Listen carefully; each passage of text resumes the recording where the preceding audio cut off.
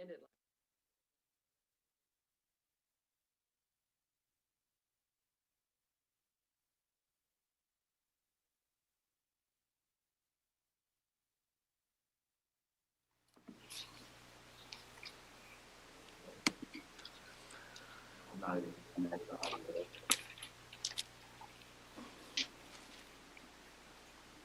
We all need to mute our computer and our Zoom, right? Yeah, a lot of times it's the volume on the computer that's the bigger issue. I've admitted Dr. Schumacher, and it just says joining.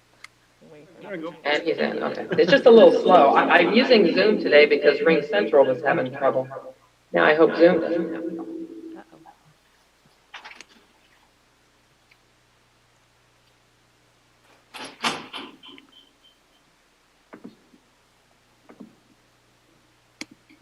Okay. Who we missing here, guys? Do we have everyone in, and do we have the main computer? I hear a little echo, and I'm not sure what that is, because I normally don't hear that. Is it? Someone must have the volume on the computer, like the actual computer. Not just the mute, but like The Zoom needs to be off as well. On Zoom, you got to go down to the bottom left and hit mute.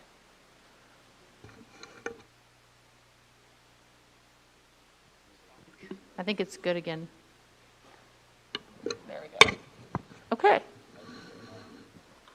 I think we're okay now. So Dr. Morgan had a quick call she had to take because we're meeting for about 7 hours today. I think if anyone has a quick, like, I got to pop out, I know because Dr. Gilhouse is our sort of emergency handler.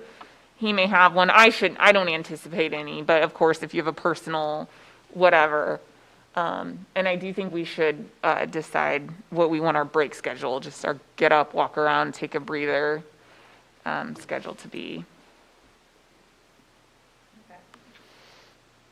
Okay. Yeah, thank you, Rachel. So I want to ask, Lindsay, you sort of went through a list of the things you all thought as a group you talked about at the end of last session. I sort of just hand wrote, but no particular order on my notes.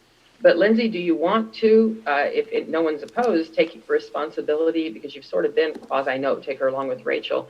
If you'd pull up a Word doc, and if we can just bullet point the things you all want to cover today, that we can just keep going back to be efficient with our time today. And then as a group, let's go ahead and decide, I appreciate Rachel saying, hey, if you got to do a 1 minute step out or even a 5 minute take care of a phone call, whatever, just drop it in chat. We know you'll be back whenever. But let's go ahead, for the sake of staying productive and sort of fairly fresh today. Is it okay that we go ahead and set a 15-minute first half, set a lunch, and then a 15-minute second half, so that people can, at least if you got something going on, you can look forward to that set time? Yeah, I think that sounds good. If it helps, I think we want to be back from lunch by 1:15, because Sherry Dummeline is available at 1:15 to present information on workload for special education teachers, and I believe like scheduling for special education teachers. So Dr. Schumacher and I met with her. Actually, she was watching the meeting anyway, but we met with her afterward, and she's pulled together a bunch of helpful information. So would that be post-lunch? And if so, how long of a lunch do you want to take? And we can work back from that. So we'd want to be back by 1:15. Did you guys picture a 30 or 45-minute lunch? Yeah, I think maybe 12:15 we should break for lunch. That way if people need to catch up on, again, phone calls or things, they can do that over lunch too, instead of having more breaks. So maybe we just, in an hour here, break for 15 minutes. So if we're starting now at 10:15, you want to do our first break at 11:15? Yeah. Okay, first break 11:15 to 11:30. And then did you say lunch at what time? 12:15, whenever we're at a natural break point. And how long of a lunch did you all want to take? I think at least 45 minutes, maybe an hour. So if we did, perhaps 12:15 to 1:15. But if you want to push on and go to 12:30, then just do 45-minute lunch. So we'll see how you're feeling at 12:15. And then you'd return for 1:15 for a presentation from Sherry. And then we go until 5 tonight. Am I right about that? That's what I have on our schedule. Okay, so you probably want to have a break of maybe about 2 hours before the end, which would be about a 3 o'clock break. We'll just say around 3 o'clock, see how people are feeling about a break. Yep. Is that okay? So this will let you guys sort of set those things you need to step out for, or we can look for the natural points in breaking. But if we say 11:15, let's take a 15-minute. 12:15, let's take a lunch. We're going to have Sherry at 1:15, and then we'll look around a break around 3 o'clock to wrap up by 5. And thank you, Lindsay has put in the chat box, and I'm going to cut and paste it on a Word doc that I can share if needed. She has put in the chat box, thank you, Lindsay, for everyone to see that we said we would want to tackle NEA number 2, work-life balance, which you all already started talking about quite a bit. I think you're down to sort of solutions on that. And then you need to really fully IBB the Shawnee Mission District number 1, the grievance procedure. And then number 5, professional development, reverse survey data. And then number 3, staffing on high leave days. On number 3, was there any data coming back on that, or are you guys going to just tackle it with what you know? Is that professional development? No, on the high leave days. Oh, Yeah, I have some data that I can share with the team. Okay. So work-life balance. Is there anybody else, anything else anyone else needs to cover? Jill, do you have anything to share? Anyone on this team that hasn't, anything you want to share just as update or FYI? No? I think. Okay, so then I'm going to go ahead and immediately screen share, folks, and I am going to screen share the last document that we, document that we worked on, and that was work-life balance at Shawnee Mission. I think with that. Quick we had a review, it bunch was of how do we address overview teacher data. burnout and create a better work-life balance? Yeah, I think we've got some data. Go ahead. I think that we were going to have some data on some stuff. Okay, yeah, there was a lot of framing and focusing. Or at You least- identified your interest. Now I'm down to the possible solutions. There was homework. Thank you, Yeah. Jill. I'm sharing my screen right now. In red is the homework. Joe, a lot of this was you. Joe was going to come back with a definition of what a supervision is, perhaps the do's and don'ts, at least what's been done by that. Everyone was going to read Article 12. Mike, you were going to reconvene your team and report back, but it may not be for this meeting. Mike was going to get what's really happening from Sherry. That may be part of 115. And then Joe, you were going to gather some information on the block scheduling situation. Does anyone else have any homework or they're coming back with besides what's listed? just that Sherry Dumoulin, but she won't be able to present that till 1:15. That was her open time window today, so we may need to like well, I guess it just depends. We could be working on work-life balance through and after lunch. But if we get done you guys with tell me, do you want to go ahead and maybe jump into your next issue, which is grievance procedure, and then pick this up, after, so it dovetails into Sherry, or it starts after lunch with Sherry's report, whatever you want to do. I'd be prepped to do that if the team wanted to. We can just see where we get, because there's a lot of topics here. Okay. It sounds good to me. If no one's opposed, then let's close the door on this one until after lunch, and then we'll come back into this. Well, we one still with all the have, homework. Joe just has some data he does have to present though, so we can review that if that's what everyone wants to do. Yeah, I'll be more than happy. All right, I'm going to quit the screen share, and Joe, you go ahead. So I passed out the do's and don'ts with regards to the supervision period, and our goal, I think, was to get approximately, Dr. Schumacher, you can help me, approximately 50% from 6 to 5 for the upcoming school year, and then look at trying to get all of them the following year. So that's the plan. When it comes to that additional supervision period, these are some do's and don'ts that we came up with, and the principals were asked to share them with their ELTs. I'm actually tomorrow morning going to meet with all secondary principals only, so all 11 head principals, middle school, high school, and alternative, and we're going to review this sheet in detail, okay? So I don't have a ton of detail except for this right here, and the important part about tomorrow will be that we are consistent with how we are utilizing and what we are calling the supervision period. So my hope is that everybody will be crystal clear on that tomorrow. It will be revisited again at the leadership retreat before we start school. So as ideas come up between now and the 1st of August, my hope is that the principals will brainstorm, work with their BLTs, work with their administrative teams. They'll be going through Dr. Sherman at that time as he takes on my role, my current role, and to make sure again that there is consistency and that we're working with staffs to best serve our kids and meet the needs of everyone involved. A few things on here. So for a supervision, a grade can be assigned? Is that kind of, because like with ingenuity, they're having to get a grade, right? There's a designated Edgenuity instructor. So that designated Edgenuity instructor would be assigning the grade. Through the program that's like online? That is what correct. you mean? That is correct. So the goal of this piece is for that teachers, and could be the library. So I'm going back when I was principal. So that was a place where a teacher would be stationed at during that period and would assist if there were questions as students kind of matriculated through the Edgenuity course. As a Edgenuity teacher currently, Okay, I can tell you that for me, I give weekly status grade based on if they're logging in and making progress.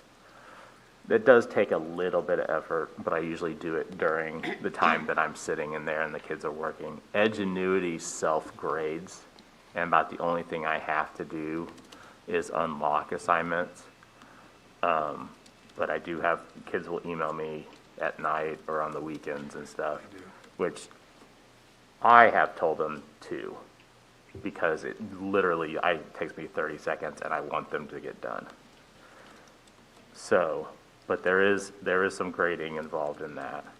To me, in my point of view, it's not, it's appropriate, because I don't feel like it's adding extra stuff to my plate for okay. me. So there's not like instruction that you have to, okay. No. Because are they all in different courses sometimes? Yeah, I'll have, English, math, Right. social studies, all in there, and they're Okay. really working, and my main job is just to assist them progress. Do you ever feel like there's an expectation for you to unlock assignments for them outside of your contract day, or do you just do that as something you want to do?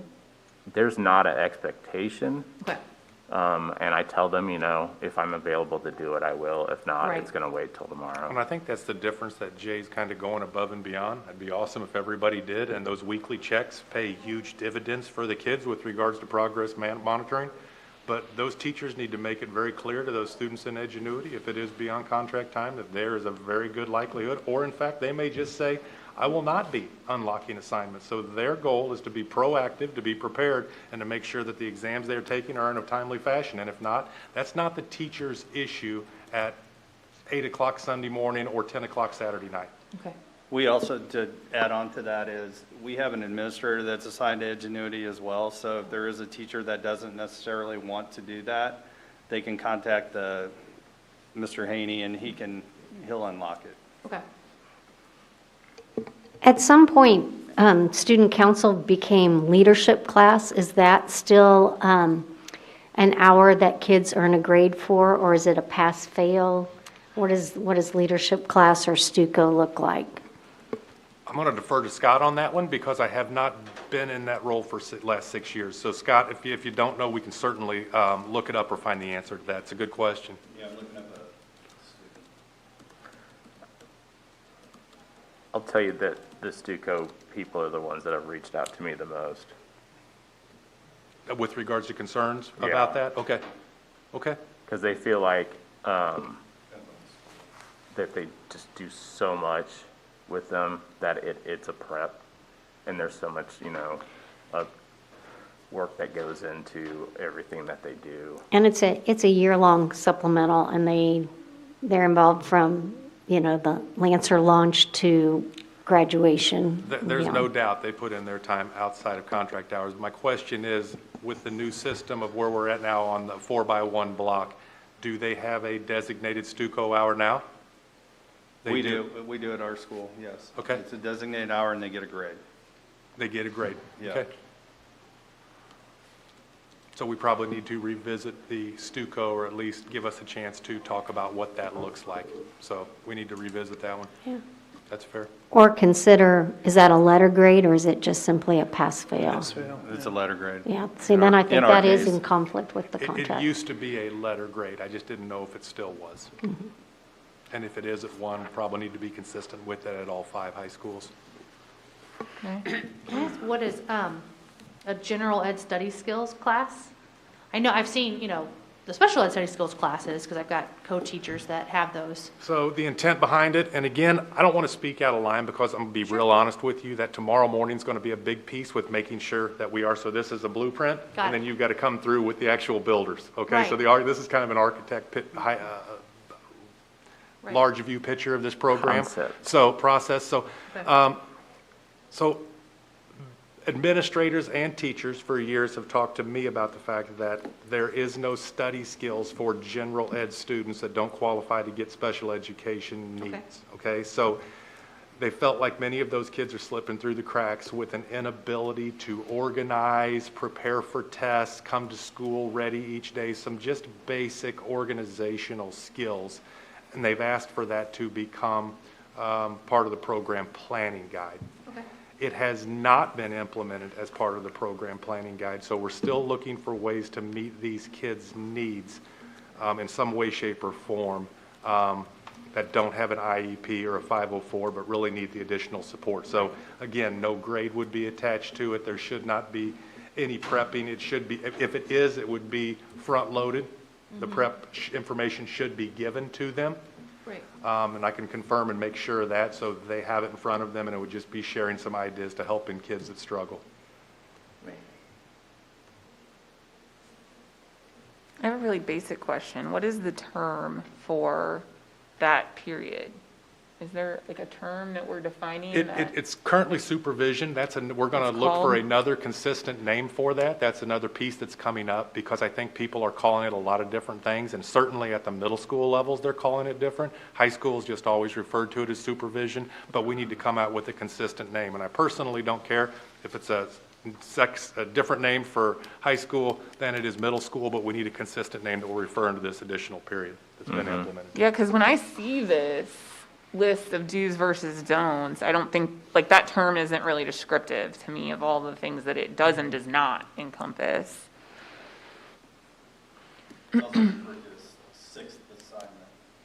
Sixth assignment. But we need to get a better name. It needs a better name. So, for middle school, I know they have their mascot hour. Correct. And I think they are assigning grades for that. They're not grades that go in the transcript. If Not they grades are, that go in the transcripts, but, they're- okay, It's the middle school version of the seminar. right. I think there are definitely teachers that feel like they need to take the grading more seriously than others, or, I wouldn't doubt that one bit, but the Right. grade does not go anywhere. Okay. I know the goal behind it was to get some buy-in. Right. And that is an organizational piece, and it's also a lot of things that are implemented into the school system to try and use that time, whether it be looking at what does vaping do to us, or maybe the overall culture, just some things that are going on in current events that could help the overall school climate discussions. Lots of things take place during that mascot hour. Okay.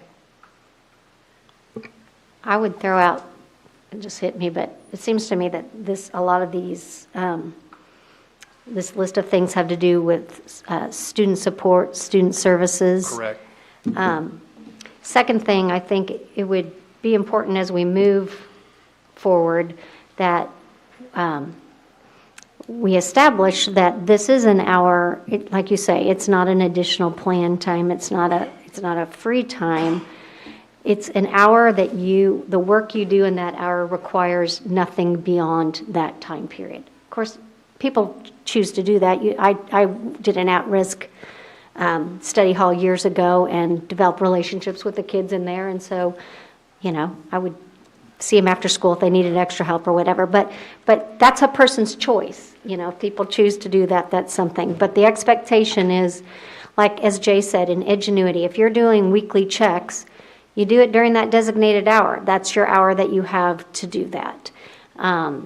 Because certainly the people that are doing lunch duty are on their feet, busy. I've done that duty before. And if you are a math teacher and you're in math lab, you're going to be busy every day helping kids. There's no doubt. And Linda, I think it's a great point. And the other piece of it is there's a lot of teachers that are going to go above and beyond during these periods. If you're working in a study skills course, and a lot of those kids gravitate to that, if it's a teacher that builds really good relationships, those kids could kind of take that on as almost like a homeroom. And next thing you know, they're in your class before school or after school. You probably see the same thing with Edgenuity. When you go the extra mile for them, it takes on a life or morphs into something more than this. But for contractual purposes, it doesn't have to be more than that. But it's to assist and support kids. It really is. And as we really brought to attention the need to move from 6 to 5, part of that was because we lost all this support when we moved.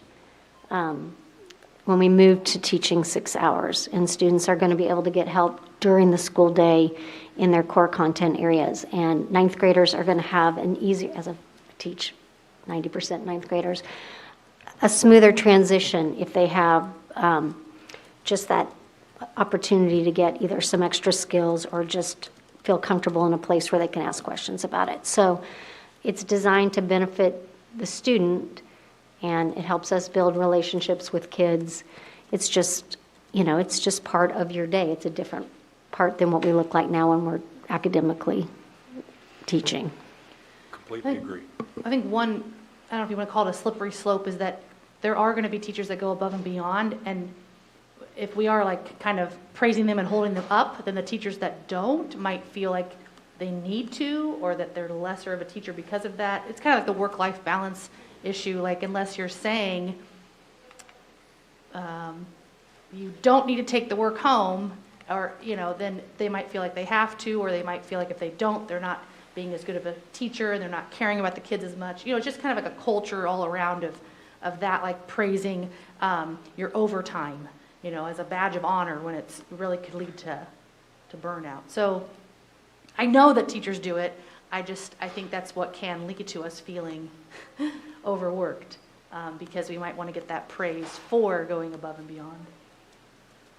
But yeah, it's a slippery slope. It's like, it's a, double-edged sword, so.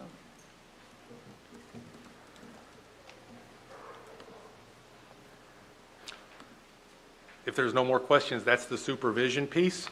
I did ask Dr. Sherman if he would put together and talk to the principals, because I left for a separate meeting, and I don't know if you want to move on to the teachers teaching 5 or 6. So I think the question was, there are teachers 2 days a week that teach 6 hours, that the simple math is going to state that 2 of those days they're not going to get a break.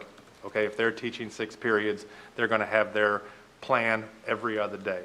So next year, going to 50% of our staff teaching 5. So we've asked our principals to work with the master schedule, to massage that schedule, to do the very best that they can to minimize the fact that we would have 2 days where teachers don't get a break. And on the other 2 days, they would have 2 hours that they're not responsible for planning or grading. So those numbers are still coming in. Scott, I don't know if you want to elaborate on that, but our goal would be to have a handful of people at that time that would, and we'd be able to they should be able to justify it, because the goal is to give people a break each day outside of lunch. And they would be able to justify it by going to the master schedule and showing the piece that you can't put the square peg in the round hole. Now, SPED, I won't speak for SPED, but that's what I think Sherry's coming in for, and I think she'll elaborate more on that. So after 2 years, we're going to get the real accurate data. After next year, we'll have the completely accurate data of how many teachers at each building, not speaking for SPED, don't get a break each day on that 4x1. Okay. So Scott, if there's anything you want to share, please feel free. I mean, an example of what we did was we looked at Monday, Wednesday schedule where the 4 hours this year. Tuesday, Thursday schedule where they're teaching 3 hours plus seminar. And just see how many teachers, and there were so many variables, so it's kind of somewhat complex in a way, but like for East, there's 23 teachers this year that are teaching all 4 hours. Hours 1, 2, 3, 4. Okay, on Monday and Wednesday. Next year, there'll be 17. Now, keep in mind that some of the schedules vary because that same teacher may be different on Wednesday or on Tuesday, Thursday next year, so it kind of goes that way. But in all cases, it went down. Okay. So on Tuesday, Thursday, we just put who was teaching 5, 6, and 7. And there was 34 teachers this year. Next year, there's 20. So in looking at all the other schools, everybody's going down, okay, for the most part. Or in all cases, they are. Like West is 31, then 18 next year on Monday, Wednesday. They stayed the same on Tuesday, Thursday, for some reason. But then you have other things like South had 26 on Monday and Wednesday this year. Next year they have 5. But their Tuesday, Thursday went up a couple. Okay? So Right. the variance is it's going down on the Monday, Wednesday, or Monday, Wednesday for sure. Right. We're going down next year, so that should help. I think the ultimate goal and something that would be addressed when everybody's teaching 5 would be to do the best that we can to do plan on one day, supervision on the other day. Now, to be able to do that 100%, I don't think that's something that can be done 100% with the staff, but I think we can get it pretty close. Right. And we may be able to, you know, we just don't Yeah. know till we get that, but the Yeah. accurate data is going to be after next year. But if that's included with seminar, if you did 5, 6, 7 in seminar, that would be, you know, if you had to have a day, that would be the day to do it. Right. And sometimes to be, in all fairness, when you try to do that in a master schedule, when you go to the teachers and say, in order for me to do this, and I've done this before, I need to change because they'll have a certain request. Can I have this lunch? Or can I have this 7th period? Or can I have this? And that discussion has to take place. If you want your break, your supervision one day and your plan the next, there's no way I can make it work in the master schedule. Are you okay if you want to keep that 7th hour plan based on whatever that scenario is, then it's going to have to be this way. And a lot of times they'll say, okay, or no, I really think it's important to do that. So you have those discussions take place behind the scenes an awful lot when you're putting a master schedule Yeah, together. another example of that would be like Jay is, you know, welding class probably don't want lunch in the middle of the day, in the middle of the class. Yes. So, you know, either have lunch at the beginning or lunch at the end, just as a quick example. And Same are with PE. Yeah. Is the block next year going to be like an odd classes on one day, evens on the other? That is correct. The goal is to be traditional on Monday. Okay. It would be hours 2, 4, 6 seminar on Tuesday, but seminar would actually be the second period, Right, so it would be in the 2 middle. seminar.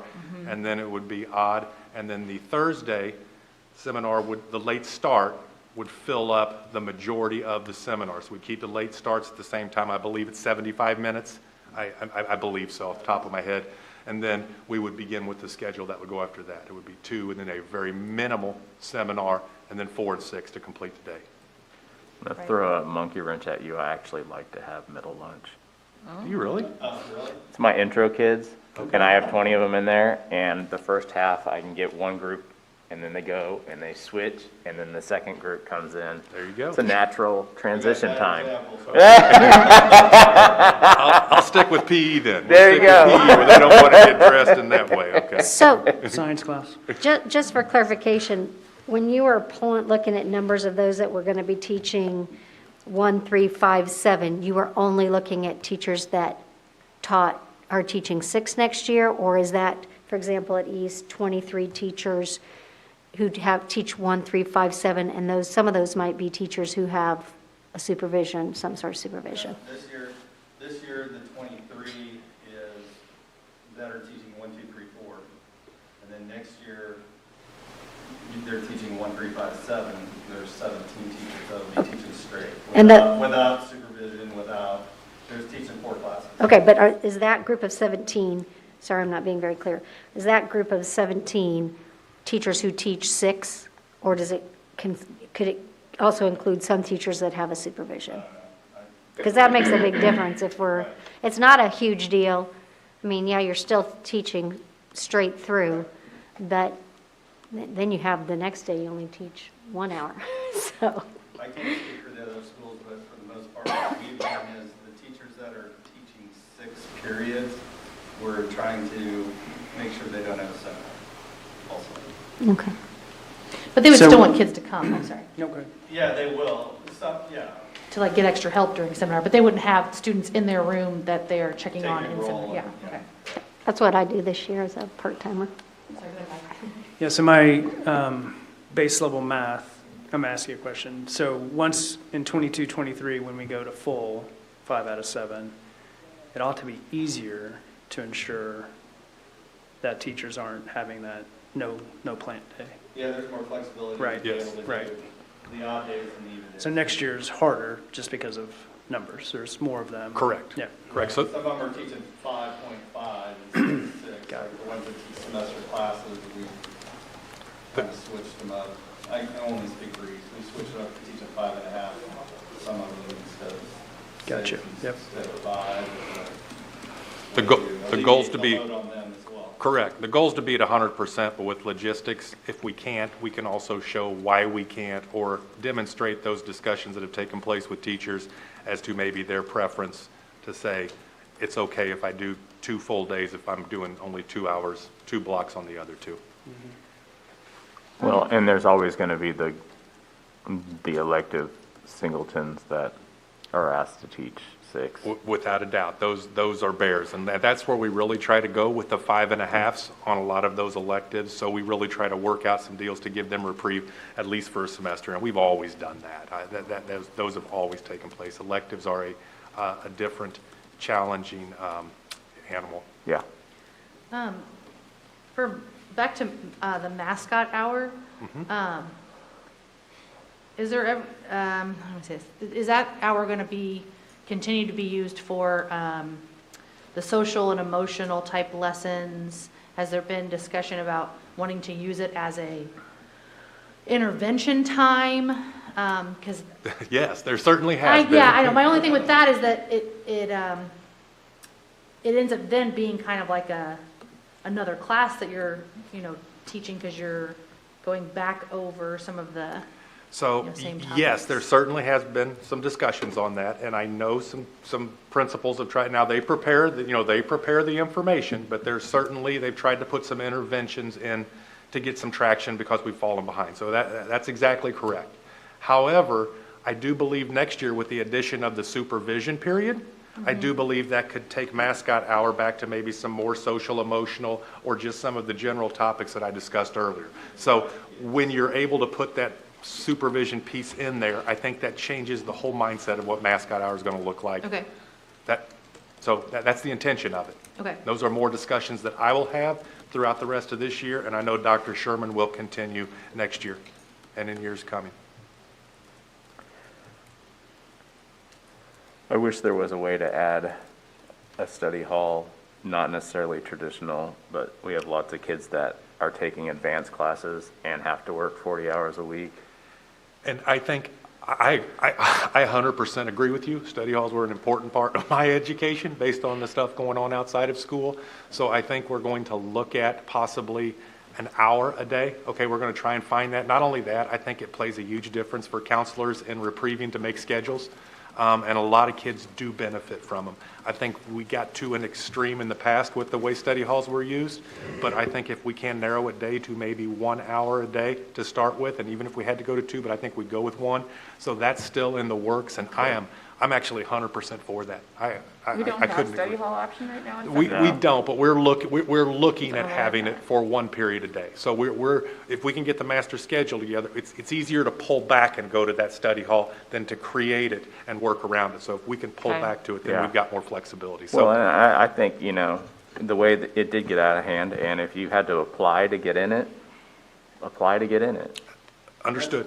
That's the purpose of the, excuse me, the start of the general ed study skills class is going to be basically a structured study. Yeah. That's the intent of that. Okay. But your point is that some kids need that for actual just work. They don't need organizational skills. They've got such a load to that is one period that gives them a break to catch up. Yep. I like that, and I'm sorry, Linda. I like that conversation, and I also agree. I think we also might find, once we have all of our teachers teaching 5 out of 7, we might be struggling to find that enough supervisions, right?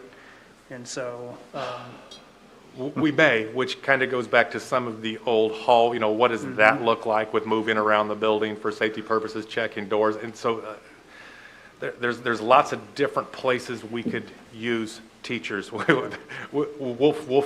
We'll fill them. And so that's our hope.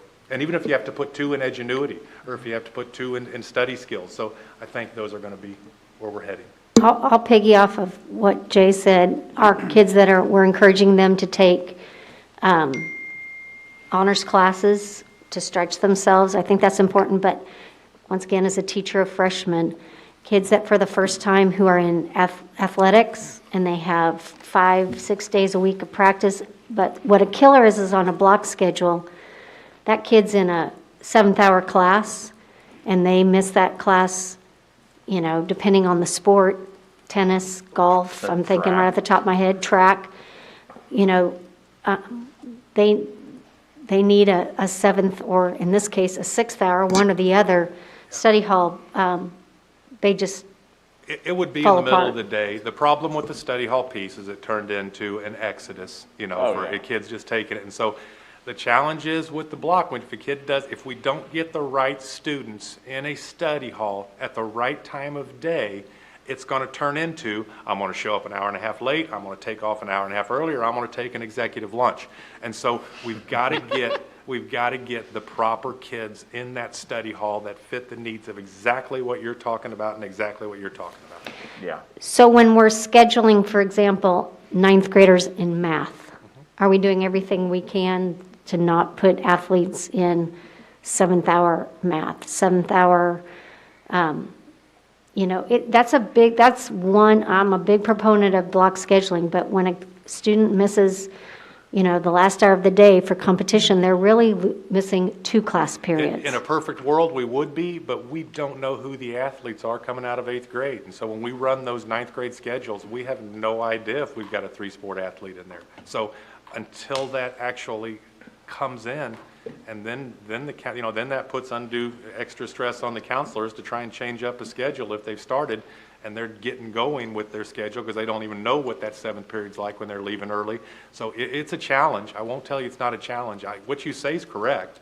I just don't know how to proactively do it. Well, it'd be great if we could then push back game start times so kids aren't missing more than 45 minutes of school. And I don't disagree with that either, but we fight the elements of darkness and getting events in. And so you're correct. It's just a little bit, a lot more. Some of the games have naturally pushed back just because that's the only time you can get officials.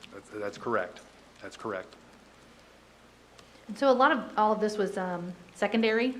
This is all secondary. Yeah, and so, I want to make sure, and I'm sure Lindsay, John, and Abby agree not to, not that we're forgetting about elementary, but at one point we'll probably talk about those issues as well. We listed them all on Thursday and whatnot. Were we thinking about leading that into the special ed time as well? I don't want to interrupt this one. I think this is really good to talk about all these supervisions for sure. No, this is strictly secondary, so Right. Okay. I might maybe ask Stephanie, so we were kind of going through the data, right? And so do we just keep kind of doing that before we go through each solution? I think she had to step away. She did 11 minutes ago. See. So I didn't mean to say it like that. I just meant, I wondered if she's back. Stephanie, are you back? I assume she'll turn her video on. Yeah, I guess so. I think it makes sense to discuss all the data we need on the various Okay. issues first. First.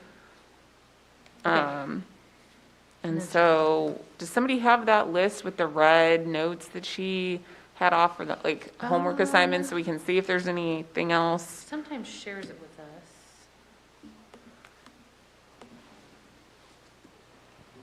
can't remember. Does think the anyone only- have a recollection of other data or information we agreed to discuss? I had 2 assignments, and they were to reconvene that team, which I haven't had a chance to do yet. Okay. And then On elementary plan time? the PLC, PLC, sorry. and then SPED, the Sherry's Oh, numbers. gotcha, gotcha. Okay.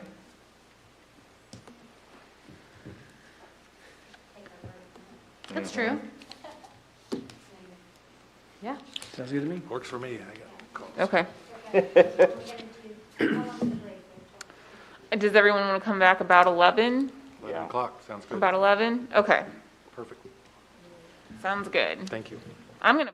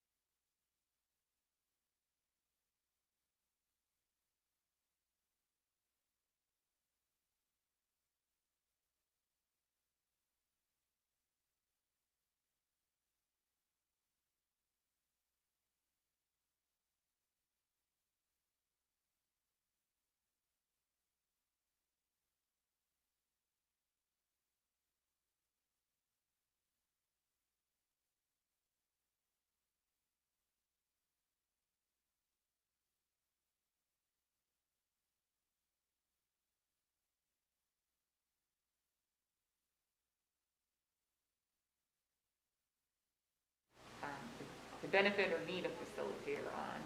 So while she's not here, is there something that we feel like we can tackle or get into that's maybe not as needy or sensitive, or, you know, something that would be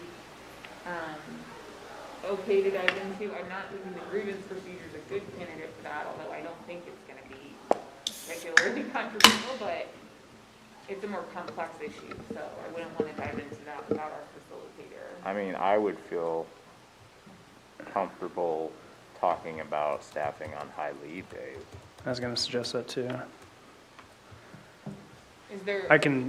Honestly, I have not looked at the data. I've just got it pulled together, so we would be looking at it together. Just an open dialogue. Is everyone okay with Dr. Schumacher presenting the data on high leave days? Excuse me. Okay, and of course, like always, if anyone says we need a facilitator to continue, we will just stop Yeah. and do that. I think she'll be back on momentarily. She was just needing a break, so I'll let you know, or Jill, or I think Lindsay's on the emails too if we hear anything. What's our shared folder, so I can put it in there? Negotiations, Negotiate. team It's folder. all caps. Oh, hey there, folks. I am back, and I appreciate y'all's patience with my little unscheduled break. And Rachel, did you all just take a break? I stepped back in and everyone was gone, so I'm assuming you took your break early. Yes, we just took a break and we. I'm sorry, you're on mute. We just discussed what we felt comfortable moving on to in the event that you weren't here and needed to step out. We had kind of discussed maybe looking at the issue of high leave days, but now that you're here, we can Oh, you're revisit still on that. mute, Rachel. Do you want to be on mute, maybe? Are you mute still? Oh, I shouldn't be. Can everybody hear me? She's talking through the Shawnee Mission one. Turn up your I'm volume. not hearing anyone for some reason. Can you guys hear me? Testing, Yeah. testing. Okay, I can hear Jay. Now, Can you hear me? yes, I can hear you, Jill. Okay, what about me? Now I hear you. Okay. Look So at me. we had discussed going, taking a break on the issue of work-life balance because we still have data that we need before we get to the solution step, and perhaps moving on to presenting data on the issue of high leave days and putting that in the shared folder. Okay. And you're going to pick back up on work-life balance after Sherry's presentation, is that right? Okay. And then the data on the shared leave days is in the folder. And then did you want to go ahead, or do you guys think you're ready to go ahead and start to frame and focus, visit what you really haven't visited at all yet is the grievance procedure? Yeah, I'm ready if we have sufficient time today. Okay. I mean, we can move into it now, and it could take you until your lunch, and then you'll have to sort of mentally step away from grievance procedure to hear from Sherry, and then we can pick back up grievance procedure. It's a little bit bouncing Was around Kevin to gonna be here accommodate for that? Sherry, but it's probably worth it to get her info. Is that going to be okay with y'all? He's at that, He has an online conference, but sorry, this is something else to Linda, but he's going to be watching. I know it was important to the NEA team members to have their UNICERV director here because he is sort of their, yes, person. subject matter expert on the grievance procedure. So either way, whatever the team wants, we can either have Mike present data on high leave days, or I can just introduce the issue, and then if Kevin is live listening or he wants to listen later, then we could pick up on the interests later, whatever you guys think makes most sense. But it might be good to present it and then just give people time to marinate on it, because it's a huge chunk of the negotiated agreement, and it's kind of complex. So So it sounds like hear from Rachel just on an intro on why it was brought forward, or hear from Mike on the high leave days. Either way, your pleasure, guys. Somebody jump in there. If you want to make sure that the the SERB rep is on for the very beginning of Rachel. Can someone confirm he's on? He said he's Remind me, you all's reps. Oh, he's live listening. Hi, Kevin. Okay. Okay. All If right, he's there we free go. So now, Rachel- why don't we go ahead and do it in case he's not free later? Okay. If everybody's okay with that. So, okay, let me just kind of think out loud when I go through this, and I'm sorry if I'm explaining things that are abundantly obvious to everybody else. And I may have some historical questions for you, Linda, as we go through this. So our grievance procedure is Article 7 of our negotiated agreement.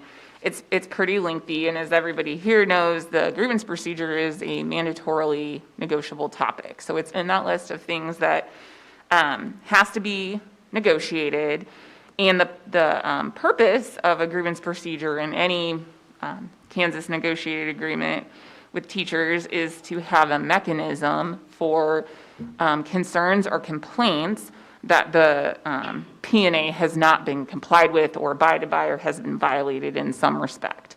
So, it's basically your way to resolve a breach of the contract. That's the process.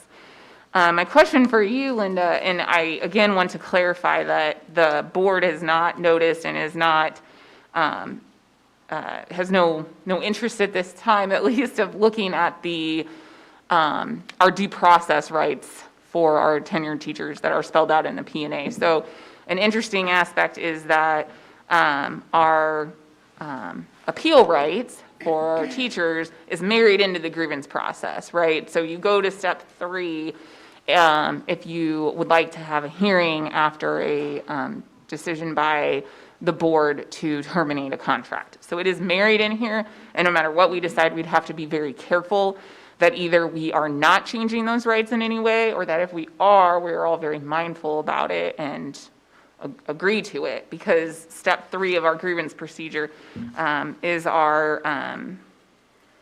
does include rights for tenured teachers in the event of termination.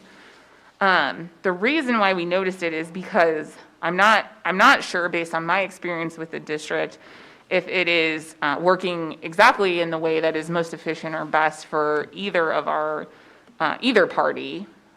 It first came to my mind because I know we had a grievance that ran through, and there was a request by the board to review it, but our board is not included in here. There is no mechanism for the board to review it, and so wanting to have a discussion amongst the team about whether we want that. I did research and pulled a bunch of negotiated agreements in Kansas, and what it appears to me is that your last stop after you run a grievance or concern internally is either your Board of Education or an outside arbitrator.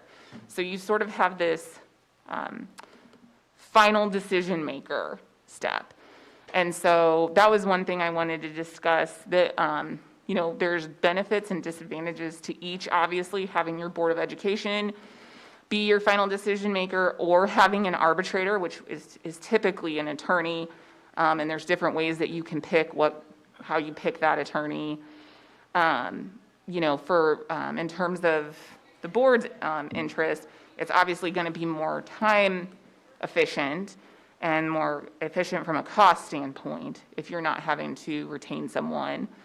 Our experience with running with this process is that it was really lengthy and frankly very, very legal, right? I mean, both sides have to attorney up and run through the process.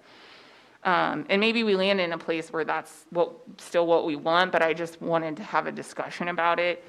And I know another thought that I had as I reviewed this, and a term that Linda uses all the time, which I agree with, where it's appropriate, is that we always want to resolve things at the lowest level possible, right? And try to get things resolved, if possible, before they escalate to like a higher appeal level or a more expensive or more time-consuming process. And so wanted to kind of look at this and see if there's places where we feel like there's room for that. One issue is that there's no mechanism for the board to file a grievance under here. If they have concerns that the P&A has been violated, or if the administration has concerns, that's a problem in terms of resolving at the lowest level, because the board couldn't use the administration could not use the grievance procedure. They would have to file a prohibited practice, which I would see from my perspective as the last resort for the administration or the board. we wouldn't have an ability to do that. And I never and I think, my experience with NEA has been the same. You never want to go to prohibited practice until you've determined that it's necessary. That's the resort we have to use.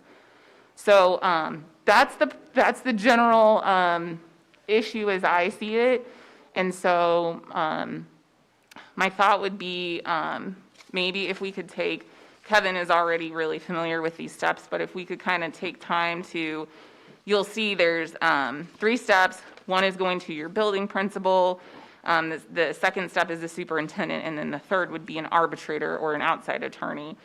One issue I think we probably should address, even if we keep the arbitration, is that there is not a lot of attorneys available on the current list that we have selected, and none of them are in Kansas, right? So we're finding some person that the representation for the administration or the board and NEA has no familiarity with. You're trying to vet somebody who lives 5 states away, who doesn't practice in Kansas. So if we keep that, maybe seeing if there's either a different group, or we could add as an alternative another group, so that maybe there's a better ability to select somebody who has maybe more knowledge of Kansas law, maybe more readily available.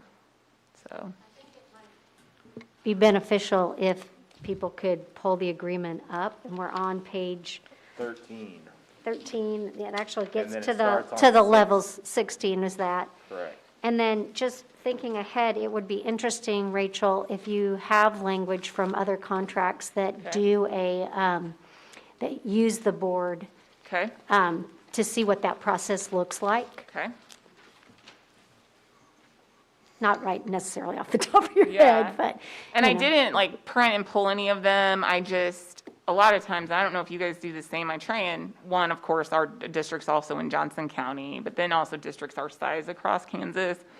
Just kind of did a quick pull, and I think I only found one other that was using an arbitrator. But it has been a little bit since I looked at that. So it's more common. It doesn't mean it's the right approach for Shawnee Mission. But it's more common, and again, I just thought of it because I know there was an interest in at least having the board review a grievance that was filed since I started, but there was no mechanism for them to do that. So, okay, so homework on language, other districts. And Kevin, just since I guess I'm the voice of him since he's on YouTube, he says there's no place that has a way to file a grievance against the association that's a prohibited, the board's mechanism is a prohibited practice. Yeah, I mean, that's true. Kevin's right, I didn't, in the ones I pulled, see a mechanism for the board to do, basically go to the association leadership, right? So right now, NEA goes to district leadership first to try and resolve it. We're not happy with this. We think this is a violation. There's no mechanism. And I don't know that that's, it's just something I think to think about, because again, that would be our mechanism as a prohibited practice. And I don't know, because I'm not in Kevin's position, but I think a grievance is generally initiated by an employee. And so that's why when it rises to that rank of going to that third party for arbitration, that has to be filed. The association has to make the decision. An individual can't take that grievance to a third party. So I think the idea being the board with a concern with the association, there's not that. There's not an You're right there. individual. You can have that discussion right there. Yeah. And hopefully, if we're doing it at the lowest level, if it was non-intentional, you have a discussion and you resolve it. Mm-hmm. If it's intentional, then that probably is going to lead to a prohibited practice anyways, because there's a disagreement in the contract. Mm-hmm. Another thought I had is, you mentioned that there's agreements that have an either or. Does anybody have where you add the board is the third step, but you still have that opportunity to go to a third party? So in Yeah. essence, you'd add a third step and add in an extra step that would come before that final arbitration. Once again, hoping that, you don't have to use that arbitrator unless you really get to that point. So I didn't see any, and I believe that is because by the time you get to that third step, whether it's the board or an arbitrator, you are in a full-blown legal hearing, right? So the parties submit written arguments, you present evidence, sometimes through testimony, and there's a formal binding decision. So for efficiency's sake, I think the board would have an interest in making sure we don't have like 2 hearings, right? Like there wouldn't be, okay, you get a full hearing in front of the board, the attorneys present evidence, and then there's time taken to do a decision, and then there's a secondary hearing process, plus that's really hard on the individuals involved to have to go through that twice. But So I'm going to express the obvious. Obviously, then the hearing, the third party is someone who has a vested interest in the district's presentation of the outcome. So it's no longer a neutral party. Or how do you assure that it's a neutral party? Because otherwise, you're just going to assume, sorry, from the association, you're never going to win it because it's in the board's best interest to support their district leadership and to generally believe that they acted in the right. And that is a concern for the association. yeah, I mean, that's a valid point. I think it entirely depends on the makeup of your board, right? I mean, at a certain given time, it entirely depends. I know from the administration standpoint, we also share in the same concern. I think the idea with the agreements that has the board as a final stop is that it is a neutral party and it's supposed to be enforcing the agreement and making sure that the administration abides by it. If that's a concern that couldn't be resolved by having the board as a final party, then I think we would stay with the process we have, but maybe see if there's ways to have a better pool, to make it more efficient or something like that. I know that we are definitely agreeable to the fact that finding mediators is Yeah. Well, not under easy. level 3B, unless otherwise agreed, the arbitrator shall be selected by mutual agreement of the parties from among the membership of the National Academy of Arbitrators or other agreed to panel of neutrals. So how that works in practicality is that you never agree, and so you come up with a list of people available on the AAA list, and you just start, okay, you decide who gets first strike, and you just go down, which is very similar to the process we went through when we went to impasse. But again, the list is nationwide. There's this sort of list of attorneys who are trained, and for whatever reason, we don't have a ton in Kansas. Since this is my 6th year in my position and we filed one prohibited practice in that time, I think if we did change that language, we want to note that we review that annually because it's constantly changing. So if that was just, we agreed to, have that ability, you just may want to have double check that from year to year so that you don't find yourself when you are in that situation that you've created, you've 5 years ago, you picked a group that no longer there's nobody there that works in Kansas or is from Kansas. Right. The history piece I was going to ask you if you knew, Linda, was this the grievance procedure prior to the tenure protections being incorporated into the P&A, or was it rewritten at the time that was done, or do you remember? It was part of the. I think it's part of the whole thing, but I'll wait for Okay. Kevin to say, Kevin, if you can confirm that. It's kind of like talking to Siri. Siri, will you tell me the answer to that? Another thought that I just had that occurred to me, because we use subcommittees of the board all the time, is that, and the board does have an interest in having the ability to have a say in these and to be the party that the hearing is presented to or the evidence is presented to. We could talk about there being an option to choose, 3, 5, or 7, right? So maybe if NEA filed a grievance and we had board as the final stop, maybe that's one way to do it is you can choose 3, you can choose a subcommittee of 3 or 5 because you have to have an odd number or the entire board. just something to, again, to marinate on. And then like the district wouldn't have a say in that, something like that might be, just because if we keep it as an arbitrator, it is going to be, it will be more time consuming and inefficient. But if that serves the interest of the person feeling like they have the appropriate, decision maker, I think because it is tied into our tenure protections, who does it make sense to hear those as well? Who is is it, because the issue with an attorney is they're not going to be tied in at all to the local issues to Shawnee Mission. They're not going to have any way of knowing that and sort of how we operate here, what our standards are. So just a thought that's why I wanted to have the discussion about it. So maybe, that's the issue, and then maybe we could, when we revisit this, I know I've shared basically almost all of the board's interest here, but actually take notes of the interests. And I can do that homework on pulling other districts' agreements.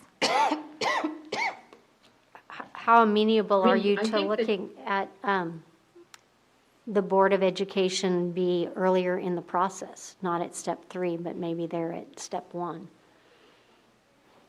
Well, so when I read it, the mechanism how I see, and I'm totally open to being creative.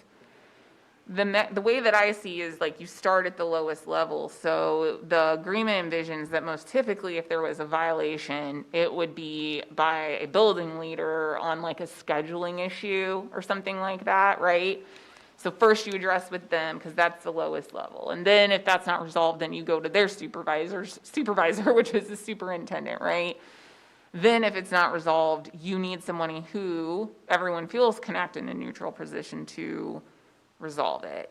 My only concern in looking at adding another layer would be, have we just made the process more time consuming and more complex? Because if you are a person filing the grievance, and you get answer, it's not, the lot of the language in the agreement when you review it is, we need to get this resolved quickly. There's even language about if it's at the end of the school year, it like speeds up the timeline so that people don't have their complaints unresolved for a lengthy, prolonged period of time.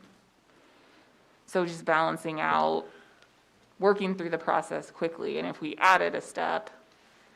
I would hope that some piece, I know, Linda, you and I have communicated over the past 6 years, and issues, I think that you and I have derailed, several challenges that could have become or were a grievance that we were able to work through and come to the appropriate thing to do, or make a slight adjustment from one side or the other to fix it before it became a large issue. I would hate to lose that step to try to fix it at just above the building level before it got full blown, because I think we've done a good job of solving several things over the years. How are they typically? That is a good question to me. Like in practical terms, is it most often addressed with the building principal, or is it with our director? I think most issues are addressed to the point that we don't file a grievance. Mm-hmm. Because if you have a really good relationship with your building administrator, and there's a desire to really, if there's an understanding of the negotiated agreement, that is key, that the building administrator has an understanding of the negotiated agreement, you resolve that. Sometimes it involves not going to the superintendent, but lots of times it's gone to Joe's position now, Scott's position coming, or Pam and Kevin Hansford. But the goal is to not have to write the grievance. Mm-hmm. The goal is that, hey, let's make sure we understand, if that there's been a violation. It goes through the grievance process when there is not an agreement on the interpretation of the agreement. And that's why that neutral third party, especially, we went through a time in our history where, the board was the same for years and years and years, administration was the same for years and years, our negotiators were the same for years and years and years. And now, we don't have that historical perspective. And it doesn't, like I say, rarely in the history of our association has it gone to the level even of filing a grievance. So I think that is something that I would say our grievance policy and our due process makes Shawnee Mission a very attractive place for employees to come to work, because the message there is that the board in this district recognizes the value of that and treats people professionally. So to eliminate that, because it is so rarely used, when, to be quite honest, there is a feeling that the principal ultimately reports to the superintendent, and the superintendent ultimately responds to the board. It's not, we have a hard time seeing that as neutral. And that's just to be really quite honest. And I'll let somebody else say if they say something, but I've been doing this job for a lot of years now, and the emphasis has really been collaborative, and it really has been to try and resolve that. And the most recent time when it hasn't, I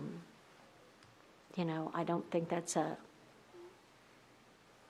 everyday occurrence. So. Sure, no, I agree with that completely. Folks, I want to make just a observation really quickly.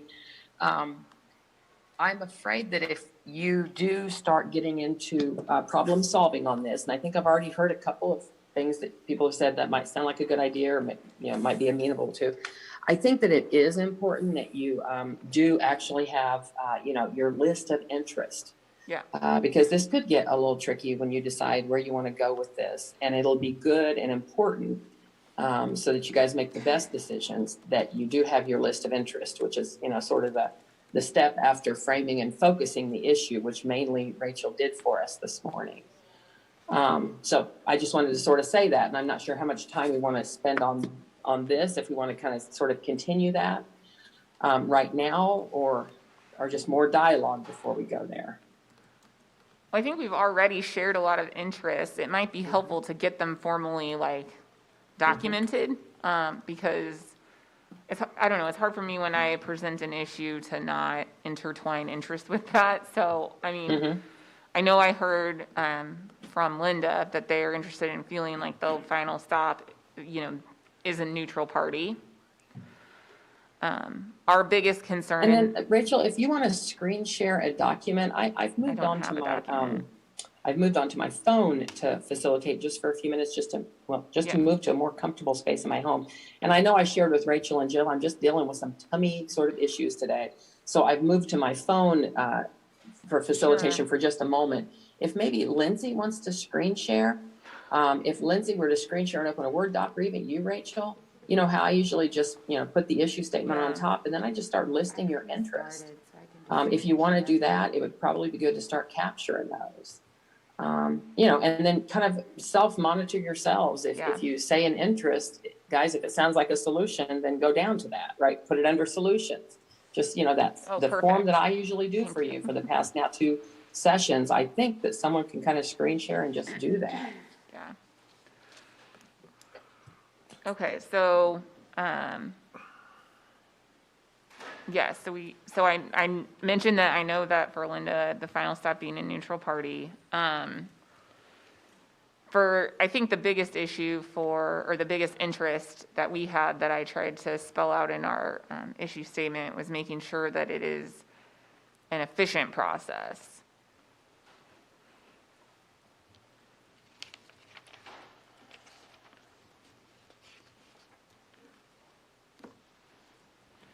And I think, the board would like to be able to be, to be involved in the process. However, we don't want it, to unnecessarily add more steps and draw out the process. again, I'm just thinking about, I hadn't considered the idea of adding them as a middle step, but I think that could be problematic in terms of the tenure protections being incorporated, because if the board decides something and then an arbitrator decides something else, you can't have, you know, you need one final.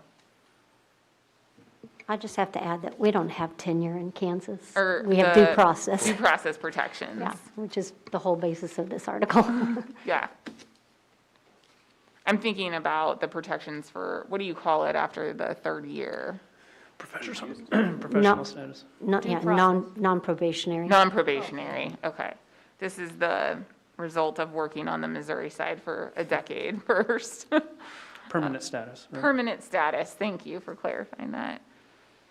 And then the other thing that I stated was if we stay with an outside attorney, maybe doing some research as to a group or an alternative group that's going to have more availability and potentially more Kansas experience. I don't have any ideas on that yet, but I might get some by researching other agreements.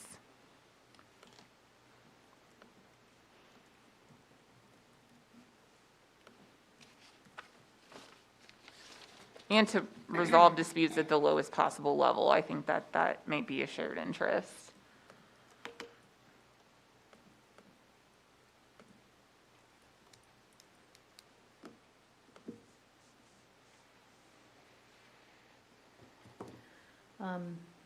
I would say a way to ensure the negotiated agreement is followed. I think of a way to best phrase that. The P&A is adhered to. The P&A is adhered to. And accountability. There's an accountability within that.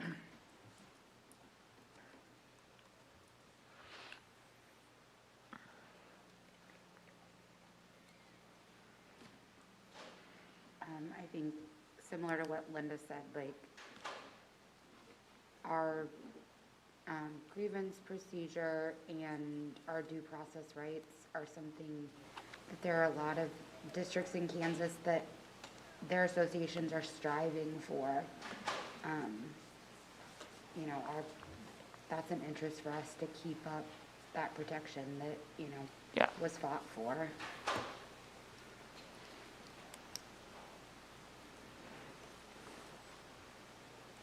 And again, I don't know, you know, the agreement contains, you know, rights and obligations on both sides for both parties. And right now, there's no way for the board to, there's no mechanism in the agreement at all for the board or the administration to address concerns. And I would like to at least think about that.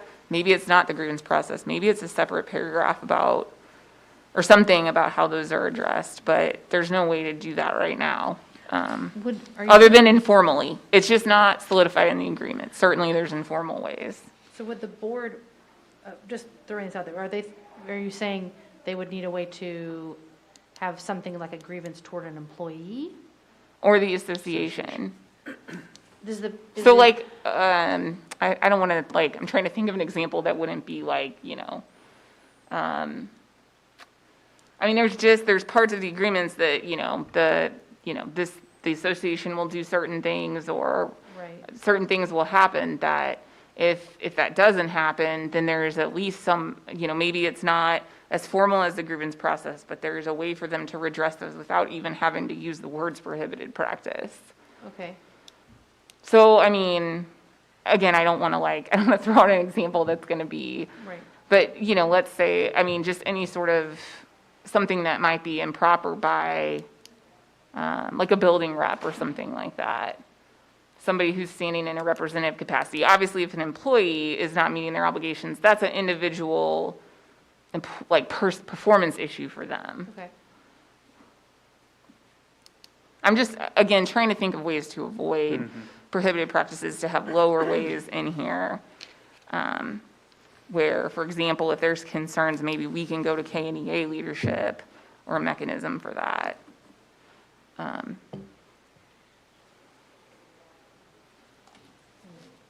I don't think KNEA gets involved with locals at that Okay. point. I think we are our own entity when it comes to our contract. But So I maybe could be wrong, but NEASM leadership is maybe the better. yeah.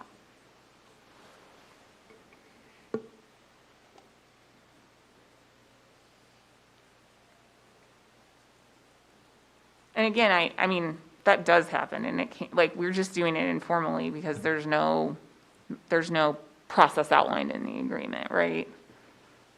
But I'm just asking this.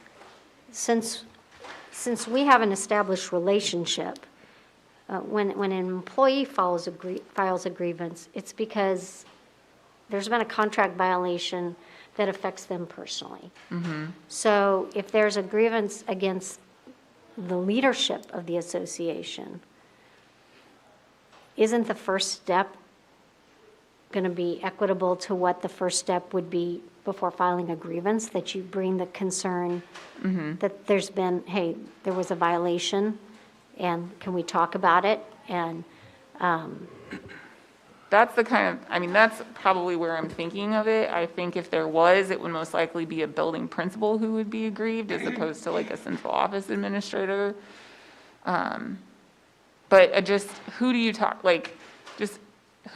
How does that get resolved? What's the possible outcome of it?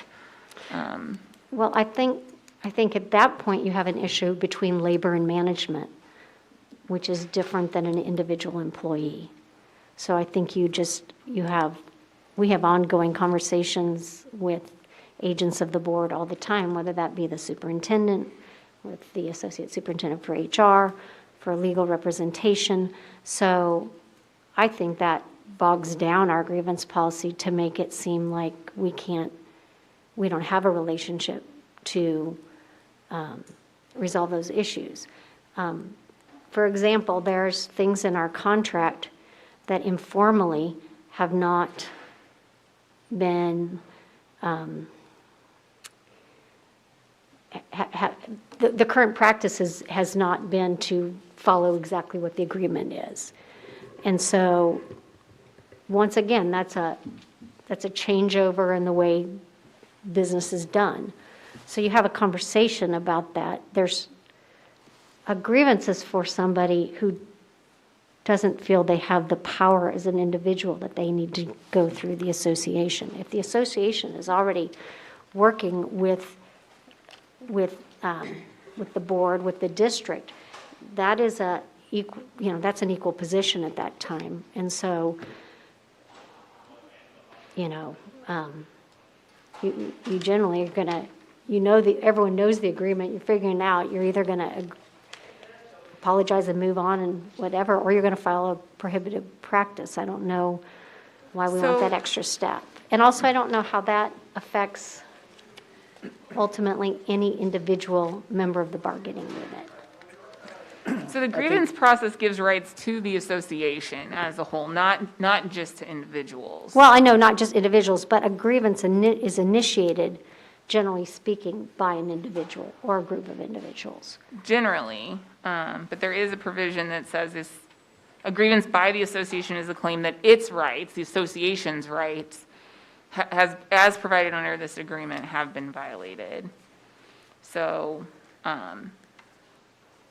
there's that mechanism to try and get it resolved by the association. So I'm just wondering what that looks like to avoid, again, just trying to avoid things from blowing up, from not being resolved at the lowest level. Is there a mechanism if the district is concerned, maybe saying the district would not file a prohibited practice until X, Y, and Z has happened? Does that make sense? Like, it's a little bit different, but some stopgap that memorializes a process that can be used to try and resolve something before going to the last resort. And like a short time frame, like within 10 days of this happening, this is who they would go to. It's the UNISERV director and the NEASM president or something like that. And until that had been done, there would be no prohibited practice filed by the district or something like that. So we could say, hey, we're really concerned about this. This is not the direction we want to go. Here's where we think the concern is.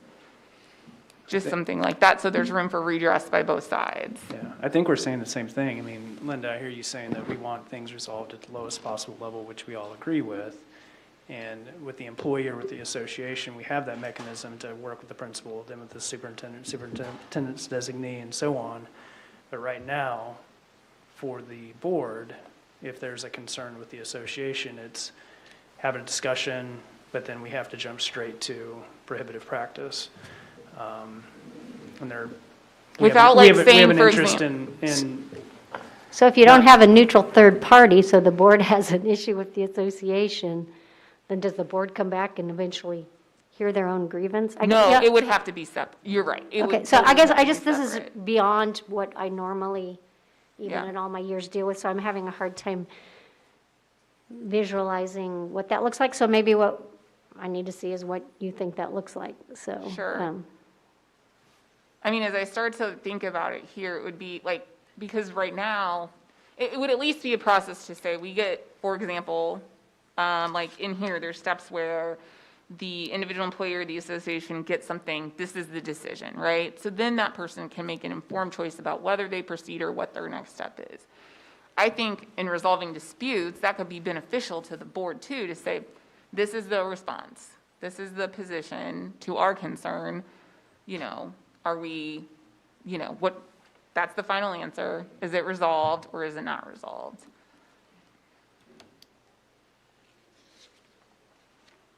So yes, I don't think that, you know, necessarily fits. There might need to be a different, if it's something that the team was looking at, different. It wouldn't fit like this. It might not even be multi-tiered, you know, it might be very short, but this is the avenue that you go.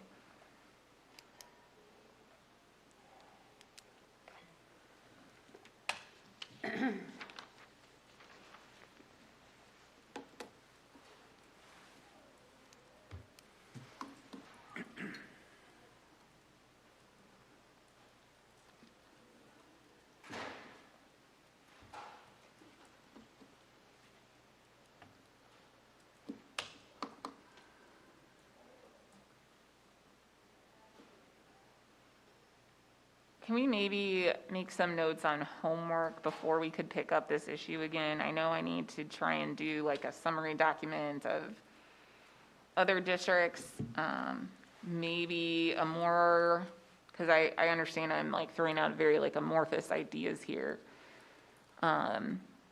Maybe some more substance or concrete parameters to what a possibility could look like to meet the interest of having a process that the board or the administration could use, so that you guys have a better idea of what what it is I'm even trying to outline.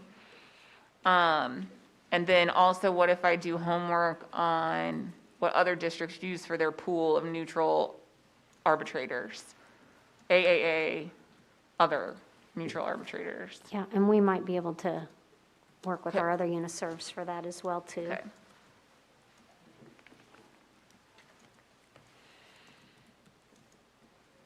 It's an odd thing to talk about because I don't want to insinuate or forecast that this would happen.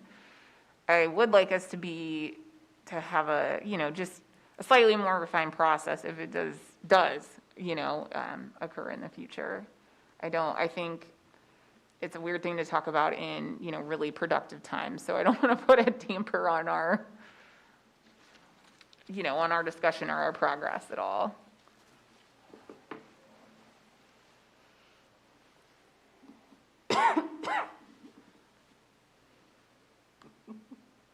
Okay. Spring is so much fun for you, isn't it? Yeah. It's miserable. Are we missing, does anyone have any other interest? And Kevin may have some that he wants to add when he can join us.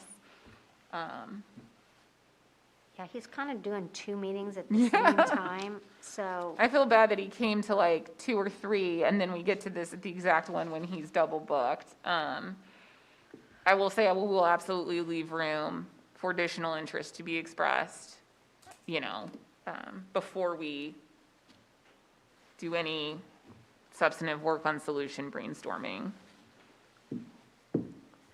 So maybe, what it sounds like, maybe we table this till we get some information and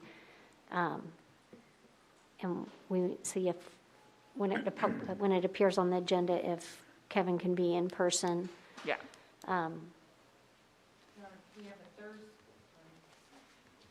We have a Thursday meeting, A week from this Yeah. Thursday, 20th. the 20th. So do you just want him, or you let me know when is a good time Yeah. for him? I'll just call him Okay. over lunch or text him and have him call me when he can talk. We have a couple minutes before our break time. I don't know if we want to switch and have Dr. Schumacher, because I don't think that'll take very long. Not initially, I don't think. I edited your spreadsheet so that it had the day. Oh, you did? Thank you. Do you want me to jump into that? Yeah, that's fine. Stephanie? Okay. I don't think she's with us. She's not there, okay. Okay, guys, so I think I put the spreadsheet in our shared folder, and I'm gonna pull it up for myself to look at. I guess I'll start with framing and focusing a little bit. So the district would have some desire to ensure, of course, that we have coverage for all of our classes on a consistent basis. And of course, we play a role in that with finding quality subs and a high number of quality subs. And I think we've at least made a lot of progress towards that in the last 3 or 4 years. There's clearly some days that are higher needs. I think this year, of course, is an anomaly. Let's hope that this year is an anomaly with sub needs, given the pandemic. But outside of that, there's certainly some high need days. Really the big one that led to this as an interest statement was Super Bowl Monday, right? So that's always a day in which we have a hard time filling all of the sub needs of our professional employees. And we all know this, but the last 2 years have been extra bad because the Chiefs have been in the Super Bowl. So we were really struggling this year.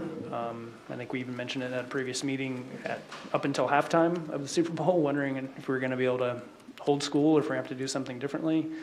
And luckily, let me pull that back for all the Chiefs fans. We were concerned that if they won, the numbers would really spike. And so we ended up being okay, moderately okay. So I had Keith pull together. Keith is our contact at Kelly Educational Staffing, all of this data. So you can take a look at it. And again, I'm looking at it at the same time you are. Do you want to share your screen? I don't know, buddy. I'm not great at that. It's just in the folder. If you arrange it by date, it should be on the top. Share screen. It's like orange and yellow and I don't think blue. you have the power to share your screen, I but do not. Lindsay does, because she made you a co-host. Thank you. So I guess Lindsay could share it from the folder. Find it, Joe. And while Lindsay's pulling that up, I will tell you, Nick, you guys know this, being in buildings. Yep. But this month has been extra bad. And of course, it's Mondays and Fridays have been awful, absolutely awful. And for whatever reason, right? It's been a long year. All of those things are a factor. That's an example of work-life 100%. balance. Well, yeah, I agree. So nonetheless, it puts tremendous, we all know what it does. You know, it puts pressure on the teachers that are remaining, all of those things that we've covered in the past. So I don't think we're ready for solutions. I think we're ready for just kind of looking at the data right now.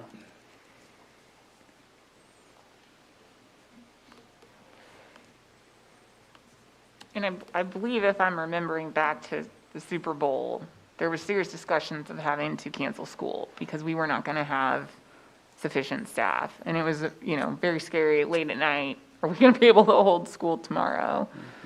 The weird thing about that is that it was a problem only because our team was playing would probably, I don't believe, and I don't know, Dr. Schumacher, it's been as much of an issue just for regular Super Bowl Sunday. It's always one of our higher days. Okay. But the last 2 years have been the worst. And you can see that. I think it's on multiple tabs, but the bottom 50 fill percentage rates, February 3rd, 2020 is our worst, and that was, I believe, Super Bowl Monday. And then I'm guessing February, whatever, of 21 would have been, we're going to find that on there too. February 8th. Yes. That Yes. Monday. Yep. Guessing that was it. But second, was last week, right? 5/7/21, so. So where does it hit a number, Dr. Schumacher, where we get really, like, That's the question I keep getting asked. I don't know. I mean, I'm sure there's a number in which we can't have school, right? But we're big enough where we can limp by. I'll give you the same answer I gave the board, I think, back in November, right? Like Dr. Sherman and his team, they can put things together where we're asking teachers to cover during plan, and they're pulling counselors, they're pulling administrators, they're pulling school psychs, and all of these things to cover classes. But it's not effective. It's not what's best for kids. So, yeah, there's probably a number, I don't know what it would be, probably, I don't know, below 70%. I think we're probably getting pretty awful. If you look at this time in May, last week was North Relays, it was regional tennis, it was regional golf. You have, and those regionals take coaches, assistant coaches out for the whole day. We also have a crazy Friday schedule, and I'll be honest, when we saw that schedule, we said that is a Friday, that's a manic Friday, and people will, if they have personal days to take, they will take those days because it is a crazy schedule. And it's, and I also really think too, everyone around this room can probably say people are done.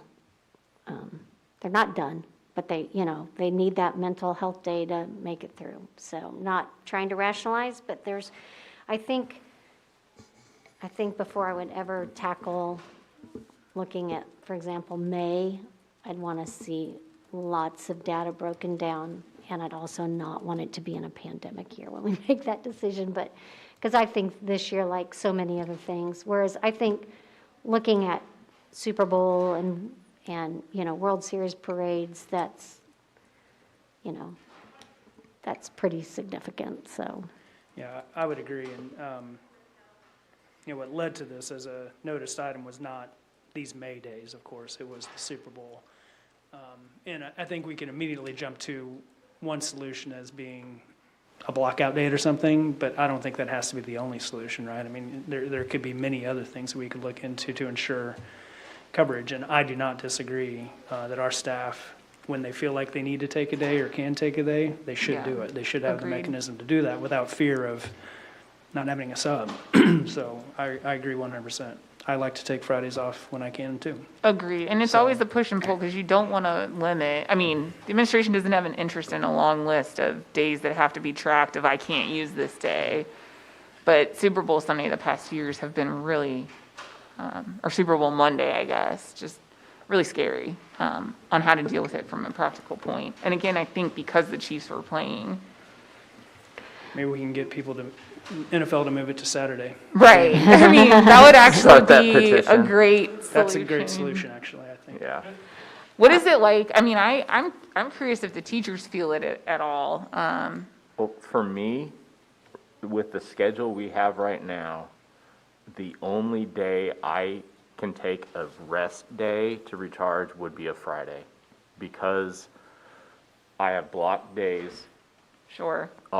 And then Fridays, because of lunch, it chucks my class down to where they have literally like 20 minutes of work time before just getting stuff ready, working, and then cleaning up.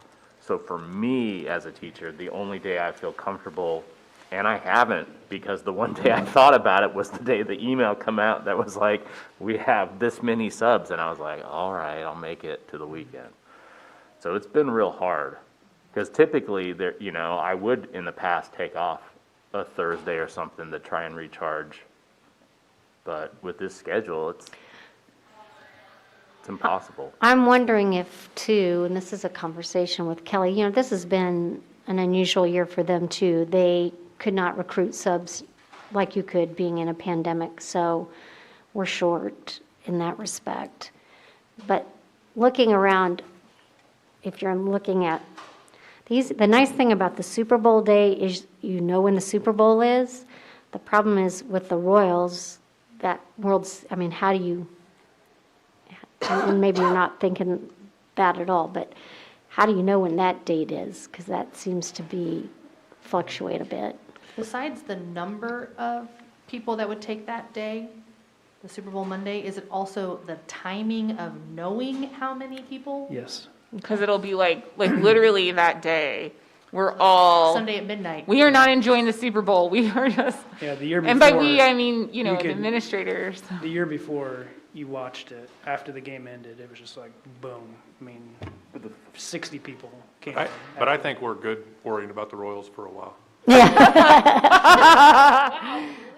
Well, I don't want to jump to solution. I don't want to jump to solutions, but I'm thinking, I think there's ways that you can, there's several things that we can do to incentivize people to be there or to plan ahead. So when we get to that point, I'm always the one that goes because I don't want to be in my house by myself when the Chiefs won. I want to be celebrating with everybody. So, yeah, the dogs just don't seem to understand my excitement for those victories. I don't like super large crowds, so I'm in the classroom. Well, and I don't think, people may save their days, and your personal day is your personal day to use. We just, not every single person can take that, and I know not every single person is, but almost like there needs to be some cap or something, right? Like something that says we're not going to get into this much. I'm going to throw something out there too. I think it would really bum out our teachers and certified staff if you couldn't attend a Super Bowl parade, but if your building principal was there, or if your district leadership was there, or coordinator. So I think on that day, in the spirit of let's celebrate Chiefs Kingdom together, that would be an interesting conversation to say, because boy, would that anger a lot of people if you came to work and your principal was at the parade. We canceled school for the parade, didn't we? We did. Yeah. Yes, For the Parade, parade, but yeah. not the day after. for both Royal Well, then in the same vein, either one, I think if we're all in this together, then we're all in this together on that day. I'm not talking about other days if you choose them. Like if we made Super Bowl Monday a blockout day to be for everyone. Just as an example, I'm not saying we're suggesting that, but. Now, I'm going to bring up somebody who is not a Chiefs fan, and they planned their wedding for the weekend of Super Bowl. I think we have to be able to have exceptions through HR for those kind of situations. Well, I think we do anyways, don't we, for certain things? Well, that's true, It's for weddings and defined. such. Yeah, there's language. Superintendent can always. Yeah, that's true. I just have a question, because I love data. Okay, so like on the May 3rd of 2019, and then a May 4th on 2018, when there was only Those are the PD Friday days. but why were there actual subs needed? Because there says 11 subs needed, 11 subs filled. I'm just curious, if we all had PD, do we still have, why do we need? I don't know, I was. No, that was, I know the 19th or the May 3rd, 2019, that was a full day. I was just curious. Well, and Oh. elementary on those days have 2 days, but secondary, or at least high school, only has It one. could be long-term sub, because they're still to be there for PD. Correct. Sorry, I was just curious. Thank you so much. Go math. Yeah. Okay. That makes sense. And this only goes to 2017. Yeah, that's when When you we started working with introduced Kelly. this to us back in, whenever we started, what did your list of days look like? Because it looks like the top half of this list is all within the last month or coming up. Say that again, John, I'm sorry. Like, the list, was it pretty much the same type of list, like the end of the year, Fridays and Mondays, when you introduced this to us back in January? Oh. Because looking at this list, the top 25 are mostly this year on Fridays and Mondays within the last month. It's a good question. I can have him pull out, or I guess we could pull out, this month and just look at our high need days outside of this because of the pandemic. Or have him generate a new top 50 list, or bottom 50 list, as it were, minus this month, or minus the last 2 months. But I mean, yeah, I also think like probably the bigger category to look at is that very last one, the percentage of subs you got, right? So the worst ones, like you said, really are, or the worst one, really was that February 3rd of 2020. Yeah, that was Right. the Super Bowl. And also the other one, yeah. Which is kind of telling, right? That even with all of these pandemic numbers, And Friday. still that Super Bowl Monday stands out as the worst. And the Friday, May 7th and Friday, April 30th. But Do you think Folks, some so of you- it, I'm quick sorry. comment, while you all are sort of looking at the data, I'm looking to see on this issue of the high leave days, did you all start an IBB on this?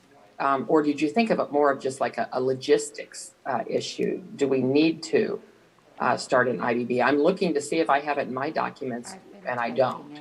So guys, I think you're doing good starting to drill down on the issue. I think it's going to lead to some ideas, but if you want to get interest out there, let me know and we'll do that. I don't see that you. I think we've again informally shared interest of,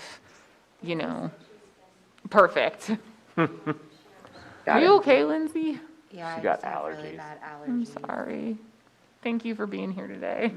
I think also I there's an can't- interest for the district to, be clear sometimes when those numbers start popping up and say, like that one, what was it, 2 Fridays ago when we got the email? Because I'll tell you, I was on the fence. I was about to put one in, but then I got the email and I was like, all right. So I'll we wait. send emails saying, hey, just be We aware, won. we may have I subbing sent issues. it to the principals that, hey, this is where we're at. Can you communicate with your staff that it's going to be very, very challenging to get a sub? I think that can also be hard too, though, because if you do have a staff member who really needs to take it. Right, and then as they someone feel who, like, pressure. I was supposed to have a personal day on Friday, and then had 14 staff members out, so I had, I can't leave 4 empty classrooms and go take my personal day, so, I can't, you don't want to, it's, like, as an administrator, I didn't really say anything to my staff, just because I was like, I don't feel comfortable right now in the middle of the pandemic to be like, no, you need to come to work, even though you don't feel okay to do it. And we don't want to wasn't there historically an issue of teachers being able to take their leave days, and wasn't that worked on through negotiations? So we don't want to backtrack that. Yeah, that is another one of our, when we are talking to new hires, and we're just in our buildings, just reminding people that days are days are, the beauty of that is people don't have to lie, and also the beauty of days are days is people will put their days in ahead of time. So a lot of, and you encourage people to do that. I think that's something we could continue to do next year, is message more, hey, if you're going to be gone 3 months from now, go ahead and put the day in. You can always, there's a mechanism to cancel. So, but yeah, that is it's another example of how we're treated as professionals, so. So not having to get it approved. Yeah. A personal day approved, and then you have, your sick days that are separate. So that's why we say days are days. Right. Which is a much more modern approach to leave anyway, in any work environment, I think. I don't think we would have any interest in all in changing that. It's just trying to brainstorm around ways to minimize the effect of things like the Super Bowl. As Jay said, though, I know teachers that if we knew that, and our principal secretary, Chrissy, does a great job, but there are people that if they know they're not going to have a consistent sub, if it's something that they could change, they won't choose that day because it becomes a lost day, if you will. So, like you say, it shouldn't be a pressure thing, but there are people who would say, if I would have known that, my class was just, essentially going to be a study hall because the sub was going to be covering 4 different places, and my plans are still in my first hour classroom and didn't come with the sub, that they would have chosen that. So I think there's some creative things that we can look at how to, address this problem just in general too. But the Super Bowl one is, It's gonna be an issue for a while, I think. So, yeah. I just said, doggone it, Dr. Schumacher, if you have jinxed the Chiefs for the next 10 years. publicly I did too, man. It's 12:09. Do we Yes. want to stop prior to solution brainstorming on this issue? Come back from lunch, go back to work-life balance, and if we have time, solution brainstorm on the high leave day issue? Yeah. Sounds good. Yeah. Yes. Okay, Okay. And Sherry will be on with us at 1:15, right? yes. All right, guys. I'll talk to you in an hour. Okay, thank you. You.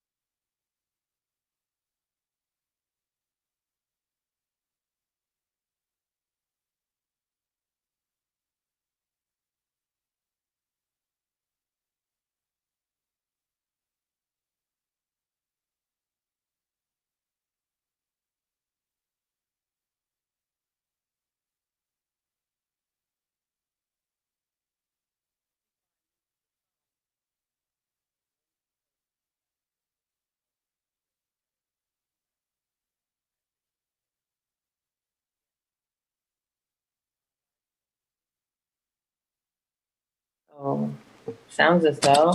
And I switched you back to the host. Okay, thank you. Thank you, appreciate you. Okay, guys, I think have Sherry's going to talk a bit on the information you all wanted around work-life balance, I think particularly SPED and maybe other issues. Is Sherry with us yet? I am, yes.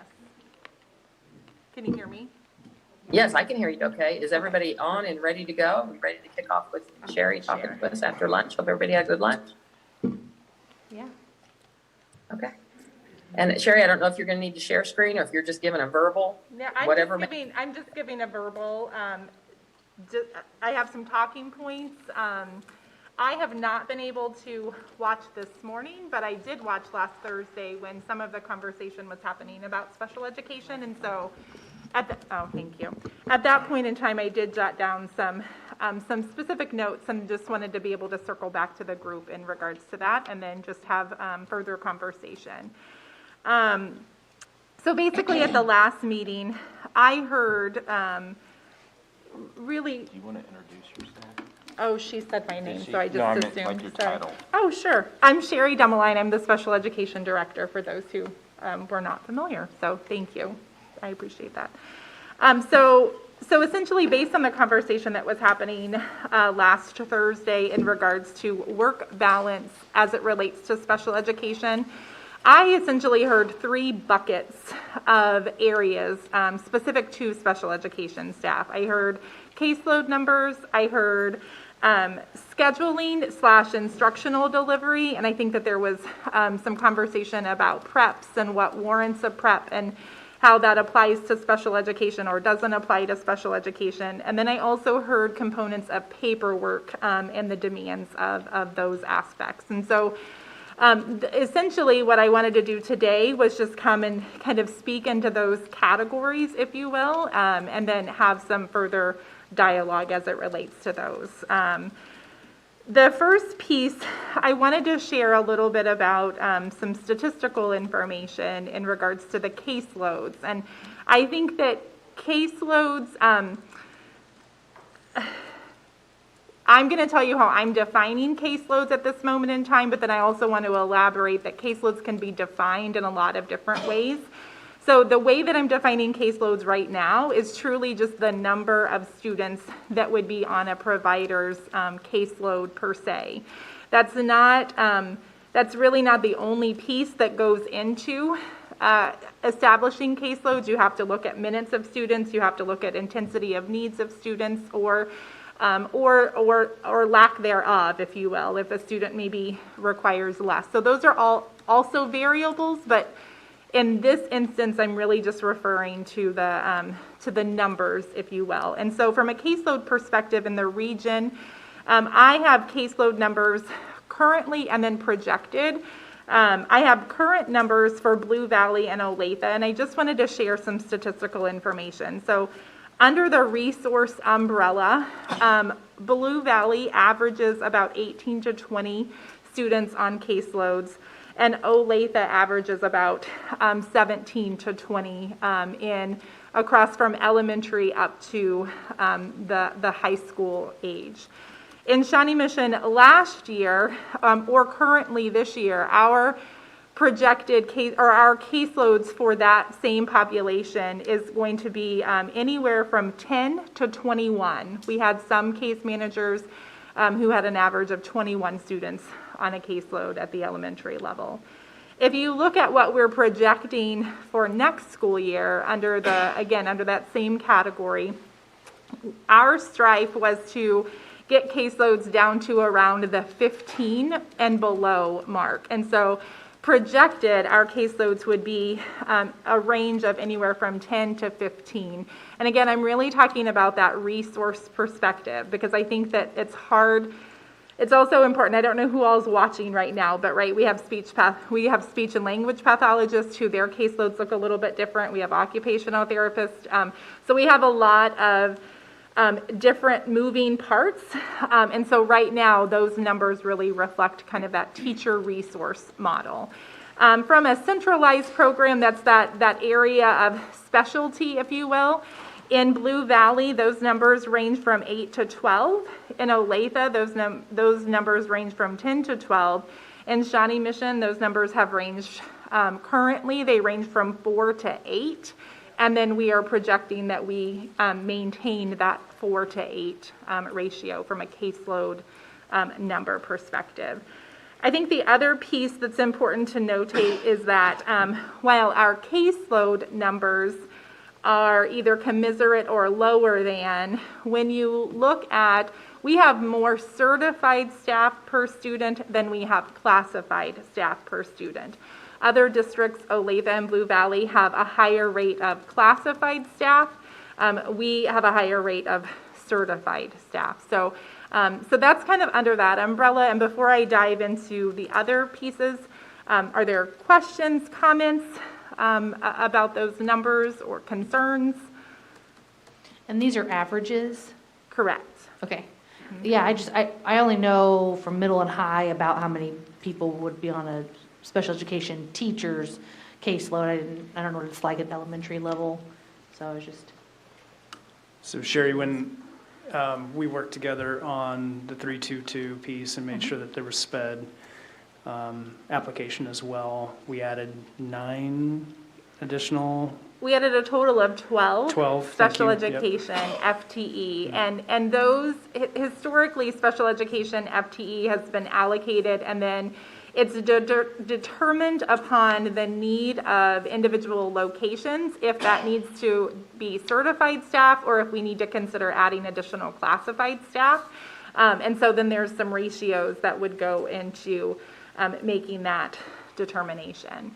Those 12 FTEs, are they like elementary special ed teacher, middle, like what's the, do you know what the? That's a makeup great is? question. So it's honestly, it's a combination. We've increased our elementary. We had many instances to where, as I mentioned, this year we had many staff who had 20 plus and they were a party of one servicing K6. And so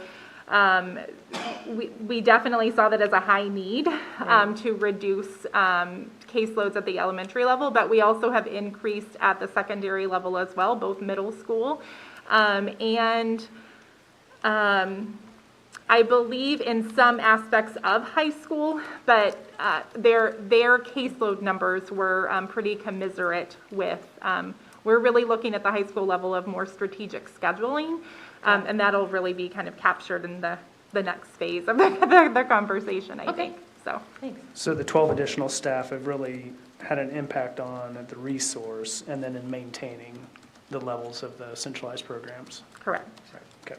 In addition to speech and language pathologists as well as gifted as well, which gifted falls under the special education umbrella. Right. Mm-hmm. Other questions about this, just the caseload numbers? Okay, so go ahead. Which is different than, say, at the secondary level where you have your caseload, but if you're co-teaching, you're still servicing other kids outside of your caseload. You're correct, and we'll talk about that and kind of these other umbrellas. So the caseload numbers are going to be the individuals that you, as the case manager, would be responsible for that paperwork piece, did that data collection piece, partnering with colleagues and things within your building, but ultimately, as the case manager, that would be your responsibility. Mm-hmm. Okay. So then the next piece is that that scheduling and instructional delivery. And I know, and I don't remember exactly who it was that posed this last Thursday, but somebody had made a comment in regards to this year, some individuals were scheduled for to support maybe biology and then global studies and then another course, right? So there were multiple courses that special education staff were being asked to support.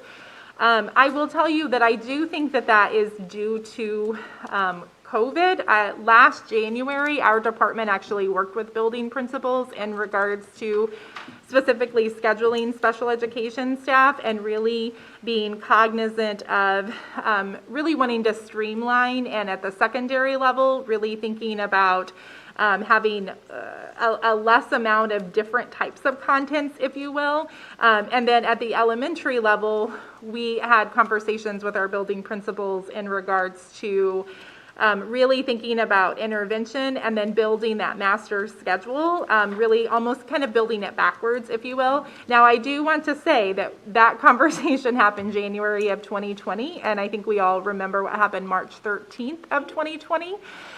So best laid plans, right?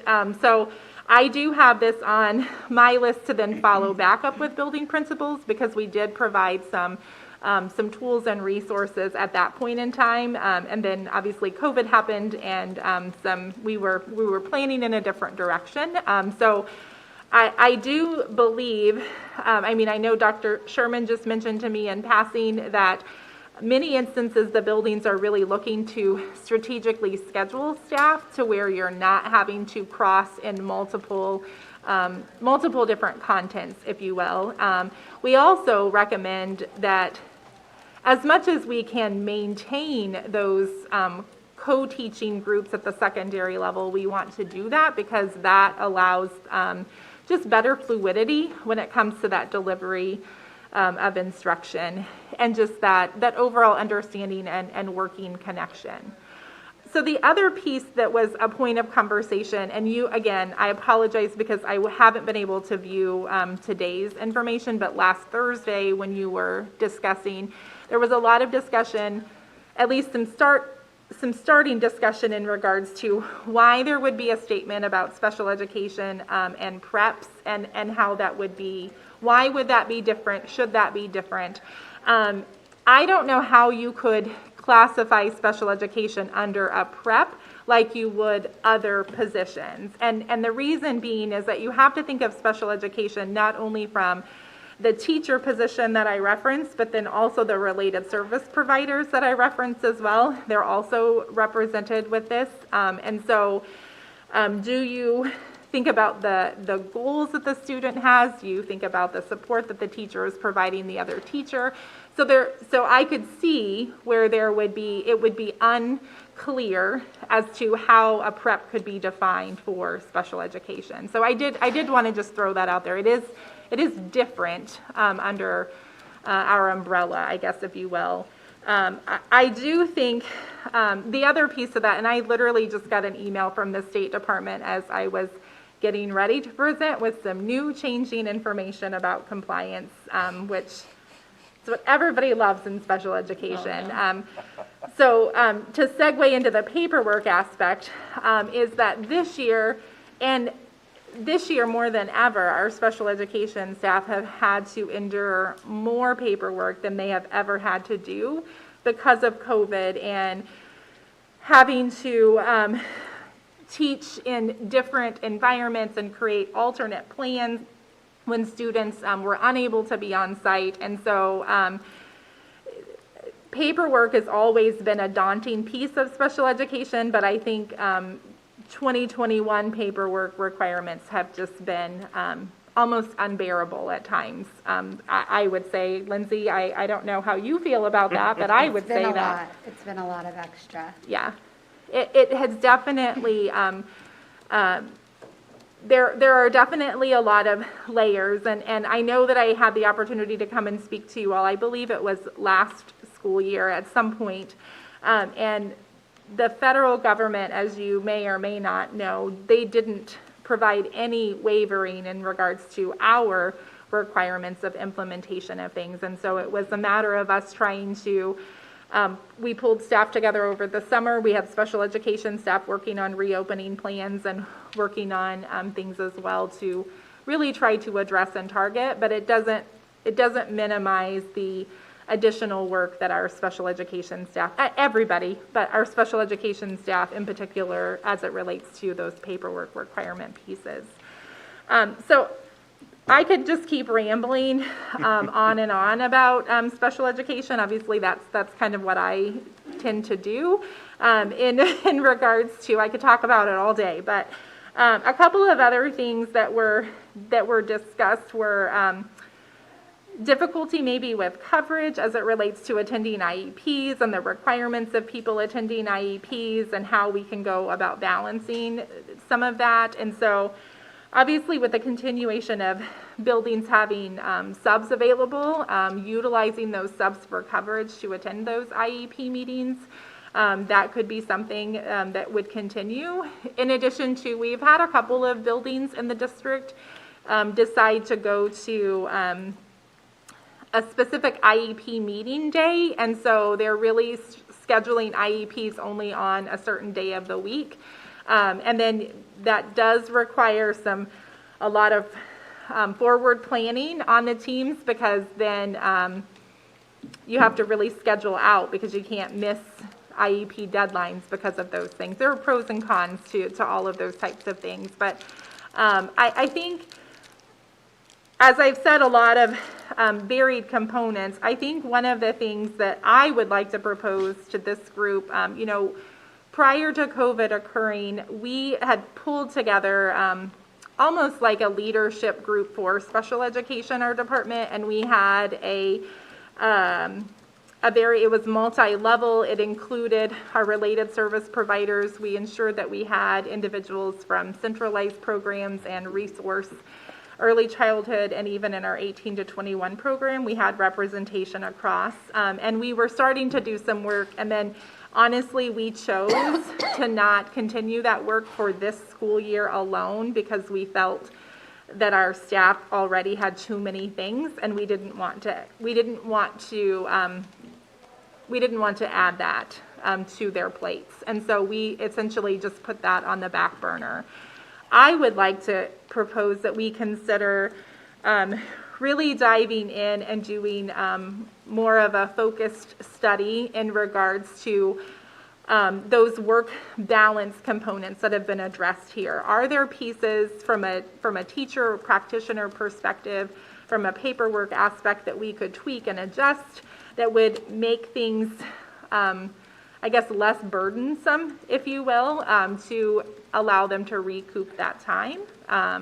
But I've said a lot of things, may have made sense, maybe not, but I want to open it up for other discussion, questions, concerns. Can you explain to me a little, just so I can get a picture in my mind, where you're talking about buildings doing specific IEP meeting days? So then on those days, are service minutes just written as like a 4-day a week, or how does that work? So services would continue as determined by the IEP team that the student would need, right? And then just as you would have a sub on a day that you were at a conference or something of that nature, there would be coverage to fulfill those minutes as well. Gotcha. Mm-hmm. I understand. Perfect. Yeah. I think when we brought up the sentence that says this part of the contract doesn't apply to special education teachers in regards to prep, it was more referring to the teachers that co-teach at the secondary level. And I understand what you're saying, that with all the different job titles that are in special education, it would be hard to pin down what a prep is. I think we were looking at, like, if you're co-teaching U.S. history, then you co-teach chemistry, then you co-teach algebra 1, then go to welding. You're a co-teacher in welding. That'd be fun. I'll do it with you. But so I think that is what for me, that's what I've heard from special education teachers at the secondary level. I really think that goes back to, and I'll make it a priority to take a closer look at that as well, but I think it goes back to really looking at how we're scheduling and building our master schedules, to where we can maximize the use of our staff and really not stretch them so thin. Right, and I also wonder if, because we had remote sections of everything. True. So that threw a wrench in it all for this year. I think we would all agree that, I mean, having a teacher spread across multiple departments is not the best thing to do. If you're going to co-teach, you co-teach mostly in math, maybe a science class or something like that. But given the pandemic, it threw everything off. I know as a building principal, that was my effort. I'm sure, Scott, you can attest to that. And Yeah, we would pair up English and social studies, or at least try to. right. And my understanding is when we made the master schedule, always we had the special education department chair who was part of building that department schedule. So that department chair was looking at and overseeing people's workload, caseload, and what preps they were teaching to make sure that it could be the most, compliant as well as useful and resourceful schedule that should be made. Right, yeah. I spoke with ours, yeah. Correct. I don't know what that looks like at the elementary level, though. Because I don't think they have a special education department chair, so I don't know how that looks. No, we don't have department. I'm quite confident you don't, so I. We don't have any chairs, yeah. Okay. We have a The BLT. kids just stand up? What? Right, never mind. High chairs. He's being, trying to be funny. All right. I had something, but I don't The remember it now. leadership, what you were talking about that was starting up in January 2020, what would their purpose be? What are the kind of things are they looking at? So it actually had started prior to that. Got it. And so I was just referencing a presentation to building principals in January of 2020. However, we had formulated both almost like a parent work group and a staff work group. And a couple of the things that we were really working to dive through, we had one of the activities that we had done with staff is actually worked them through a file review so they understood the components that we are being required to submit to the state, right? And so we wanted to work through a file review with them, and then from their lens, what are components that you see as needs for us to continue professional development? What types of professional development should we consider? And how can we create some better clarity in regards to the completion of paperwork, instructional delivery, things of that nature? So that was just, again, that was one of the components that we did, in addition to having conversations about the need for expanding the continuum of services within our district. We have some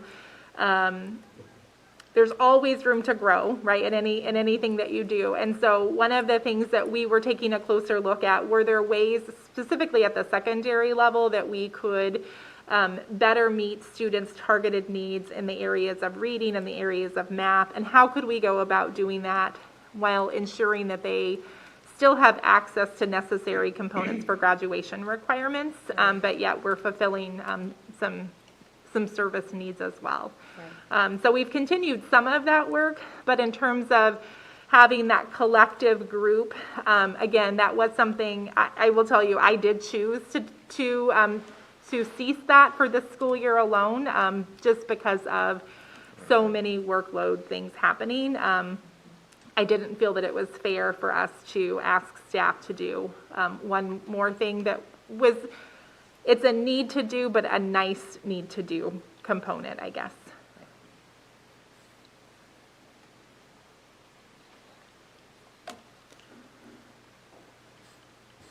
So I think we talked a little bit about this at our last session, the fact that secondary is moving from 6 to 5, and so what would that look like in the SPED world? And I didn't know if a consideration would be that, whether our SPED teachers that are resource, I assume, that actually are in the classroom would teach 5 hours out of the day, and maybe a supervision be a actual paperwork time or an IEP time, IEP preparation. Have you had discussions around what that movement from 6 to 5 looks like for SPED teachers? So many buildings were already doing something similar to where they were utilizing, I believe it's called, each building calls it something a little bit differently, but essentially like a supports for school personnel or something of that nature, to where special education staff would, if accommodations needed to be implemented during an assessment or something, students could go to a location But if there were no assessments or things of that nature, then special education staff could be also working on paperwork and things of that nature. So many buildings are currently doing similar types of things. But as I mentioned before, I will personally reach out to our high schools and try to get a better idea as to what those schedules are looking like, and take a look to see if there are any ways that we could streamline some things. Because I think we can all understand that, preps might take some, there may be just, you have a limited number of staff and, a wide variety of preps that have to be taught. But I think we would hope that our counterparts in the SPED department, when it actually comes to their teaching hours, that they would be allocated, they would be teaching 5, just as our gen ed teachers are teaching 5. I think the one thing, Linda, to just be mindful of with that is that some of our special education teachers, like for example, Lindsay in a centralized program, it's more comparative to elementary, and even some of our high school, because of the nature of the delivery required of students, they may be that student's sole deliverer. And if you really then take a step back, they're doing the prep for all of the content, almost like an elementary staff member would be. And it would be happening at the secondary level as well. So I definitely think it's something that we need to look at. I think, though, it's not as simple, I guess, is what I'm just trying to say. But, and I'm not talking preps, I'm actually talking teaching hours. Okay, So I like, thought I heard you say prep, no, sorry. I said I understand where in that situation, Okay. preps can't be doing that way, but I'm just saying middle and high school, I would hope that actual hours where you are, co-teaching, or if you are the teacher with the kids, that's 5 hours so that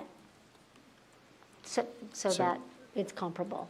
So you're suggesting. That'd be a goal, Right, so upon the 22-23 school year, the SPED teachers, gen ed teachers, all at the secondary level would have a plan and a supervision.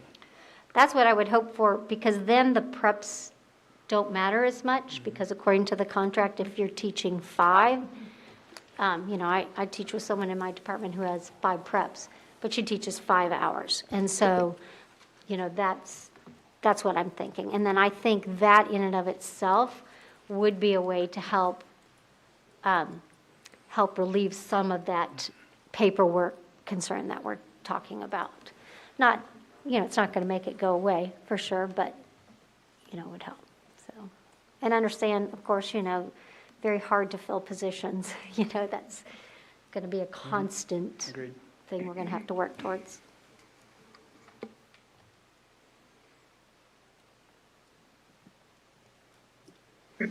Other comments, questions, concerns, observations, ideas, feedback? So, just because I don't know what it looks like at the secondary level, like the resource teachers, the high school or the middle school during mascot hour or seminar, do they have a mascot hour seminar class, or what does that look like? We're looking at, next year, we have it set up where they have, plan on Monday, Wednesday. They have consult on Tuesday, Thursday, or vice versa, as there's, 6 assignment supervision, whatever you want to call it. And then we're looking at possibly doing some sort of co-seminar, so they can kind of, depending on what's going on, get that worked out somehow. We haven't done the finer details on that yet. There have been years where like this year and the year previous, special ed teachers did have seminars. Sometimes they would be their actual caseload students in their seminar, so they could see them and check in with them, because at the high school level, you might not even co-teach a class with someone on your caseload. Other times they would have a seminar that wasn't their caseload. Just kind of, I think, depends on building to building. Mascot hour, yeah. The specialized programs have the same seminar kids. Right, like the, SAIL program at our place. right, okay. So I think it varies. I don't know that it's Right. the same everywhere, but I think they do have a mascot hour group of kids as well. Not that that couldn't change, because like, Scott was saying, he's in building, trying to change it up for next year.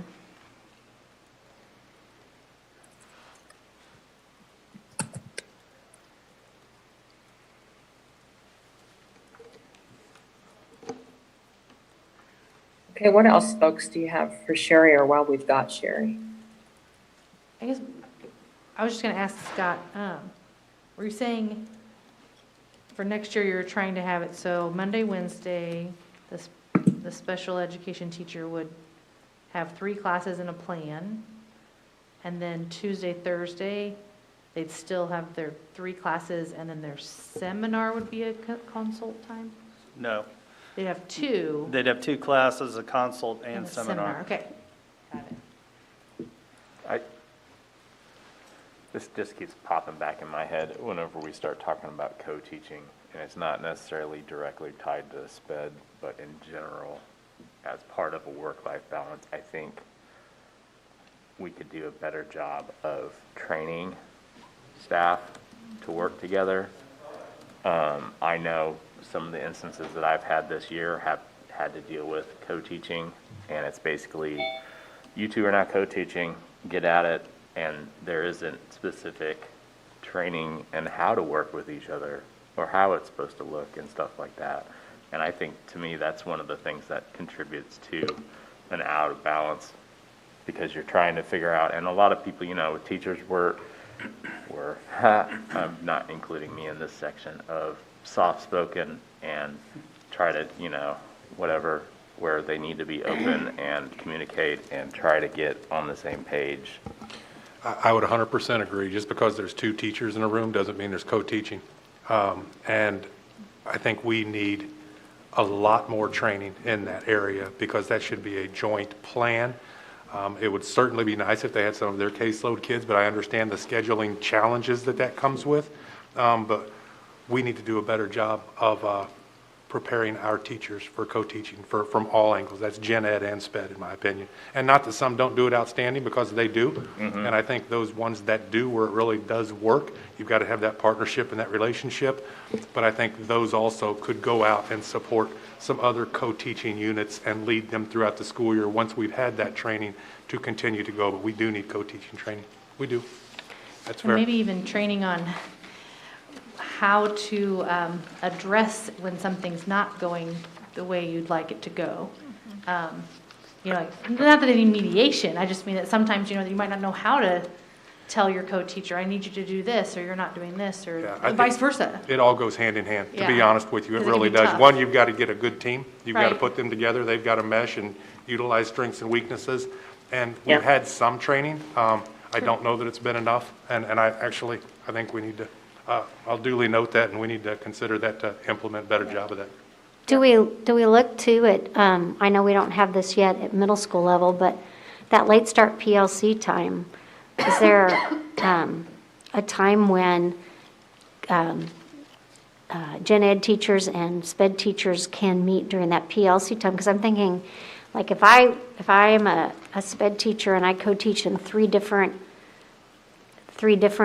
levels, you know, English, science, and social studies, what are the likelihood that I have a common plan with everyone that I teach with? And just to be able to have a conversation with, hey, as I make these modifications to this assignment or this test, what do you feel is essential that you want me to cover? And I think even if that was just one PLC a month, at least would give you some long-range planning. And I think that would also give some mutual ownership between the content teacher and the SPED teacher. So that might be something too to figure out. I agree, and I think we need to continue. I think PLC's taken a large step backwards this year, and it's obvious why. We just haven't been doing it, and we were starting to make some traction with some of our PLCs. We need to get back on that, and I think if we can implement any co-teaching strategies within that. Again, it's more of a scheduling, and I hate to keep using scheduling as an excuse, but there's only so many teachers and only so many hours of the day, and trying to put that jigsaw puzzle together gets complex. I think our SPED and gen ed teachers would be willing to find some time to better hone not only PLCs, but also be more effective in the co-teaching atmosphere. Agreed. Well, what we can look to do as well next school year is, we had talked about doing a co-teaching reboot for individuals who have received training in co-teaching, and or maybe they're if it's new co-teaching partners, this wouldn't be appropriate for them. But if you have been a co-teaching partner with the same person, it's good to have that refresher. And so we talked about offering a refresher during the instructional fair for individuals.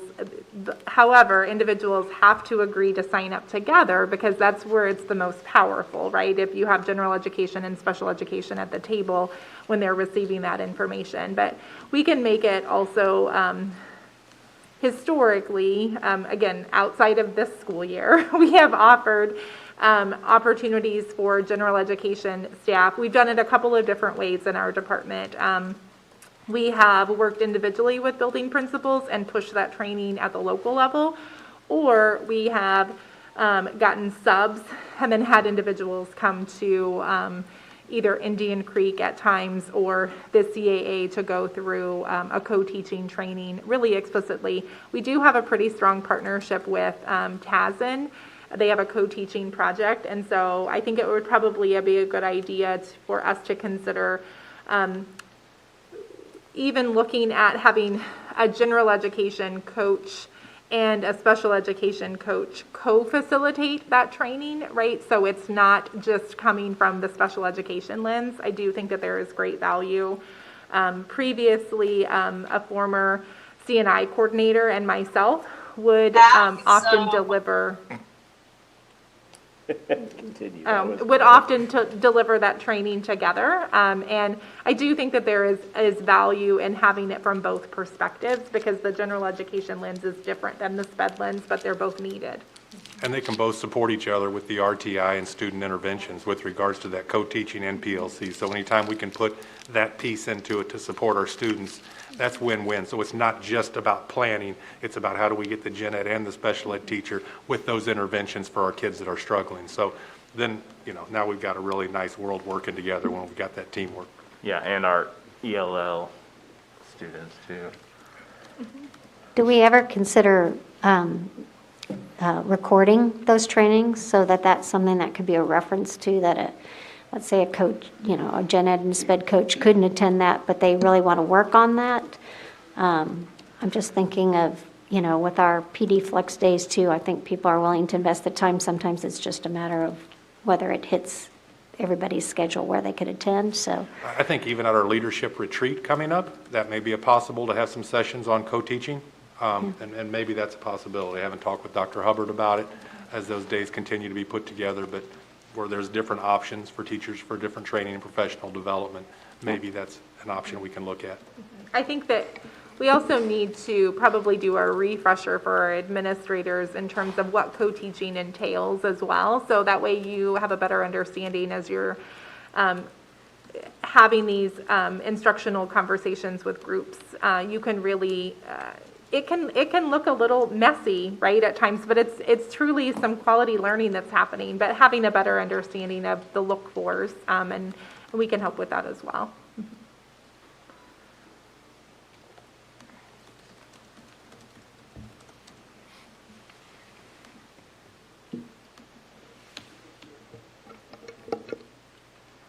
I don't think we have our facilitator here, do we? Nope. Well, I don't know where everyone's comfort level is then with where we go next.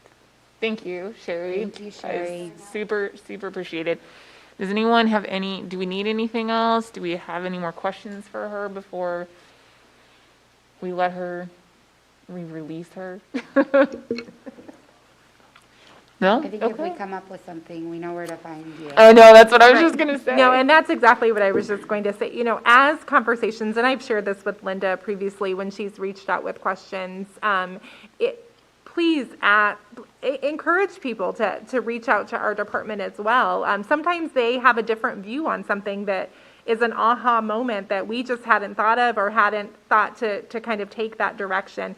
Obviously, there are certain components that our hands are really tied and we have to have certain components, but we are definitely open to hearing. We've had multiple, I assure you, I've had multiple meetings with individuals to listen and learn and hear from their perspective. And some of those do result in some change. And sometimes it's just good dialogue for them to have an understanding of the why behind we're doing something the way that we're doing it. So please don't hesitate to have people reach out if they have specific questions about things too.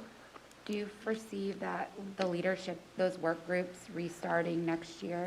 Yeah, so I would anticipate, what I'd like to do is send out, and again, I'm trying to be mindful of when to send communication out, right? Because we're all over inundated with communication. And so I think it would probably behoove us to start those, send out the communication to solicit interest, because I also think that there is value in having interest, having representation from our veteran staff and then our new staff as well, because we're all looking at things very differently. And so I would anticipate reaching out to individuals, of course, when they are back on contract, and then we could establish the timeline and then our targeted objectives that we would want to accomplish and dive into.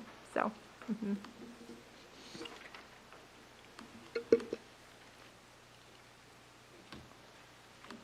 Thank you, Sherry.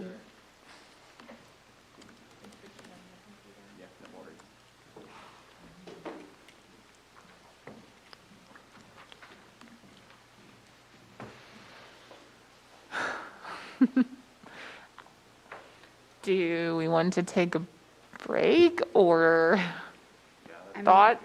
maybe even just like a 5-minute, like digest everything we heard Yeah, before we that sounds good. jump in. Anything else? Okay, 5-minute break.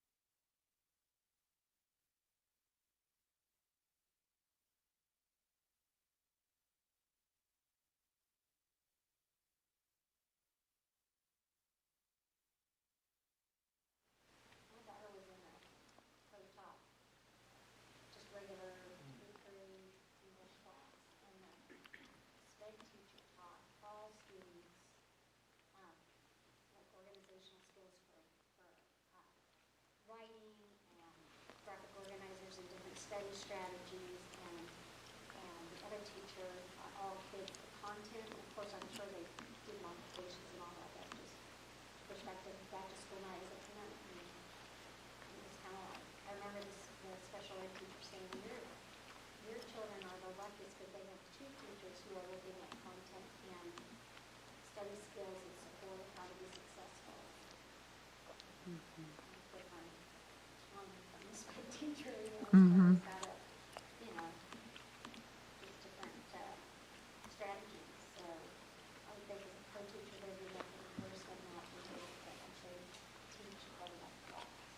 Well, I can tell you as a product of it, when I went through school, I would have, with my learning disabilities and stuff, being in the English co-teaching classes, you could tell the ones, they've been co-teaching together for 10 years,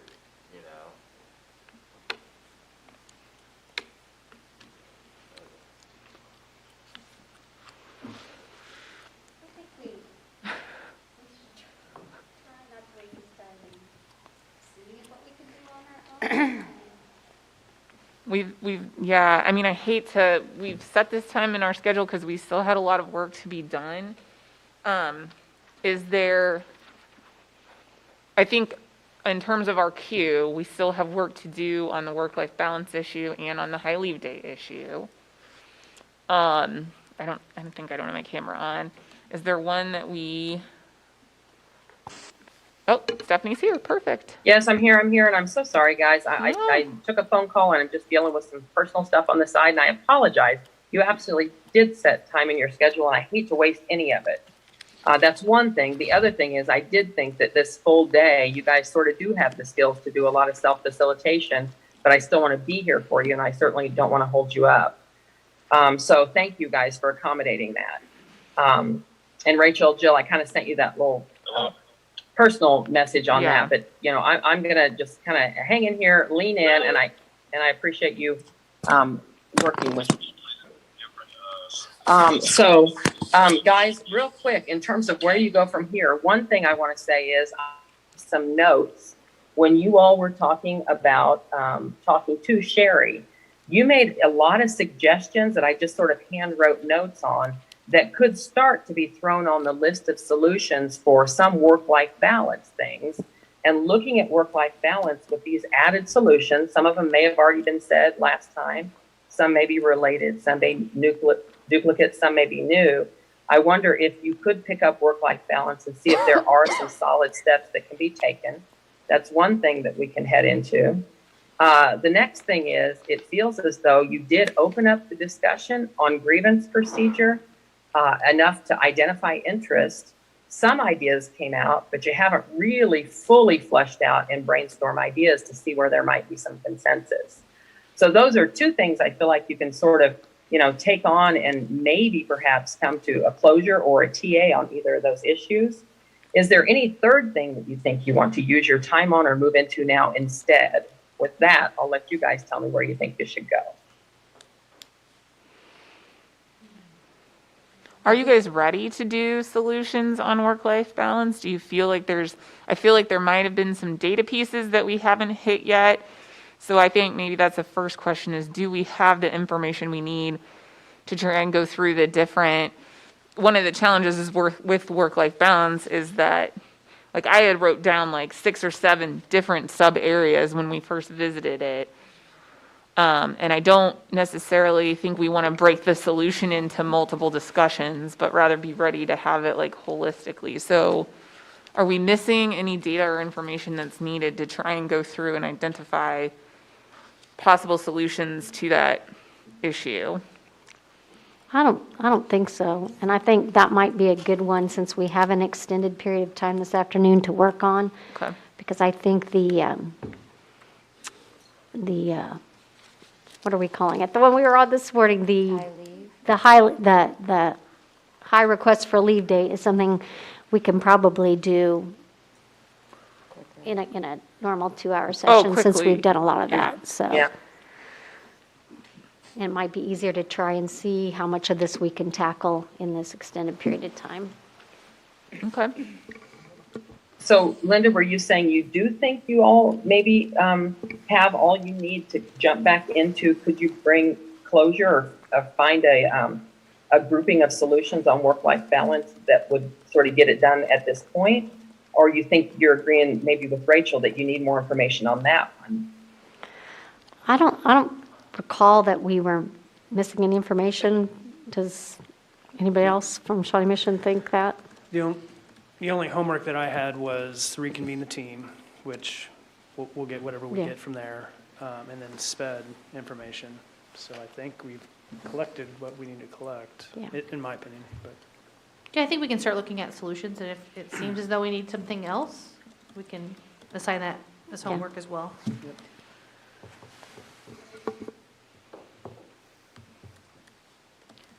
So I think we just need, do we already have kind of a list of some possible solutions? Yeah, you do. I can open that. I'm going to go ahead and log back into my laptop so that I can open that. And then I'll read the notes I took that may already be on that or not, and tell me if we should add that to the list, and then start taking a look at your full list. So I can go ahead and do that. So I'm going to log on the computer here. I mean, that's how I recollect. Let me pull this list up.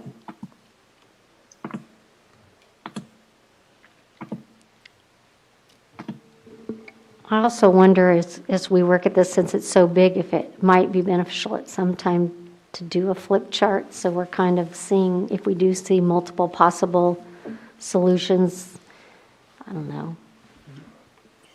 You all are all in the same room together or no? Yes. Okay, so yeah, I mean, I'm a flip chart lover. I do this Word document and share it on the screen because I cannot be in person. So if you wanted to, if someone wanted to, and there's a flip chart in the room, I can open the document on my laptop, and then you can sort of see what's already on your list, and then the new one, add that to your flip chart, and then add your new ones on your flip chart. So you all have that flip chart or charts right in the room in front of you, or I can share on the screen, or both, either way. But yeah, I'm a flip chart fan too. I like to have sort of the vision in front of me. This COVID has us sort of just using Word documents. Okay, I'm going to open the link on my laptop and then drop it here and screen share. So give me 1 second. I'm just going to find the link in the laptop. Sorry, I'm not as efficient or on it as I generally am with you all. A couple of things. Number one, I'm feeling something that's going on the side that I'm covering for a coworker, which is not fair to you all, but he had a family emergency. And number two, I started 2 new medications for crazy things that conditions old people have that I got diagnosed with a few weeks ago. So I am a little mentally not with you, and I apologize. Of all days, your full day is the day I'm struggling a little bit cognitively, and I apologize. I don't often put that out there. So thank you for being patient with me. Thank you for being here. That's the oldie in the room. You guys, I can you're kind of empathize. quickly becoming my favorite. I don't name other clients, but you guys are one of my faves. You guys stay pretty darn positive. If you think about where you started 1.5 years, 2 years ago, you're pretty amazing people. It's only because I'm real good at keeping the other stuff in my head.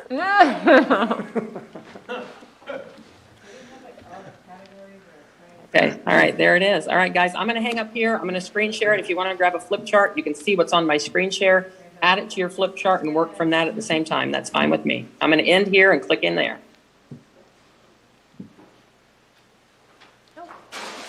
She didn't. Yeah, she didn't mean to, I don't think. I think she thought that she could just go into the other one, but I think what happened is. Always start the other one first and then leave. How do we get back in? We have to go back to the old link? Yep. Yeah.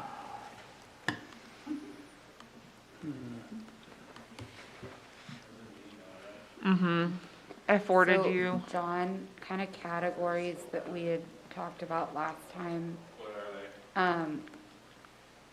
Secondary workload. And we can add bullet points under it. No, we're still streaming. Elementary workload.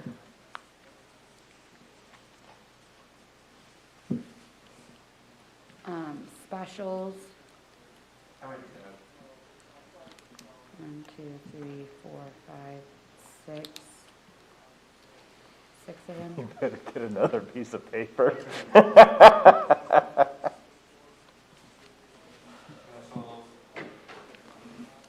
Part-time employees.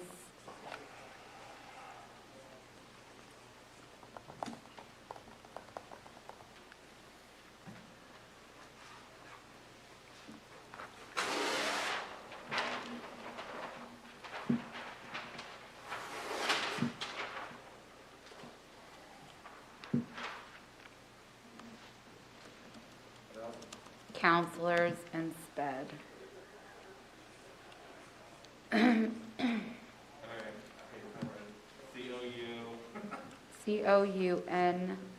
COUNSELORS.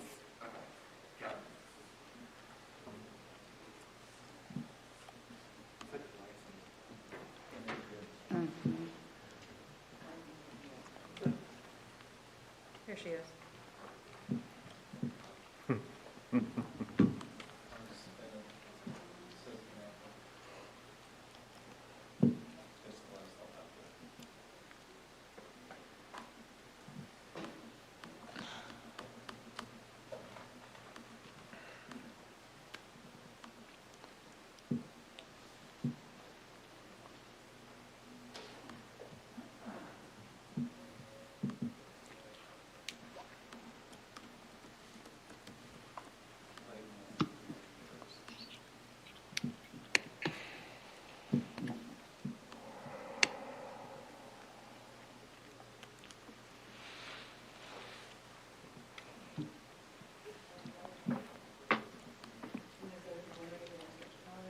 I'm sorry, I didn't realize I ended the meeting, but it looks like everyone's joining back in.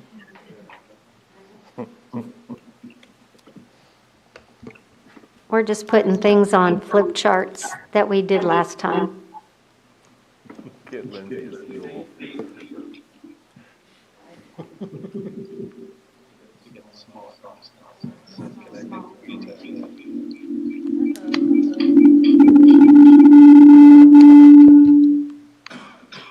Is sound okay, guys?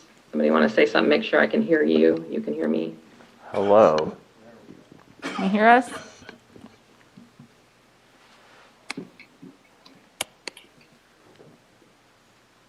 Okay. All right, screen share, here we go. Work-life balance document, and I'm not sure, Everybody, Mute your. I'm not sure who is laptop going to and flip your chart on y'all's sound. end, or if you got a flip chart and markers, if you've got a wall that everybody can see, or if you even have a grease board. I won't go through your issue statement, was creating better work-life balance. You know, keep in mind, you might want to revisit these interests. I'll keep up here on the screen so you don't have to flip chart the interest as you coalesce around a solution contested against the interest. Here were the possible solutions before, and then I will read what's in my notes and tell me what you want to add. So you guys, go ahead. Flip chart, are ready to go? You had a clear definition of supervision, what it is, what it isn't, the do's and don'ts. Now, after Joe, I think, shared that this morning, I heard lots of curious questions about it, and you got an understanding of it. I don't know that you need to, that giving him the feedback sort of did this, and this is no longer really a solution that needs to be done because it's already happening. But I did hear a couple ideas that came out of that. When Joe was presenting what's in red here, someone says, do we need to establish that work that you do in that hour requires nothing beyond that hour? So that was some feedback I heard that was a clear piece of feedback. And I don't know what establish that fact looks like, or is it communicating it to teachers? Right? You all were also talking about, look, teachers are just going to do more. I would say, Yep, the intent is for that supervision period to be for that supervision period. I don't know how to answer your concern about some teachers going above what that looks like.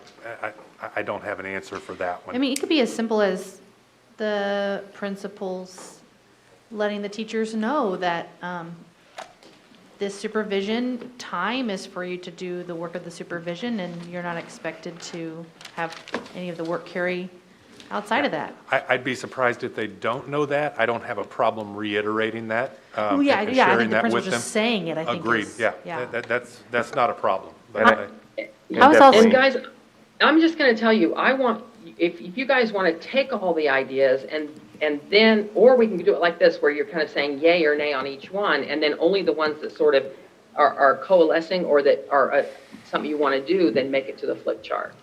So on this one, would it be just the second piece of it or the whole thing?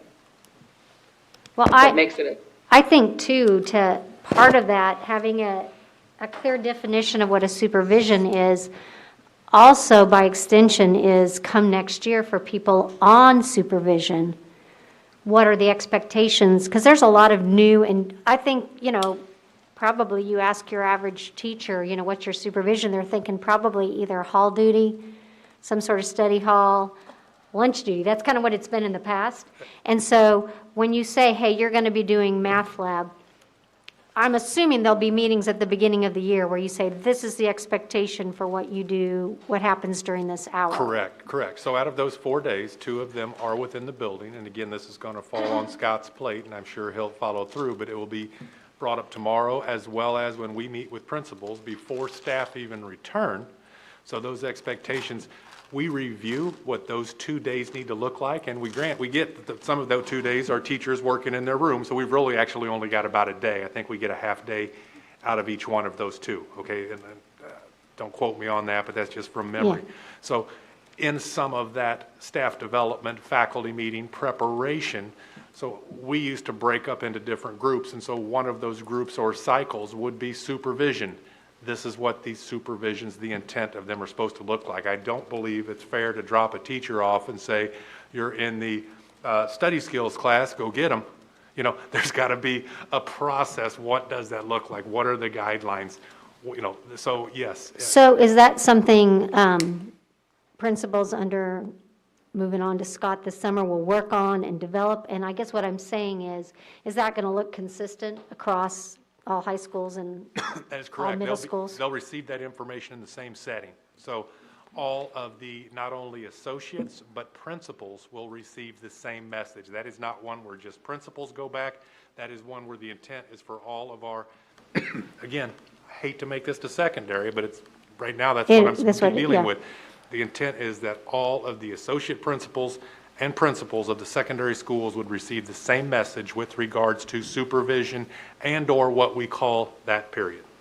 So when that finally gets all flushed out, is that something that you'd feel comfortable just sharing with our team per se, specifically maybe more with me? Because that's so that I can say, this is in line, I know this was. What are you wanting, the specific breakdown of every single expectation? Well, for yeah, every I don't need to know every supervision, or just- expedition, but, I'm sure you're going to have, if you're going to share that out amongst yourselves, you're going to have just a general concept of what math lab looks like and so just a short description. I'm not asking you to create anything. I'm just saying, if you do create something, would you be willing to share that? Yeah, if we created something. Correct. And I think all the, and that's part of beginning tomorrow. And again, beginning tomorrow, as we review those do's and don'ts, what does each one of these supervision time periods look like? We need to be consistent, and not only consistent, but we need to share good ideas. If Hawker Grove is doing something that's working extremely well for them, they come back and talk with the other middle school principals, what can we do to implement this in our other buildings? And so it's not an isolation factor, it's a transparent one. And so when something's working for kids and for staff, let's get it going, let's get the ball rolling. So that's my vision of what this looks like, to go over each one of them to make sure they're consistent with what it looks like for each one of their buildings. And Linda, I think, we've partnered with the association over the last 2 years to get this into where we're at right now, where we're implementing it next year halfway, full on 22, 23. I think we need to continue that partnership so that we're thinking along the same lines, and neither one of us are violating the P&A. And I don't know if this will come to fruition, but in years past, when we used to have supervision, people would, indicate their preference for it if everyone's going to be on it. And so I just think a short little blurb of what something is might give someone So- an idea. So I'll take it even a step further, Linda, that it's not only what the principals are on the same page with, so if 2 or 3 staff members or 4 or 5 have this, how about them getting together? And how about them looking like and refining what it looks like to better Exactly. meet the needs of kids and to better meet their needs, sharing that with administration. So anyone can come up with a great idea. If we can do it the most effective and productive way, it's the only way it should work, in my opinion. I mean, I hate to, I think ownership would help it be successful. I couldn't agree more. I couldn't agree more. So guys, let's do an overview on the things that are sort of sticking, and then remove the things that are not or duplicative. So I'm going to leave this here as sort of this clear definition, but establish. I think Linda's called it a blurb. Really, what you're saying is, how is it operational at each building, specific to each building, to sort of communicate or establish this culture that that you talked about in the do's or don'ts. So can we come back and say, how is that operational? Is it already being operated, or is it already being put in operation and you're just getting feedback from this group? And then, does it need to be communicated to who and how? So I want to just come back to that, if we could. Well, we've kind of, I hate to interrupt there, but we've kind of just that's went okay. over it. I really think that we haven't implemented this, so this is all to be implemented next school year. And I think when it comes to solutions, it would be to make sure administrators are consistent, to make sure the consistency would have to be some form of solution, I would assume, to make sure there are clear boundaries and purpose with regards to each one of these supervision expectations. And I think a solution is to get teacher buy-in to where they brainstorm with regards to great purpose, boundaries, and solutions as well. To me, just beginning a process like that is the answers until we can get to the nuts and bolts of it. And in my opinion, I Yeah. kind of summarized it as just definition of supervision, do's and don'ts, and then I just said, principals and associates will receive same message in regards to supervision, and then kind of share the finalized whatever of that with Linda. And then I thought I heard you say utilizing time during pre-service share with staff. to present to staff. You got it. Share with staff, get staff feedback, and then even give staff time to work amongst themselves if they have the same type of supervision to look at how they can add their expertise and suggestions to make it the most beneficial. Yeah, and I think we're good on this. I just really think just that feedback loop, as long as, Agreed. we know that, then we support, then we can say this is something we, discussed at IBB, where, Agreed, and we continually loop back to it. This Yeah. isn't something that's talked about once and done. This is a continued process that we continue to refine and get better at. So with that, sorry to interrupt, and I didn't mean to be rude, but I thought we had some pretty good solutions there to move forward from it, so. No, I appreciate that, guys. I don't always get the nuance of where you're getting traction, where there's support, where there's not. So I appreciate that. Sure. I wasn't under the impression that you guys were sort of, fully heading towards agreement in this area. I was going to sort of put it on the burner, get through the rest, and then come back. But I appreciate you directing me that you were closer than I thought. Okay, Lindsay, it sounds like you're taking very detailed notes. So mine are for the screen, but yours are for the follow-up, right? Yeah. Guys, can I say, there was this idea to protect plan time, and then we said, well, plan time's already protected. And we said everyone's going to read Article 12. And then it was, this may go back to some of the stuff that, Sherry talked with you about. The idea of protect plan time, or delete the language that excludes SPED under Article 12B4. That was the second solution that came up, other than the one you just talked about on work-life balance. And then someone said under this article, morning time before students start instruction. I think that was Jill that said, that morning time there, could that be some time that helps the teacher out? So those were two ideas that came up that we said that those may be linked to perhaps some article language changes. And I don't know sort of how you're seeing that now that you did hear from Mary, particularly around this SPED issue. I think the morning time, not that you're necessarily going to get a whole lot of planning done. I think that this year, having students, like for elementary, having students come into your classroom at 7:50, which is the time that you report to the building, added some stress. So if we could either, I don't know if we need to have language about it, or if we just need to say that we don't want that to be something that's the norm? Well, I think we agreed, at the end of last year, that some things due to COVID was going to change, and that was going to be something kind of along those lines, and that understand that is when we can, we're going to move back to standard supervision in that time period, like what we've done before, where, I have my time to go do bus duty or something like that. I think it's also, if we know that we're going to start the year off with the kids reporting directly to their first hour,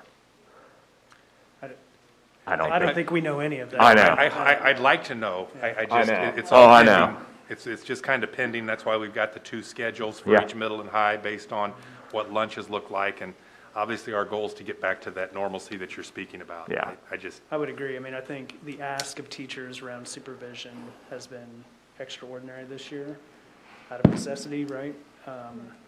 But to your point, I think the vision would be to get back to a normal amount of supervision before and after school to ensure the safety of the kids and so on, so. Yeah, But we don't know what next year's gonna bring, right? I know, that was the rhetorical.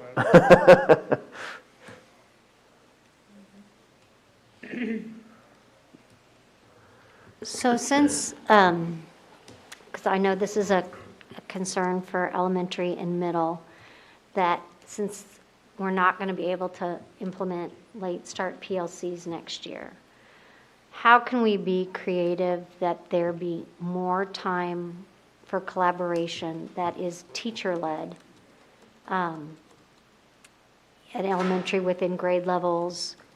I know our elementary specials teachers are very interested in having time on a more regular basis to collaborate with librarians across the district, PE across the district. Middle school have asked for, they have team, in some buildings they have team collaboration, but they're also interested in having content collaboration, and our middle school electives, and even some of our cores would really like to have some vertical collaboration time. So I don't know if that's within the purview of this group, because that involves looking schedules, but it's really hard to go a whole another year and not address that. I know, for example, in our building, we have one Tuesday a month that is dedicated to PLC time instead of a staff meeting. I don't know if that's something to suggest for elementary.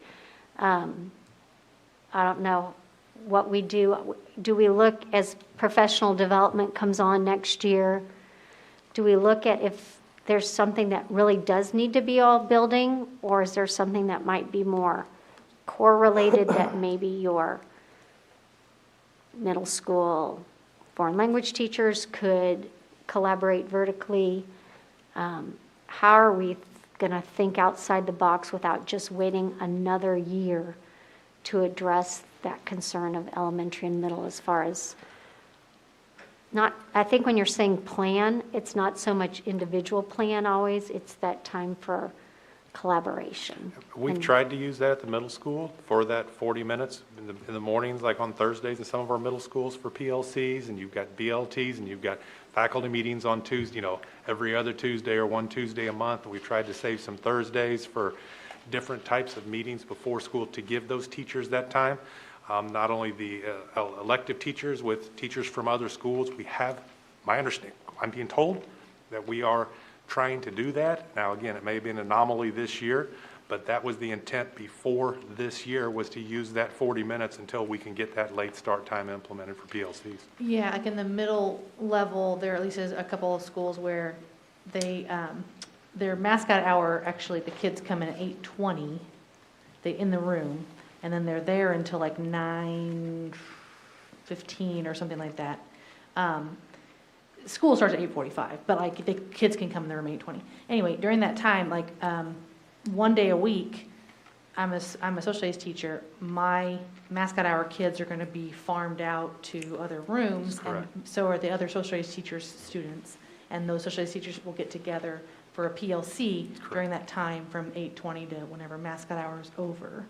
And same thing would happen with math, science. So they were doing that, and I think they're still doing it even this year. They are, they're trying. So you have your mascot hour really actually only like 4 days a week because one of those. But I'm talking about, like, for example, world language, where Right. it starts at, we're talking middle school to high school. Yeah, vertical, you're right. Vertical, it would have been. Or for, difficult. like, our singleton electives, not only in world language, but computer programming, Right. things like that, where they want the opportunity. I can think your middle school music, for example, wanting to maybe collaborate, especially as you get close to festival time or such. I So- agree, but the challenge with that is the scheduling. So if they're starting at 8, high schools are already in session, so those people are already teaching. So that vertical piece is basically an impossibility. But I'd love to try and find. Well, you have, though, they're there from 8:05 until they start at 8:45. So if occasionally they had that time, you at least you wouldn't have the whole time, but you'd have 30 minutes. On a Thursday? Yeah, on On Thursday. Thursdays, absolutely, but we don't even have the late starts in the high schools this year. But absolutely, next year, that is exactly what that's going to be intended for. You're correct. You're correct. So I guess, since I'm just thinking members and addressing their concerns and how we're not necessarily looking for language, but how we capture this so that the people that are in the buildings can take this and go with it, and it doesn't become our IBB team trying to reach out to 45 buildings and, say, well, you could, did you tune into this particular IBB session, or do you remember in late May when, we did a summary of this? I think, and maybe this is something for our team to consider, but we are still one team as well, is, how this, I think it's and maybe that's a wrap-up thing we do, is we say, hey, there's not language around this, but we did do a lot of work on work-life balance, and these are some of the things that are in progress now. These are some things that are happening, because eventually, the bargaining unit's going to vote on this agreement, and I think there's a lot of really unknown factors we're dealing with, but there's also a lot of real intent to do things, and I think we need to be thinking how we're going to message this and communicate this to people. Also, I think that holds us accountable as well, that if we have this, hey, these are the things we're going to try to implement with grace, knowing that not everything's going to be able to happen, but it helps us all as a team feel like all this work we're doing is leading to something that is, effective as well. So I've been sitting here thinking, and it's a good question, because we all want to find that guarded collaboration time for our elementary and middle school teachers, just like we have for our high school. Clearly, that 322 group is the group that has already done most of that work. So again, as I was sitting here thinking, it's a lot. It's a good question, but it's a lot to process. I wonder, since we're already putting that group back together, reconvening that group, task them with coming back to this group late May, and giving some recommendations on, we understand that we're not going to get late start or early dismissal off the ground for 21-22. What are some ideas that we can all commit to for 21-22 in the interim? I think that's the best group. It's the representative group of all of our people. Abby's on. We've got people here that are part of that. Because I can make some guesses on what we could do, but they would merely be guesses. Do you think that's doable in the I don't next know. couple weeks? Yeah, I think we can pull together how much detailed suggestions they can provide. That's a good question, but I think it can at least start us thinking and brainstorming, and show all of our constituents that we are attending to this. I was just gonna, on the elementary side, so for the special schedule that was already put together for next year, they do have at least the first 20 to 30 minutes of every day set aside for specials to do a group collaborative time into their schedule. So like 8, 10, 8:30, it's like every building is required to have that special, so they could at least have that time to collaborate together as a team, or possibly if they wanted to all the PE or music teachers And then I know our building this year, we did it with SPED 2 and all of our grade level teams. We have provided, using our building subs and a little other creativity from the building, provided like 2 hours of team time at least twice a month for all of our teams. So every, K through 6, and we haven't quite figured out for pre-K to get that additional time, but, and then we allow our SPED to do that as well, so that gives them help to get like the assessments and paperwork done. So I know a couple other buildings that I talked to, we're gonna try to implement something similar. Will there be building subs at every elementary next year? Yes. Yes. Okay, so that's, I think, a good use of a building sub if they don't necessarily have a sub job that day. Are there days where they don't have sub jobs? Not this year. Well, they'd be blocked out for that day, I probably. block them out for that, and so then like, Okay. like I'll go in and cover classrooms to allow that to happen, or we find some other things if need be. But like, we don't ever block that out on Fridays, because we know Fridays, Sure. as you guys kind of saw the data. Tuesdays, it's kind of our meeting days, so we block that out, so it's really kind of Monday, Wednesday, Thursday that we kind of open up specific times, and then grade levels sign up, so it's on everyone's schedule. I think that's a great local solution that perhaps we could apply, across the district.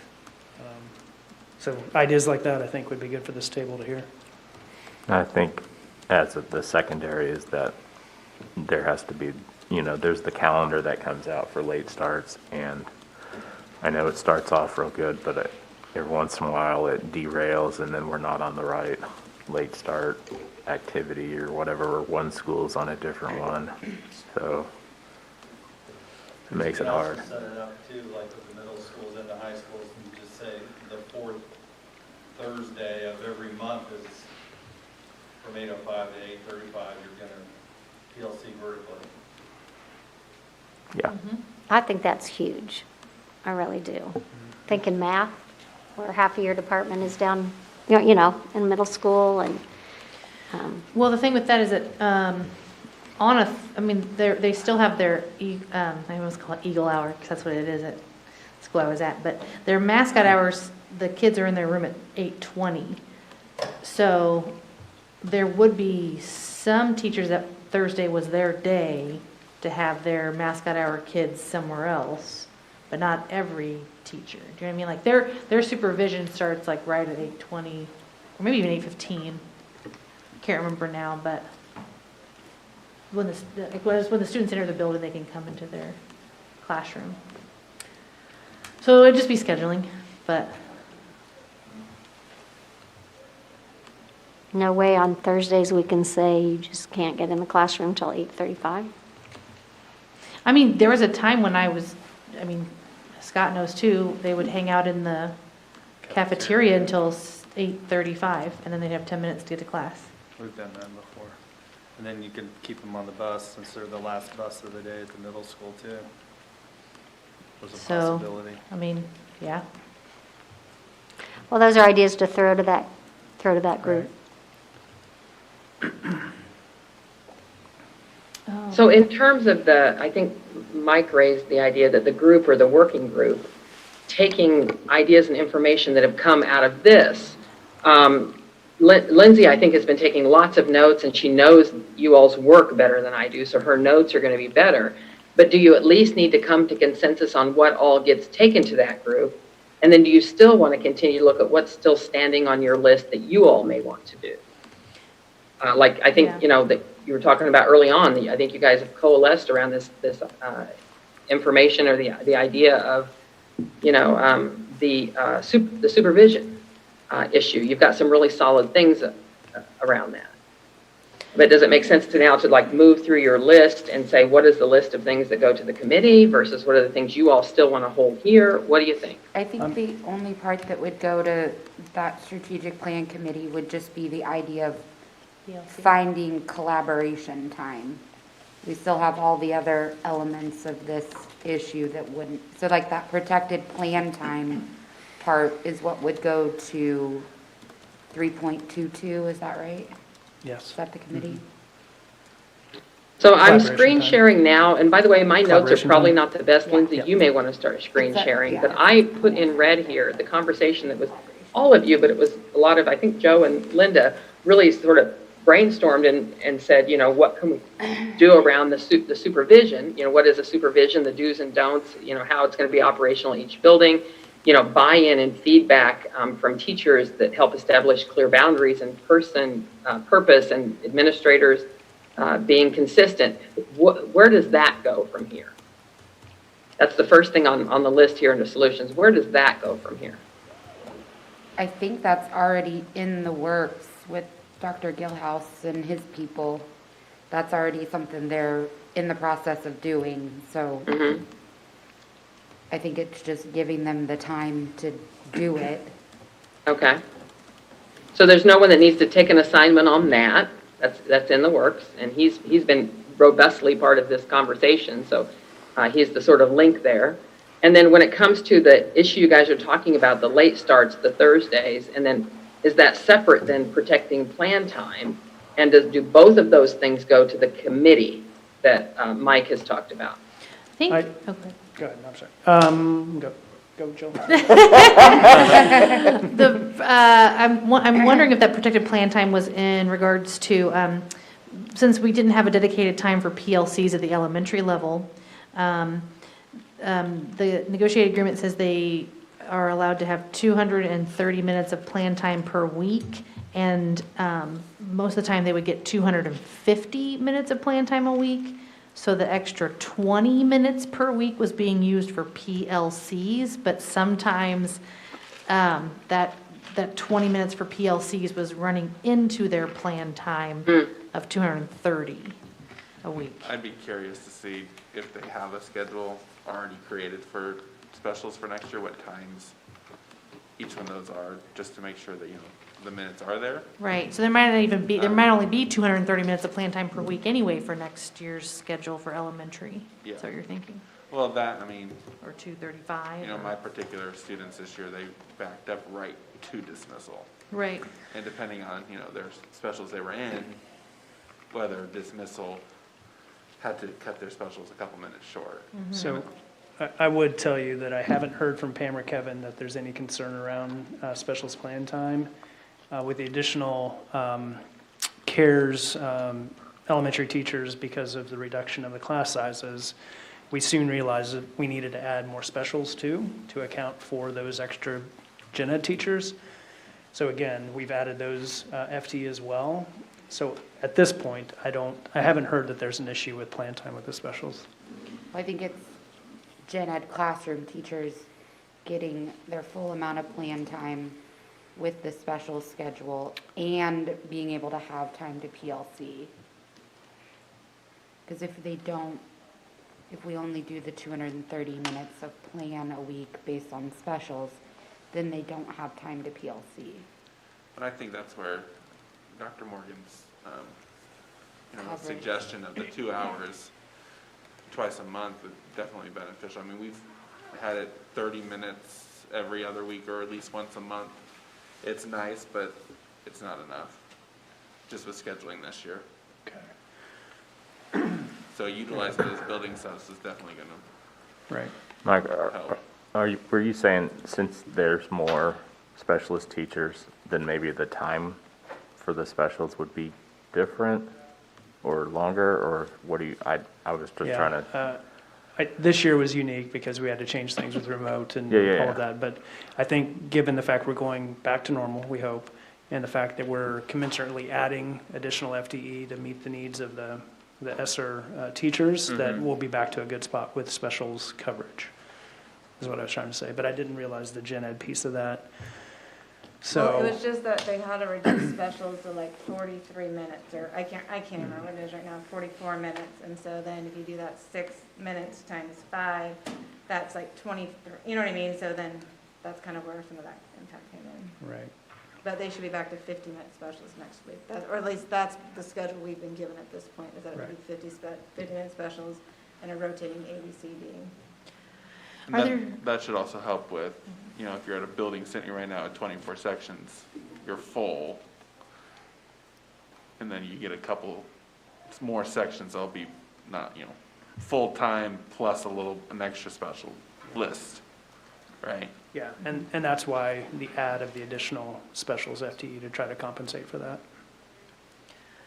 I think what I was trying to get to is, are there still elementary buildings where they have little 20-minute PLC each week? Are they not doing that? Not this year, as far as I'm Okay, aware. that's just what I remember hearing over and over, was that we would have one day a week where we would have a 20-minute PLC, but it might go over 20 minutes, and so then we lost some of our plan time. So that was because it's 20 minutes over, the Right. ABC rotating schedule is 20 minutes over. So 20 minutes is what an administrator can require Right. a grade level team to sit down and meet. I think there are lots of buildings around this district where teams already voluntarily believe in the work and the philosophy, and so they already engage in that work outside of the 20-minute thing. Right, I think the other issue is, I think if it was not necessarily led by the teacher, you know what I mean? Led by an administrator or someone else, and then it went over the time, so then they weren't getting a 230-minute plan a week. But I mean, 20 minutes a week anyway for PLC just seems... Research would tell you that doesn't work. Right, so It's I think that's why 45 you were minutes. trying to do the longer times, right? And it's worked pretty well. Yeah.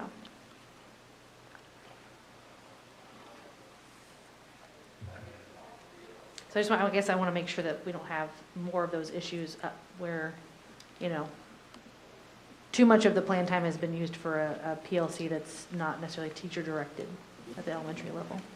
Well, it also circles back to the whole overtime of like, if there's time there and you're the odd person out that has other things to do and needs to focus, well, if you pull off early or when you're supposed to after your 20 minutes, then you're not being a team player, and, you know, that side of it too.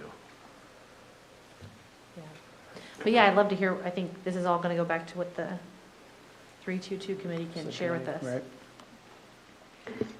I think too, at this juncture and where we are in PLCs, I know that there's always PLCs that might be new groups, or you have groups that maybe aren't functioning as high. But I also think that true PLCs are teacher-led and are ongoing. They aren't even, you don't really define it as PLC time. The work just naturally happens during time when you have together, and that may be during your plan period. A lot of elementary groups choose to do that. If they're morning people, they might meet before school. I know people that PLC, technically they have working lunches. They choose to do it that way. But I think, you know, I totally understand where there are groups that maybe need a little bit more direction, but I think we're at that point that we shouldn't be having, and it's not happening to my knowledge, but in pockets where it is, you know, instructional coach or principal led, and it is an entire plan period once a week. And then you never are going to have people who really take it and run with it and make it their own. So, and I don't mean that means, by no means do I think that, you know, shut the door and they're working all on their own. But I think we're this far into PLCs that we really need to start questioning why our groups can't function effectively on their own. I'm not sure if Lindsay's capturing what you said there, Linda. I don't think I mean, is it sort of part of all the PLCs eating into plan time? Well, I think Abby summed it up really well. I think where PLCs are flourishing to the point that people see that there's real value in that process, they bought into the process, and it's not an event, it's woven into the fabric of what they do, then PLCs are working together all the time, not just on the PLC day. And I think probably that's working in the majority of our buildings, in the majority of our grade levels. I think at any given time, even a building that's really strong in PLCs is going to have some PLCs that are going to need some more support. You have a new member, you have, you know, all different kinds of reasons. But if there's a building as a whole that your weekly PLC time is a meeting where the instructional coach comes in every week, or, with the principal, and are leading, a 20-minute meeting that they're not really done after 20 minutes, but you can lead. That's not really in the spirit of PLCs, as my solution tree experience has been and how I function in my PLC in my building.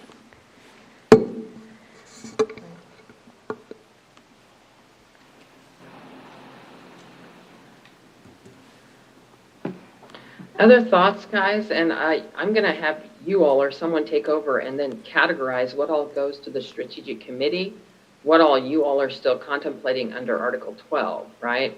So I've just kind of cleaned up our things here. Again, I can't capture what you all are saying as well as you are, because what you're into right now is pretty intricate and specific to your work, right? So I have some follow-up or feedback for the strategic committee through Mike, et cetera. I don't know that that's the full list or if the list is up here, but I'm going to kind of move down to continue to clean up these notes. There was an idea to allow a makeup plan time option if IEPs are done on plan time or during student contact day. And then 20 minutes. I know we're not done fleshing out what's above, but I kind of want to just get through this list to kind of get things under the right spot to explore further. That was a brainstormed idea, allowing makeup plan time. And I think the 20 minutes was, someone said it's already being done somewhere. So anybody want to say anything about that? Is that something that goes during just student somewhere contact besides? day, that little extra note you have at the side of it, that just means your plan time has to happen during the student contact day, and it has to be at least 20 minutes in length to count. Okay. I think the best thing would just be not to use plan time to go to an IEP meeting. I know Abby was talking about how at your building, you have someone cover for the teacher during, when they have students in their room, so they can go to the IEP meeting. And I've been any building I've ever been at, that's kind of been the practice. There are occasionally teachers who actually request that the IEPs, as a classroom teacher, I wanted the IEPs during my plan time, because it was just easier not to miss time with kids. But, Yeah. Yeah, I was going to say the same thing. I don't know if we want to make a definitive statement, like you can't, doing an IEP during your plan time. Some teachers may prefer that, And if you have a rather than parent that missing 20 requests- minutes of instructional time. if the parent says this one time is the only time it works for me, right? That's when we do go and offer to make up the plan time. So some of those things I'm dropping down to something we'll get to here in a minute, which I talked about culture change. So some things like overtime should not be a badge of honor, give people permission to not do XX, that's overworking them, right? The perspective that you're not being a team player if you don't do XX, which is messing with your work-life balance. This whole thing that you're not required to use your plan time to go to an IEP. I'm dropping these under this whole thing that's the harder, the more elusive thing to solve, because it's really a lot about the commitment of the teachers and the individuals, and that's the culture of what people just do. No one's making them, right? So I'm just going to drop that IEP thing down here to get to here in a minute. And now I'm scrolling back up. There was this thing that came up that said ESSER money earmarked to reduce class average size, 22 hired for next year. The board is responsible for budgeting and planning around that. That was something I put down as an idea, because it was that when you all were just wishful thinking, if only that money was permanent. So I don't know where that goes on this list, if anybody has any thoughts about that. And I'm kind of just ticking through the list to remove from my notes what is not actionable. And maybe this is one of those great idea, wishful thinking, not actionable. What do you all think? I think this goes on the list as to what we communicate to the bargaining unit, at least for the coming year, what is being done to address class size. And also it gives us the opportunity as a team to explain that ESSER money is short-term, but, you have 3 years to make decisions as, what to do. But I think that's a communication piece to let people know we did talk about elementary workload. Obviously, the team at the district level that looked at using ESSER money to help elementary students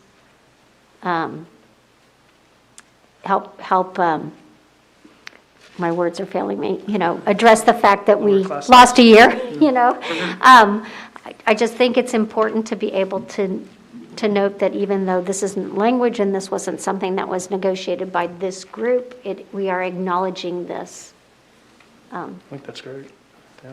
This is just like maybe communicating, right? It's part of education and letting your staff know that you all are focused on it as a team, that there is support out there. There's lots of moving parts. So I'm going to flag that as that's like a communication piece. The next one I'm going to move on to is where did you all decide on this moving from 5 to 6 in the strategic plan in the next few years? What we said about that is Mike would reconvene, which now it's part of the stuff above, Mike sort of being that connection between reconvening the committee and sort of tasking them with some of y'all's things. But the second thing that was on here that we didn't go deep into, someone said value the difference in workload in the interim. Meaning on the moving from 6 to 5, not everyone will at the same time. Is there an acknowledgement or a difference? I don't know where you all were going with that. I said, I don't know if it's part of work-life balance, if it's part of compensation. I don't know, but it's still on my list. What do you think about it? Can you share the process that Yes. was used to make that determination? Because I know it was collaborative. Yeah, so of course, Mystique was a part of that. The Strategy 322 committee worked over the course of a year and a half. And after, a negotiations team committed to, addressing work-life balance or workload at the secondary level. And so we did land on moving from 6 to 5, teaching 6 to 5 over the course of 2 years. This year, we budgeted for getting half of our secondary staff to teaching 5 out of 7, and with the commitment by the 22-23 school year that all secondary teachers would be teaching 5 out of 7.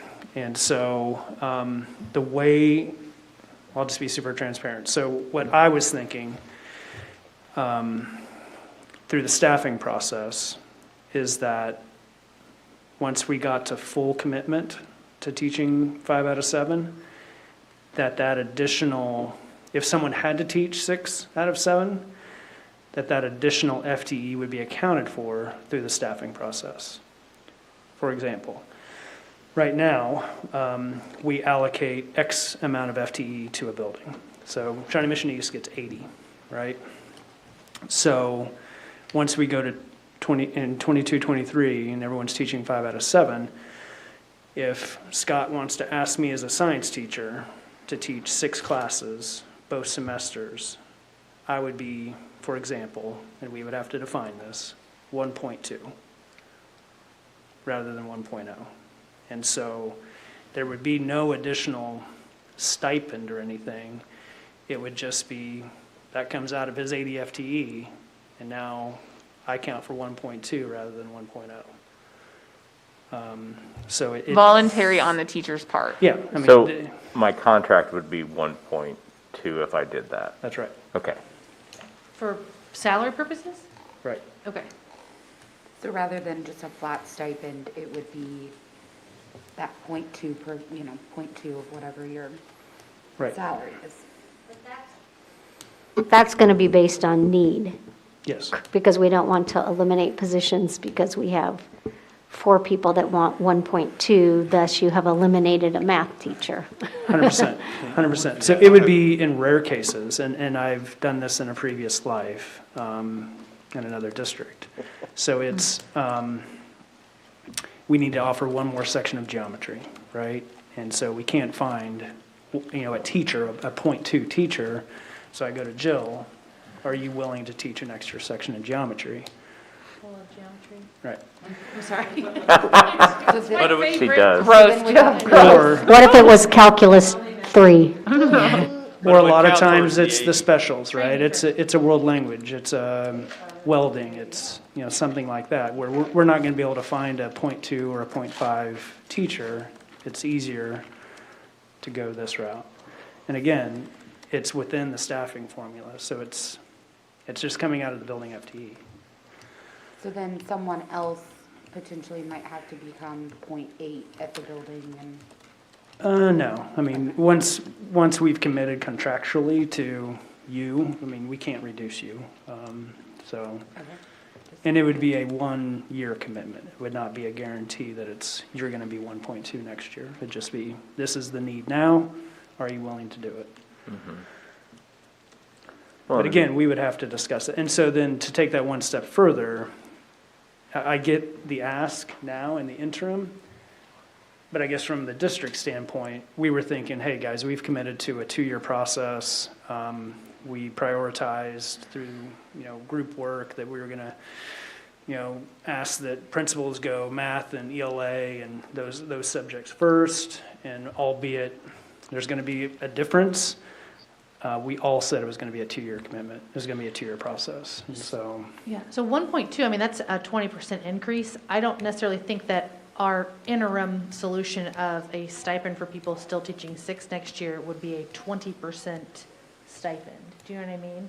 Like that's, I love, like in 2 years, I think that's a great thing to have, like if you're teaching 6, be at a 1.2. But for this next year, we weren't thinking like a $10,000 stipend for someone still teaching 6. Do you know what I mean? Olathe has language for a certain amount each semester if you're teaching 6. So anyway, because yes, I mean, that would be a lot of money to.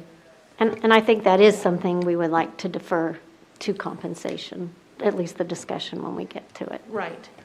Not I mean, if that is an interest that NEASM has out of the board allocation or the, what is it, the pot or the pie, whatever Stephanie says. Right.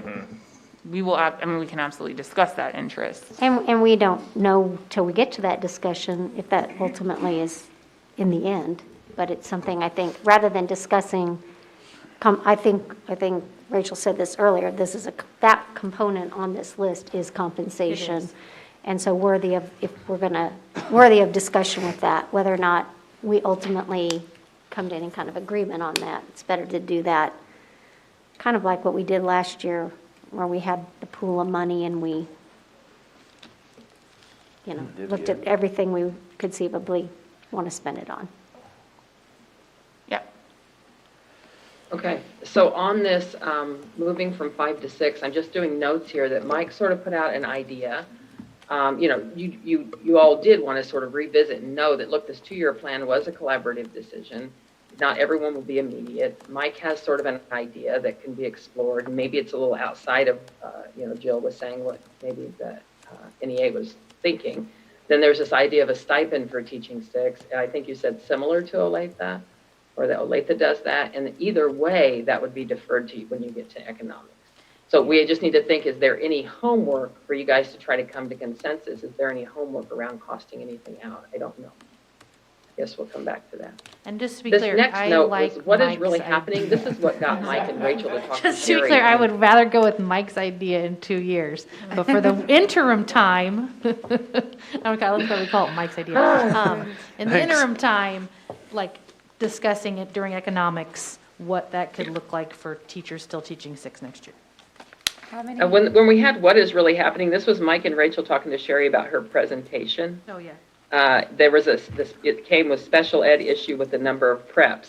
Now here is during Sherry's presentation, there were some ideas raised, but I want to hear from you guys. Do you think there's any did it give you any traction or any direction to go with the special ed issue after Sherry's presentation?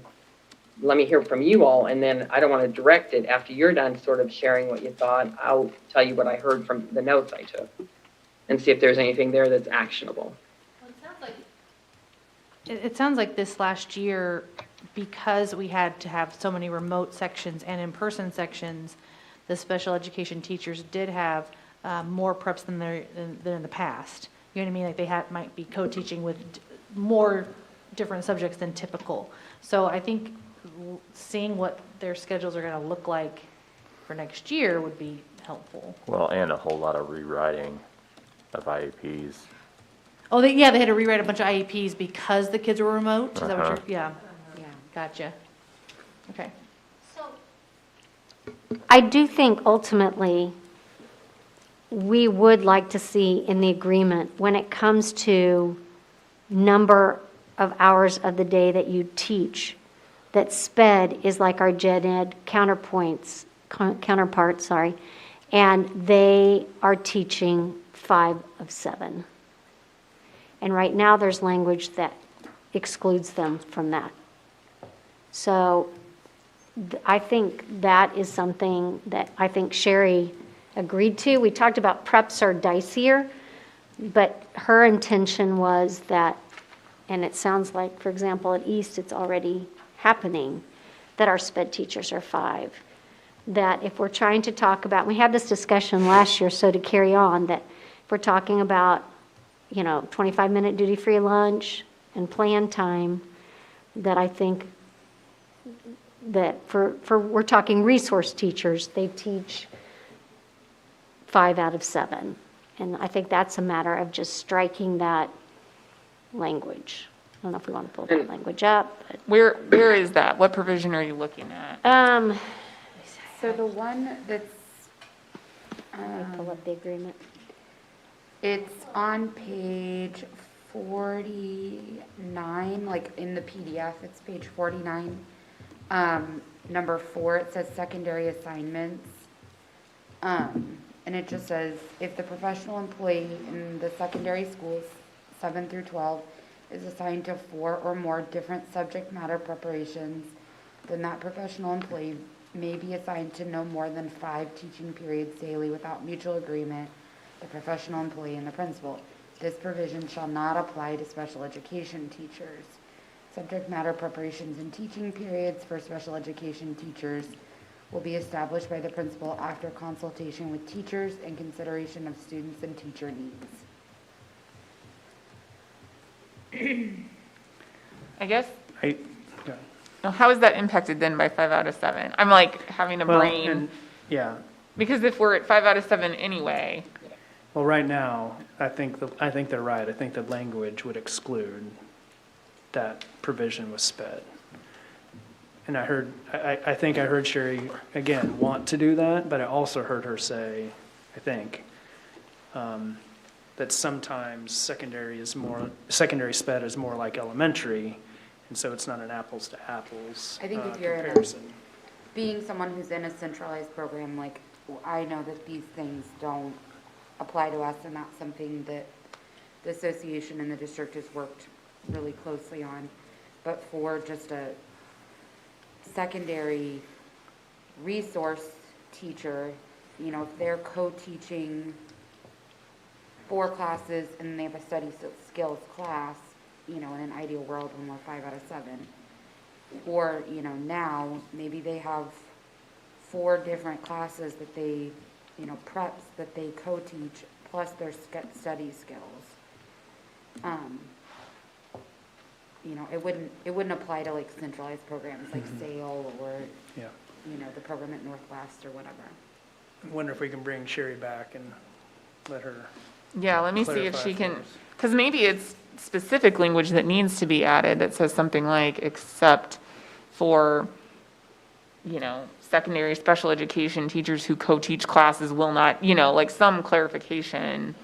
I think this paragraph here, the provision would make it so a special education teacher could have 4 or more preps and teach 6. It doesn't keep them from being part of the 5 to 7, but it keeps them from being able to only have, 3 preps. I'm trying to be clear, and it's not working very well, but. So like I could teach, I don't know, an algebra class, co-teach an algebra class, an English 9, some social studies class, my study skills class, and something else. And those could be all different, those would all be different preps. Or, even if it's 4 different math classes that are different preps. How do we, See, and how do we currently acknowledge, because your school's different and certain things happen there outside, but Like you have your plan time outside the student contract day, which is not within the PNA, but you're a program, not a school. So that's how you have done it, and people agree to go work. People are not assigned to Arrowhead. People agree, yeah. mutually agree to go there for that. Horizons is the same thing. Horizons is on a, how you say it, every quarter is a semester, and 4x4 block. 4x4 block, and same thing. So I wonder if on page 49, 45, bullet point 4, if some of that is just going to be extraneous language anyways, as we have moved, if we are moving after next year, Right. if everybody's That was on my 5, question. then I don't think we need this. This subject, this is in there for classes like Jay's, or like, I'm thinking like computer programming, French, Chinese, when we had, used to have Russian and Japanese, and they were the whole program. So they would teach, French 2, 3, 4, 5, and in some cases, as you were trying to keep a program and keep them full-time, you might say, and then we'll have you do ELL, or we'll have you pick up a Spanish section, that you couldn't teach 6 if you went beyond 4 preps. So after next year, this section could just go away. So that may be what this does. Since Sherry's mindful of this and working on this with the schedule now, is what I heard her say. We're really talking resource teachers at the secondary. We're not talking Centralized, yeah. yes, programs, that we earmark that we look at eliminating this language entirely a year from now. Or we put language in this year that says, beginning in the 22, 23 school year. I don't know if we want to Because put it would something be in there. impossible for a teacher to have that unless they agreed. Yeah, I think we're going to be changing language to this section anyways. Once we go full commitment. So maybe what we need to do is to note, if we can mutually agree on this for next year, that we table this, because we're going to want to look at, then we'd be able to look at SPED and see, we're going to have to rewrite what SPED would say anyways, because it wouldn't fit underneath here. And we also will probably be addressing, as you say, compensation when somebody chooses, when asked to teach that 6th assignment. Well, and then do we formalize the other programs that necessarily aren't Yeah. following? We know, we'd take some time and figure out which programs, if we do keep language related to that to SPED, with Sherry's help, spell that out in the contract. Or, So I'm just putting, it's Article 12B4, potentially remove/edit language after full implementation of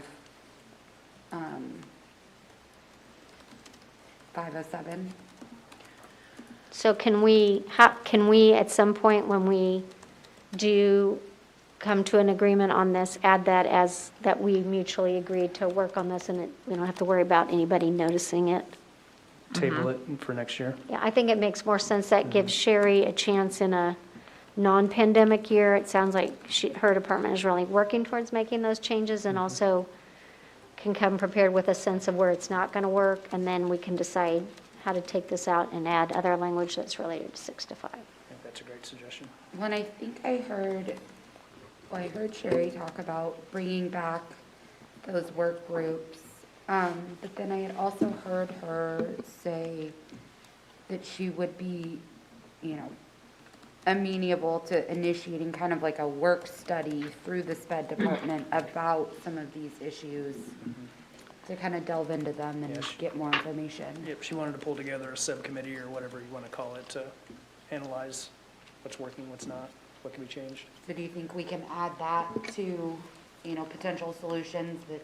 Yeah, and I think it would be helpful maybe if, Lindsay, if you're amenable to that as a SPED person on this committee, if you could be a liaison to that, so that when we do come back to this, we have, between Sherry and Lindsay, we easily can share the work of that group.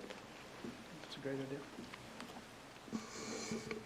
I'm going to go ahead and now tell you my notes, I'm not advocating because I don't even understand these issues enough, and I'm not trying to open a can of worms. So if I was just taking notes on ideas that you said when Sherry was presenting and they're not relevant, they're not relevant. But I'm going to tell you what's on my notes, and maybe they're already on here and I just don't recognize them. I think someone said, maybe Linda said, SPED and Jen have a plan and a supervision. That was an idea. I think in an ideal world, Okay. Yeah, that's what we through mean when we want everybody, implementation. yeah, when we want both special education and general ed teachers at the secondary level to be teaching 5 out of 7. So it's already caught here under the notes I have in the notes Lindsay was taking. That's not a new concept. And then I have other notes that says, again, Linda, I think you were just sort of rattling off maybe the way things should be, or maybe they were ideas, but I captured them when I wrote them. So I'm going to tell, you said something that said, I don't know how you began it, but you said 3 classes and a plan, 2 classes, a consult, and a seminar. What were you talking about there? Was that a solution? I think that was Scott, and he was saying what they have planned for East for next year was that our SPED teachers will teach 5 classes, they'll have a plan, and they'll have a consult hour And a seminar. and a seminar. That's only. Oh, so that was just sharing info. It's not an idea to go on. Right, just sharing practice at one school right now. By the way, when I've been a little bit away, I confused Scott and Joe's voice because you guys are kind of new this year, and I'm sorry if I've interchanged your name. Okay, I have another thing on my notes. It says, I thought this was Joe and Linda sort of putting their heads together. Maybe Jay was saying something about this. Somebody said, maybe our teachers are just too amiable or too nice, and, better training for staff to work together to figure out how. And I think the how was, how do we stop participating in this thing where we're all getting out of whack with our work-life balance, right? I don't know what that training was about or where it's captured here. I think it was about co-teaching training, just doing more with that. So that we're working with gen ed teachers and special education teachers on how does co-teaching together really work? What does it look like? How do you make it successful? How do you address when there's an issue? And where would it go on the list of possible solutions? I mean, it What's it can help related to? work-life balance if you've got a really good team going on because you guys can, in essence, share some of the workload for that class as co-teaching partners. I'm not sure where it would go on here. How does, annually, does that happen? Like currently, that co-teaching training, or it just has happened in the past and we haven't re-upped it? happened in the past. I can't tell you I can't tell you to what level that it's currently taking place, but again, the notes and the direction, I spoke with Sherry during the lunch period, after, on our last break, about that's going to be a very important initiative to implement professional development to get co-teaching training and make it a continued process each year. So I don't know if that's a solution, but I think it's certainly going to help the process. I think. Is that something that maybe stands alone? It's not under any of these. It's not a subcategory under any of these. Correct. Like you're saying, basically, fully take advantage of, co-teaching as one of the solutions here. So I think it's a standalone. And like loop in ELL. Yeah, absolutely. ELL, to me, that comes hand in hand or should.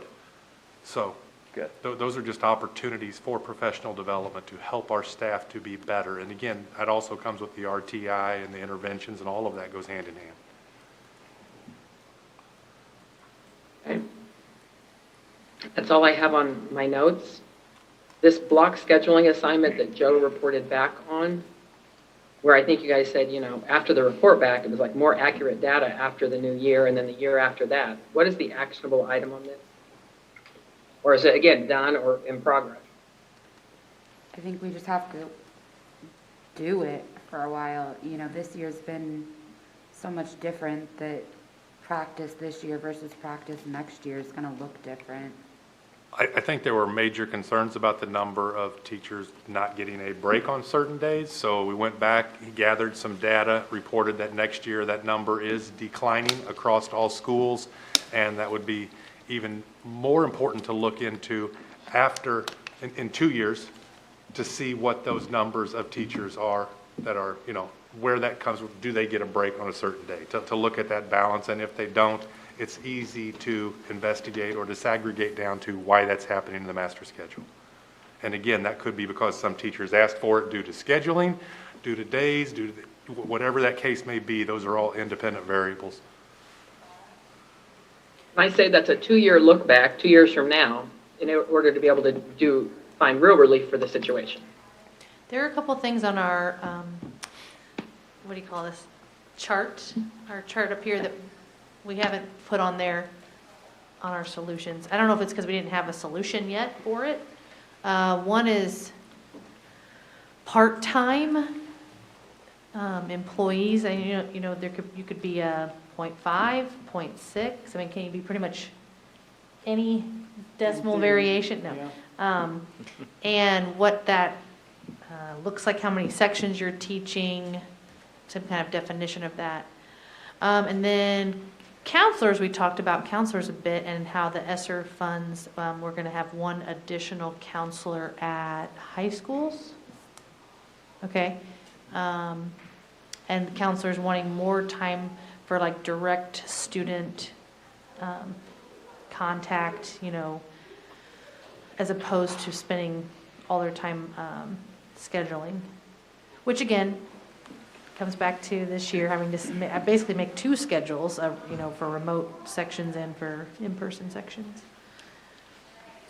So on the part-time, here's what I'll say on that. So I think, again, once we go to full 5 out of 7, you're talking secondary basically, right?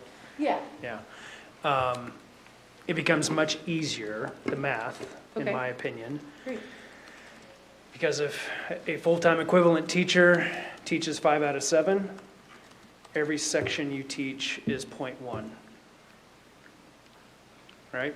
So if you teach 10 sections, 5 each semester, you're 1.0. Oh, I see what you're saying. Right now, I've got a cheat sheet that someone in HR made a long time ago. It's like got a dot matrix printout where there's like, it's like if they 0.6 is this, it doesn't match up because it's, so that's what we kind of use right now, but it's difficult. So someone who had, like I am 0.5.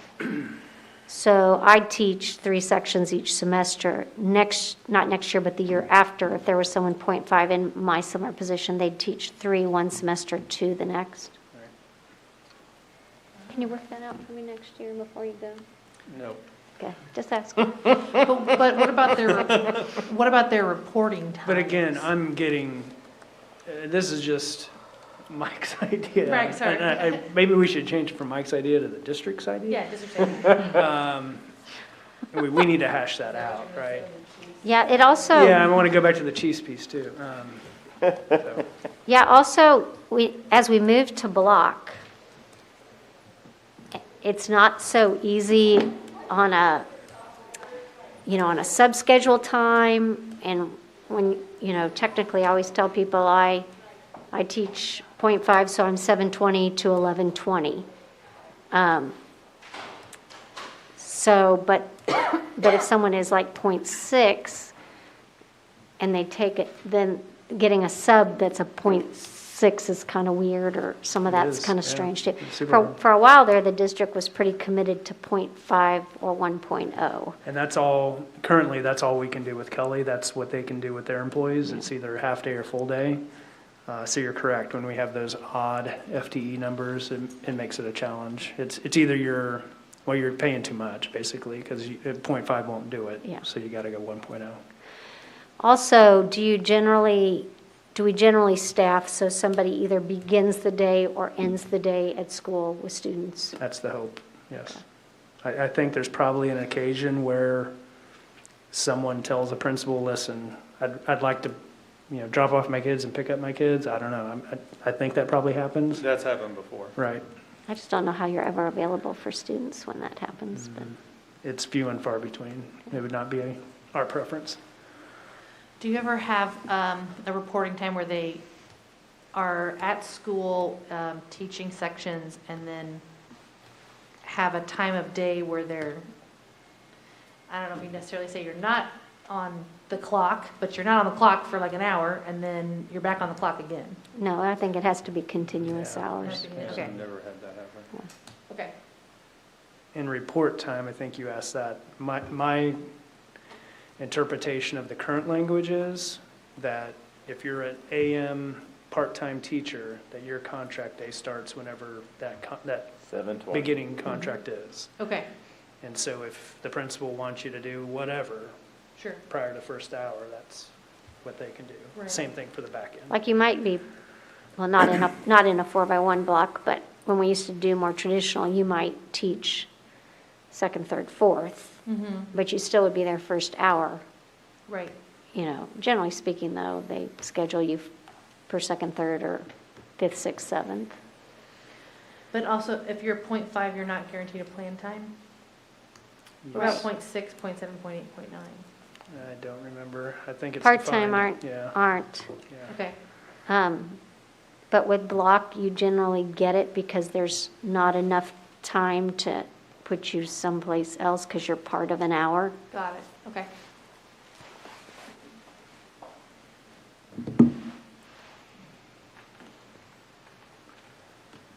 And on, I guess I'll keep going, counselors, I wonder if, we just recognize as a group that, the board made a commitment and the ESSER teams made a commitment to add that additional FTE this year. And I did hear, I think someone expressed a concern that it was dedicated to that real world learning. And there was some concern that it wouldn't actually pull away from the workload with the alpha piece to it. I wonder if, this team, does an assessment after year one and gets a feel for whether or not it was a benefit to the counselors outside of just the real world learning. Because I have spoken to, I think, 3 counselors, and they've expressed a great appreciation, for the additional person, and felt like it was going to be a huge benefit.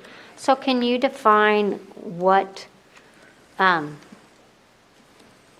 position looks like, how it's different than the counselors we have now? So I cannot, because I don't have it from me. There is a very clear-cut job description. I'd like to, maybe at our next meeting, invite John McKinney, who oversees the counselors and social workers, who's also been a high school principal, to come in and talk about how certain aspects of that job and the expectations of that job do support the other counselors if they're taking over the AP testing, if they're taking over the state assessment, if they're taking over the College Now piece. So with those duties, and I know state assessments probably wasn't a great example, but the advanced placement and the College Now, and so those are responsibilities that counselors right now are currently divided up amongst that they have on their staff now.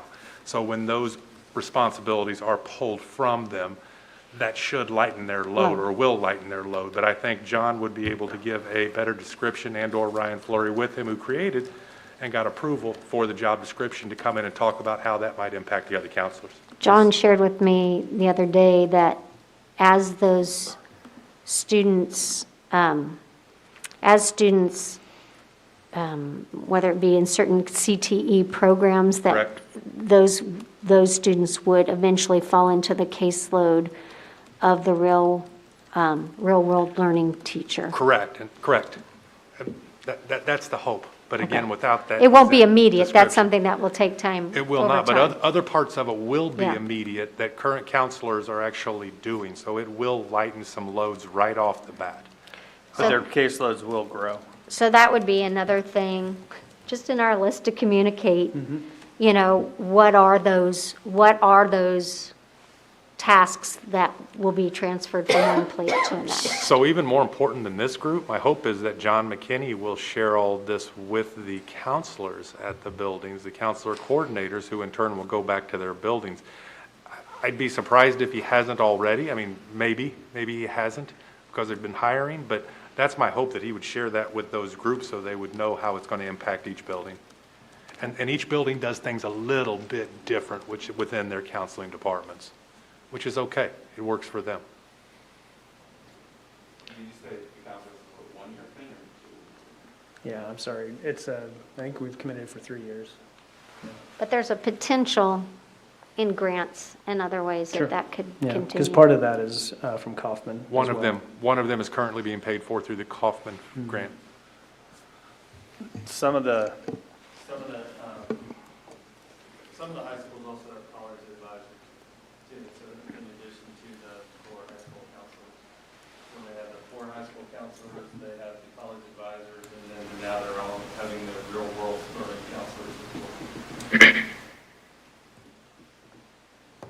But not in all high schools? Is there a move to make that more equitable, or?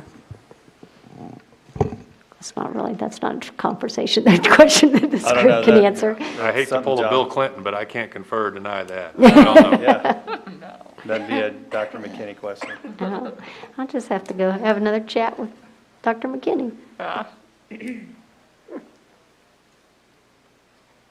So I added a couple of things you guys talked about in terms of the counseling issue, presentation to this team, perhaps communication to teachers was what's happening with that. And then a communication regarding the additional counselors and perhaps an assessment after 1 year if it was effective or helpful. Is that what you were saying, Mike? Additional counselor at each high school? Yes, each one of the 5 high schools. Okay. I do want, and then on the part-time, I sort of wasn't following. I put it under, is that part-time issue sort of a non-starter in terms of it being a solution? Or I kind of just typed it under feedback for strategic committee, or where is the status of the part-time conversation? I was bringing up part-time teachers to see if we could get more clarity on what their report times are, or not report times, maybe how long they are expected to be at work if you're a 0.5, 0.6, 0.7.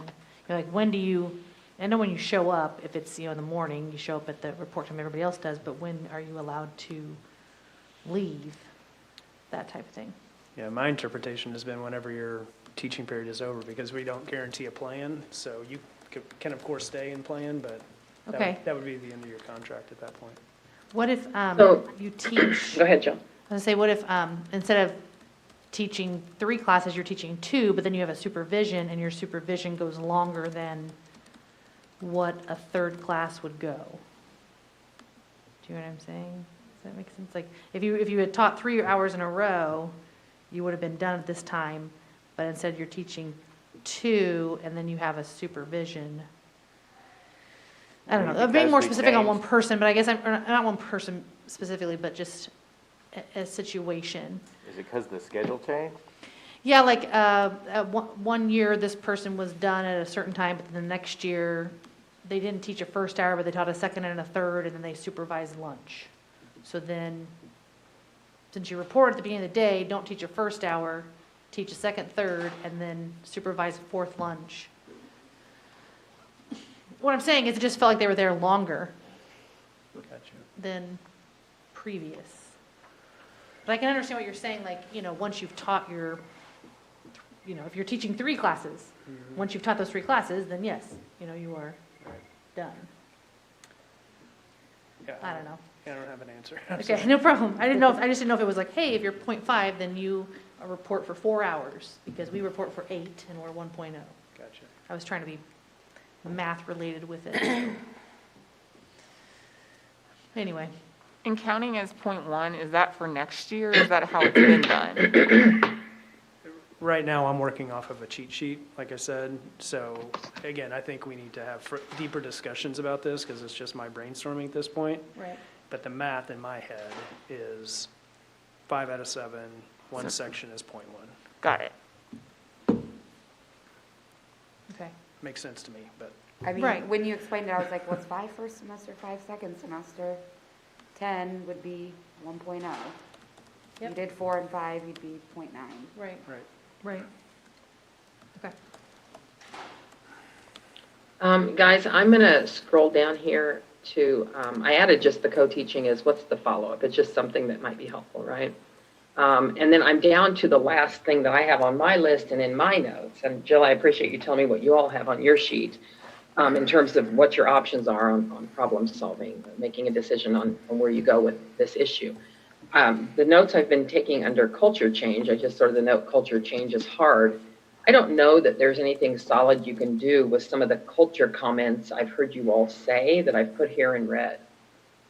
I kind of had one thought with this, and it's a culture shift. I know we all, like, if I get in my brain, like, oh my gosh, I need to send this email. For me personally, like, I need to type it up and I need to send it as soon as I think about it. Otherwise, it's gone and it may never come back. But I do know, like, we can, like, through, Outlook, you can schedule emails.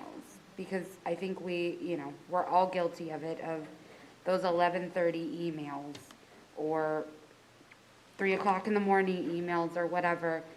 And, I know I feel a lot of pressure to, if I get an email, needing to respond to it, because I've read it, and just that culture of never being off of work, like, so just something to, like, think about. I don't know how we do that in a district of 4,000 Well, it just kind of plus goes into employees.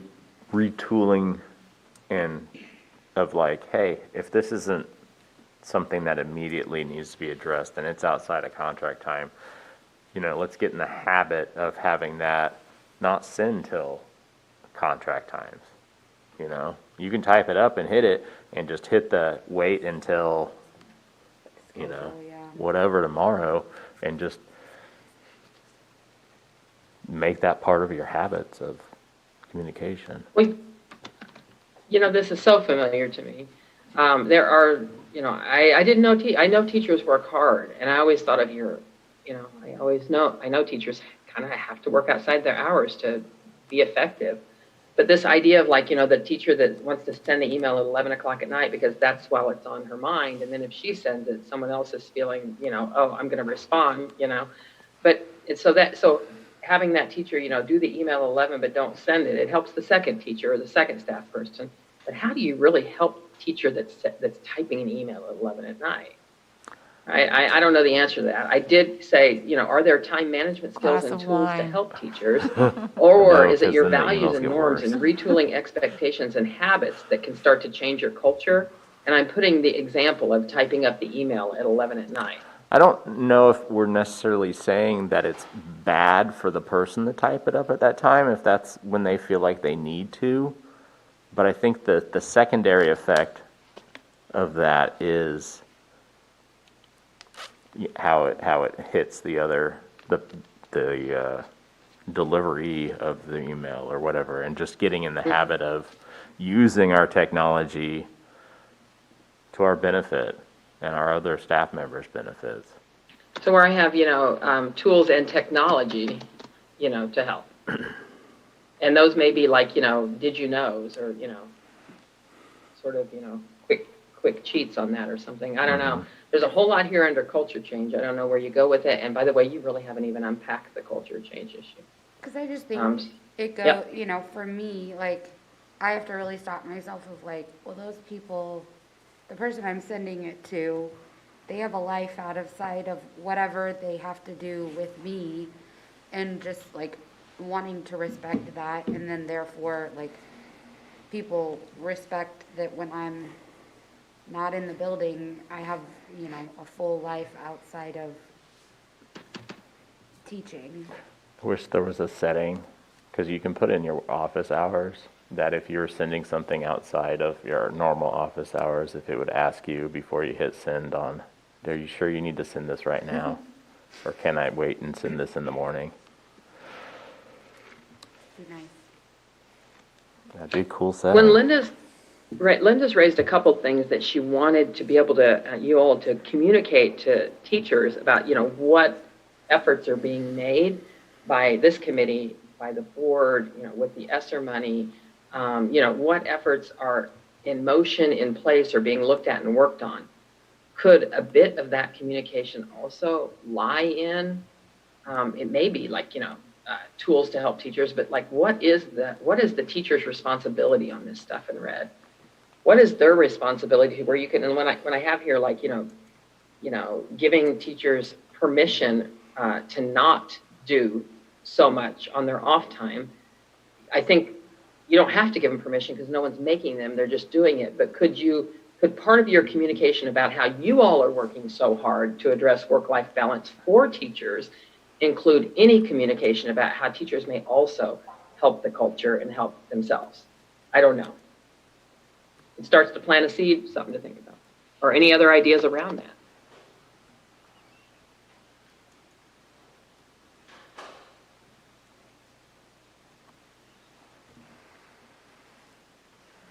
you guys are really so coalescing around this. I don't know that we have to do, is there consensus up, down? And also, Rachel, usually you only start to type up TAs when you think you guys are going to do a side agreement, memorandum, or language change. Do you have a TA that needs to be formulated in writing around these ideas and the direction that you guys are going with this? Or is it just notes to follow up back and loop back to as a committee as you continue to work this ongoing issue? What do you think in terms of, what's the product out of all this work? I mean, it's a lot to capture in a TA because it's a multifaceted issue. I am comfortable with doing it if we feel like we need that to either communicate to our professional employees or to hold ourselves accountable. I'm open either way. It's a little bulky to capture it all in a TA. I was thinking as we were talking about earlier, how do we communicate? And I think we need to spend some time, maybe a different time, but creating a fact sheet type thing where we have things like this, where we can bullet and be like, hey, these are ongoing things that we talked about that necessarily aren't going to be in our agreement. Just know that this is something as a team we're working on and we're trying to make your life better. And that is something that as we go out, we can share with our members, have some bullets and stuff. I really like that for this issue. Something that goes out I don't know, prior to, I don't know the right timing of it, but perhaps prior to ratification that is different from a joint statement, but memorializes from both of us, hey, here's more, almost informational, and here's what we'll keep looking at, because We typically, before ratification, go speaking to her, for lack of a better, and we meet in schools and explain some of the changes. And I think that's something that is easy to share with people at that time. I do think one of the top issue that came when we surveyed the bargaining unit was what we brought together as work-life balance. And so I do think we need to think about how we share that we are working to address this.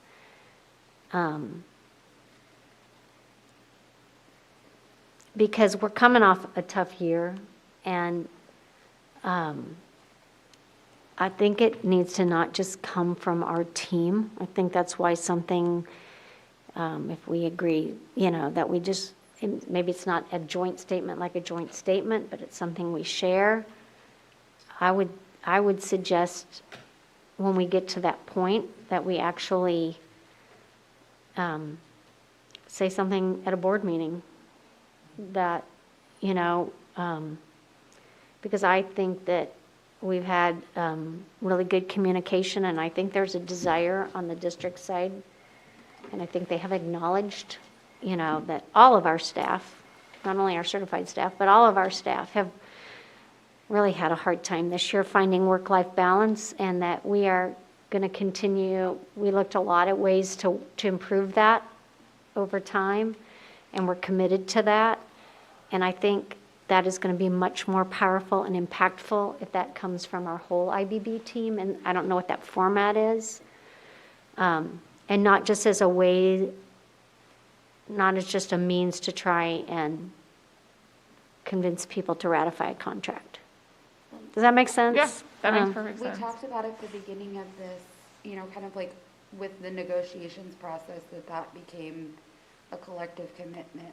Even if we're not TAing it, formalizing it in a way of yes, it's not contract language, but we've spent a vast amount of time talking about this issue and problem solving it, and we're all committed to putting in the work to make the situation better. Yeah. That way it is just, even if it is just bullet pointed of these are the things we address, these are kind of how we might address it. These are things we're still working on. Do you have answers? Do you have suggestions? Yeah, we could do one of those collective commitment. I mean, that if we go back to didn't we even say the purpose of them in our negotiations procedure document? We said that, I'm pulling that up. Okay. I'm going to stop So- screen sharing for just a second, in case you want to. When the team reaches a consensus on a solution to an issue that does not involve changes to the P&A, the solution will be memorialized in a collective commitment or CC. So yeah, I think we can definitely start drafting that. And that's something that could be, And in the notes, I kind of have just like bullet pointed what we talked about for each of the issues, so I think it would Perfect. just be kind of some, based on that, I think, just Yeah. some wordsmithing to, you know. And I think it's really tough, and I've said it before, when you talk about work-life balance, it's really, and I mean that for not only teachers, administrators, everybody in the field. I think it's extremely difficult to separate from what's happened since March 13th of last year. And so, so much of these discussions, and I'm not saying all of them, but so much of it is circling on what's happened over the past year, over a year. And so I think we've got to be careful over not to blend in pre-COVID with post-COVID. Now, what you were talking about with emails, those have been going on since we've had computers, since we've been able to take these home with us. So some are still applicable to exactly what you're talking about, but others, where I think there's just so much jaded thought with COVID in the past year that it's really tough to separate them sometimes. And I think we've got to be careful about that, or we could be here for a long time talking about some of it. Well, and I just think of it too, of like, what an amazing opportunity for like a weight to be lifted off if we get out of COVID times, and then a lot of, there are gonna be some work-life balance issues that are just gonna go away. Agreed. And in a way, it'll feel like, oh my gosh, look at all that we've accomplished, when it's just really, we went back to standard operating procedures. I don't disagree at all. That's why I just think we got to be cognizant of that as we go through this, or we could be here for just dealing with COVID issues, and I'm hoping and praying we're on the downslide of that. So I just added to my notes that are going to Lindsay, because I think she's got the notes you guys are going to work off, but this will go to Lindsay, Jill, and Rachel if there's anything that I've captured that's helpful for you. I did add a line like, whether it be the fact sheet or the joint statement, some sort of acknowledgement of the unique year, and then, a good opportunity to pivot to change or something like that. So like you're kind of acknowledging that some of it's the unique year, some of it's a good time to change anyway, maybe. So I just added that line. Good point. And I'm going to go ahead and send this via email right now. And then if Rachel or someone, maybe it's Rachel and Lindsay, want to come up with something that can come back in front of this group in terms of recommended statement, whether it be in writing or whatever Rachel just referred to in you all's, process, that if you all want to make that where you bring it back when you're together next time, then see if you've got consensus on, hey, let's do this. Does that make sense? Mm-hmm. Who wants to work on that with Rachel? Lindsay, you've got the notes. I can help you, Rachel. okay. What's going, my notes are going to go with Rachel's notes. Lindsay and Rachel will craft something for this group to look at the next time you're together, and probably, I think you're going to feel very proud of what you do. And it makes you all hold yourselves accountable as a leadership team, that you're saying this is what you're committed to. So I think that's really strong progress. Sometimes this is stronger than language change or a TA. You're making a public commitment, and that's pretty awesome. Okay, guys, it is 4:03, about 4:05. I think if people are not too your brain is still working, do we want to try to pick up grievance procedure a little bit more today? Because you've already unpacked quite a bit of it. Or no? And or what's left, and do people need a 5 minute? Jay's head hurts. I'm just But also, saying, we're I at think a that spot. Kevin Scarrow is going to be present with us on Thursday, the 20th, when we have our Okay. next IBB for the grievance procedure.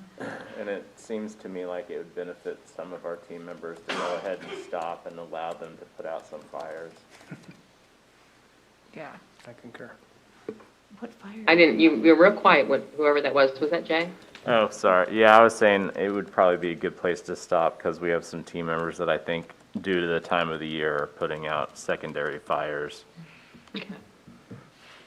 So Kevin will be with us on the 20th. We'll pick up grievance procedure. Next time we're together, we're going to have something from Rachel and Lindsay that's going to give a good not an ending, but a beginning to the work-life balance work.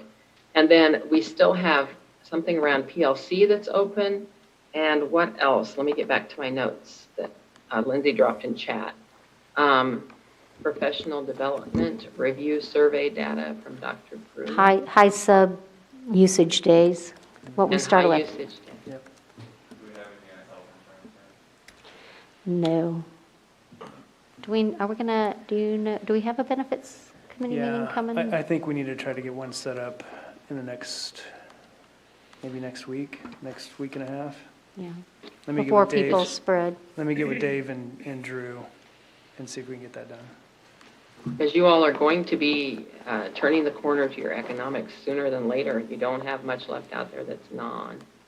And so the next time you are together is on the 20th, which is only an evening session. But we do have an ongoing day session set for a little bit, correct?